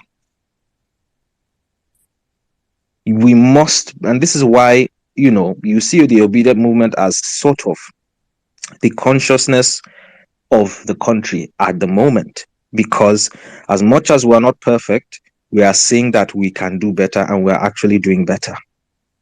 There's nobody else coming to save this country. Nobody else. And this is why we must keep moving the mandate back so that we can even stop this ill.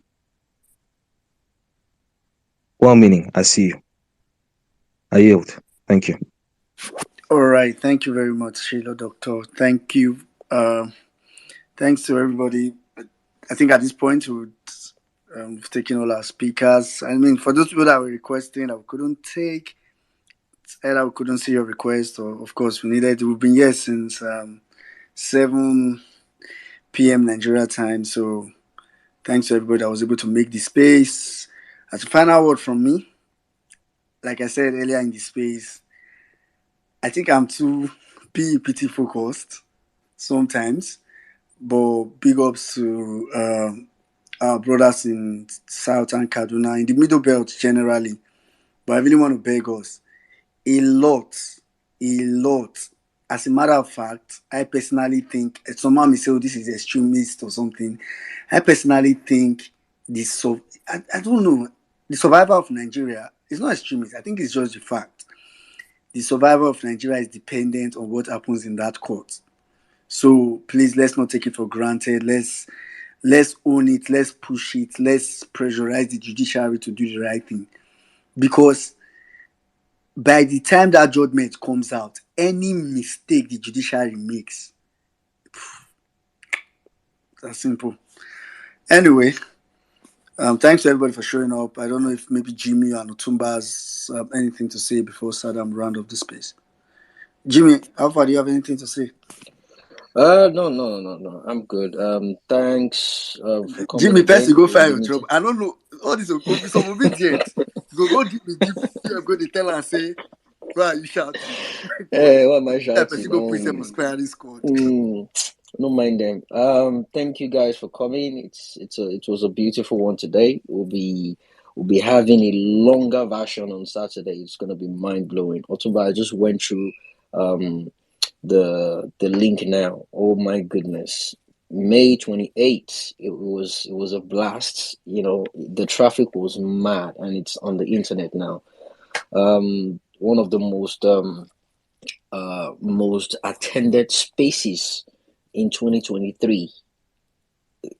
Elon Musk had about 3 of them, and we had one. And you see, that one is a major, because I think that's the only one in Nigeria. That's the only one in Africa.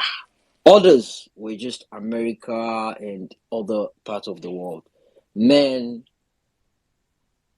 we need to get our flowers, man. God damn it. I just went through the list now. It was amazing. It was amazing. Guys, well done. Parallel fact, well done. And this is based on the fact that we ended up not using parallel fact that day. I'm assuming we've used it. It would have been another mega blow, because we had interference. We had issues bringing up, so we had to switch accounts. But just the little one where people don't wait, say people go come here. The amount of people ready to listen, APC, PDP, LP, regardless the party, because they were ready to listen to a presidential candidate. They knew it was going to be governing Tom, Dick, and Harry. You know, a lot of people want to listen to him. Even the people that hated him, they want to hear him speak. Guys, this is beautiful. This is the best news I've heard today, this month. It made my day. Thank you, thank you, thank you, thank you. God bless you. Otumba, to you now. Thank you. I yield. Good night, guys. Yeah, good night. Otumba, I don't know if you're there. Meanwhile, happy birthday to our sister Antonia. Antonia's birthday. We entered Antonia. Oh yes, yes, yes, yes, yes, yes, Yeah. yes, yes. Ah, we got sing for all our choirs. Oh, hold on, one person there will be single. Antonia, hey, oh yeah, oh yeah, New Nigeria. Do we have? Yeah, I beg, I beg, I beg. Please, just happy birthday song for Antonia. She's one of us. She's the same lady that lost a mom a couple of weeks ago. A lot of people showed love to her. So please, guys, reach out to her. Happy birthday. If you feel like blessing her with anything, gift, please go ahead and do that. She's a very, very sweet, loving, obedient. Reach out to her. I've already sent messages. People are already sending messages to her. God bless you guys. God bless you. If you have someone to sing happy birthday for her, that would be magnificent. Thank you, guys. Back to you, well meaning. Yeah. Mary White, you want to sing happy birthday? I don't get a good voice, but I'm going to say happy birthday to no, no. My sister Rita is there. Adora. You the laugh, but one of them watch call about you. Anyway, we'll send you happy birthday song, Antonia. Guys, let's wish Antonia happy birthday later. As in, we'll not even later now before we go to bed. Otumba. Mary White is the only Igbo we could use American said they speak Igbo. At least I did try. One them why I want to try, Adora. One name. Oh my goodness. Okay, I don't think Otumba is here. Maybe he's not with his phone currently. So Saddam, over to you. All right, guys. Thank you very much. Thank you, everyone. I think it's been an amazing space. Thank you, every one of you that came out today. As usual, it's been one of those days. We just come out here and discuss, talk about national issues. Oh, say for me, this is like the this is like the most hardest part of the space. Always when you have to draw the curtains, but it's been long. It's been entertaining. It's been educative. It's been informative. Everything you have to say, it's just been it, man. Thank you, guys. Please, I really want to indulge all of you reading. Please keep reading the power facts. Please keep talking about it, posting it, screen grabbing our news, post on your WhatsApp stories, your Instagram stories, whatever you can do to help push us to the next level. Please just keep doing that. Thank you to all of you already that we see. I go on people's profiles. I just open some random obedient profiles, and you see people using the Power Facts website as their personal website. It's amazing. So please, guys, thank you to all of you that are supporting it. We cannot, when I say we, I'm talking about the amazing team behind the scene working. We cannot be grateful enough. Thank you. Thank you for all of you that come out here to join us every time when we bring up topics to speak. If you're a new member here, we do this every Tuesdays, 7 p.m. Nigerian time, Thursday, 7 p.m. Nigerian time, and Saturday, 4 p.m. Nigerian time. That's our prime time. And please, for all of you that pledged money for David's book, I have not fulfilled your pledge. Please try and do that. It's important. We want to send the books. And for all of you that asked for the copy of copy of the books, please, I see your messages in the DM. I'm here to reply many of you because the numbers are just too much. I'm going to reply every one of you with time, but once we pay for the books, we'll be sending them out to everyone. And thank you, every one of you. Please follow us on Instagram, on Twitter, on Facebook, on TikTok. We are on Telegram. We are everywhere. The Parallel Facts. Let people know that the real news is out there. Thank you to everyone that is doing the Lord's work in the courts and the courthouse. All our amazing obedience. You guys are it. Please do not stop. Do not stop believing. Do not stop pushing this movement. Tell people about what is happening in the courts. Be a source of media to the next person you meet out there on the street. I just don't know how much to say, but I'm just so grateful to every one of you. Thank you to my brothers, well in Nigeria. Thank you, N6 Fellow. Thank you, Otumba. Thank you, Jimmy. Thank you, Mary White, Shilodi, a new Nigeria. All of you that are here that could not come up to speak, please. It is not intentional. It is just that we have a whole lot of people that comes out here to speak, and we cannot bring everybody up because man has to sleep and rest. So please, we'll be back here on Thursday, prime time, 4 p.m. Nigerian time, God willing. Please come out on time, and request for the mic on time. And as usual, it will get to you. Thank you to the amazing Violence Space team crew, the crew that are doing a lot of work for us. God bless you guys. You see, we have two different crews. We have the Violence Space crew, we have the Power Fast crew. Two different sets of people doing amazing jobs, pushing this movement. God bless you, Mommy Bolanle. I see you, Mom. Thank you, Anka Dede. Thank you, Mama Wakiri. Thank you, Joel Obedient. Thank you, Mama Wakiri, one more time. Thank you, Omega XD. Olawaski, thank you so much. I'm thanking you especially. Thank you very much, Ogunyemi. Antonia, thank you. Happy birthday, Antonia, my sister. Happy birthday, long life, prosperity, God's blessings, all you wish for. Please, guys, show Antonia some love. She's an amazing, amazing, obedient. She lost her mom, I think 2 weeks ago. She's still grieving, and it's her birthday. So please reach out to her, show her some love. Send her gifts, send her birthday money, send her money for cake, money for wine, whatever it is. Please show her enough love from this house. She's one of our top violencers, always active in this place. Thank you, Inze. I see my brother Abukina Geri, Madonna, Zos 1 week in, 10 weeks off. Thank you. I see my brother Honorable Ada. Thank you, my sister. All the Adas in the building. IJ, Gladys, are we fighting? Hooray! Thank you, AJK mate. Just OJ, my brother. Now wow, now wow. Shrubs, Shrubs, my sponsor. Thank you. Take care, Osemo. OIK Prince. Thank you, Otumba and DK. Thank you, Mr. Valeri. Thank you, Pinky. Thank you, Tony. Thank you, Manuela. Thank you, Patience Hesley. Guys, I just want to say one more thing. Please do not forget that this political elite class, they are divided into two. They're the Islamic jihadists that are sponsoring the carnage. They do not represent the Muslims. They are political bandits, political jihadists. The same way we have the Christian criminal pastors and GOs up there. There are two bodies that use religion to siphon and hoodwink our people, and it's important we continue to call these people out. It's a shame that where we are today with these people, and it's a shame if we keep quiet and we don't call them out. Please do not worship any man or any prophet or any alpha or any pastor or any imam. All those people are all bunch of people that if Nigeria was working, they will be relegated to the dustbin of history. They have no role to play than to steal money. Rufai gave all of them in Kaduna 10 million naira, all the imams in Kaduna, and you can see what has happened in Kaduna. These people are just criminals. Please do not pay attention to them. If you want to serve your God for yourself. Know your God for yourself. Pray to your God for yourself. Do not look for any medium or any man or any woman to be the channel for you to serve your God. Please, very, very important to pass this message to our people in the grassroots. Thank you, my big uncle. Take care. Thank you, Osemo. I see you, IK Prince, Mr. Valeri, Pinky, Tony, Emmanuel. Ogasani, my brother, are you here? You came here today. Thank you. Shiloh, I see all of you. Thank you so much, guys. We'll be back here on same station, hopefully by God's grace on Thursday. Stay on the issue. Do not stop speaking. Do not stop speaking. Keep speaking and keep following the power of fact. It is important. We say this all the time. God bless you all.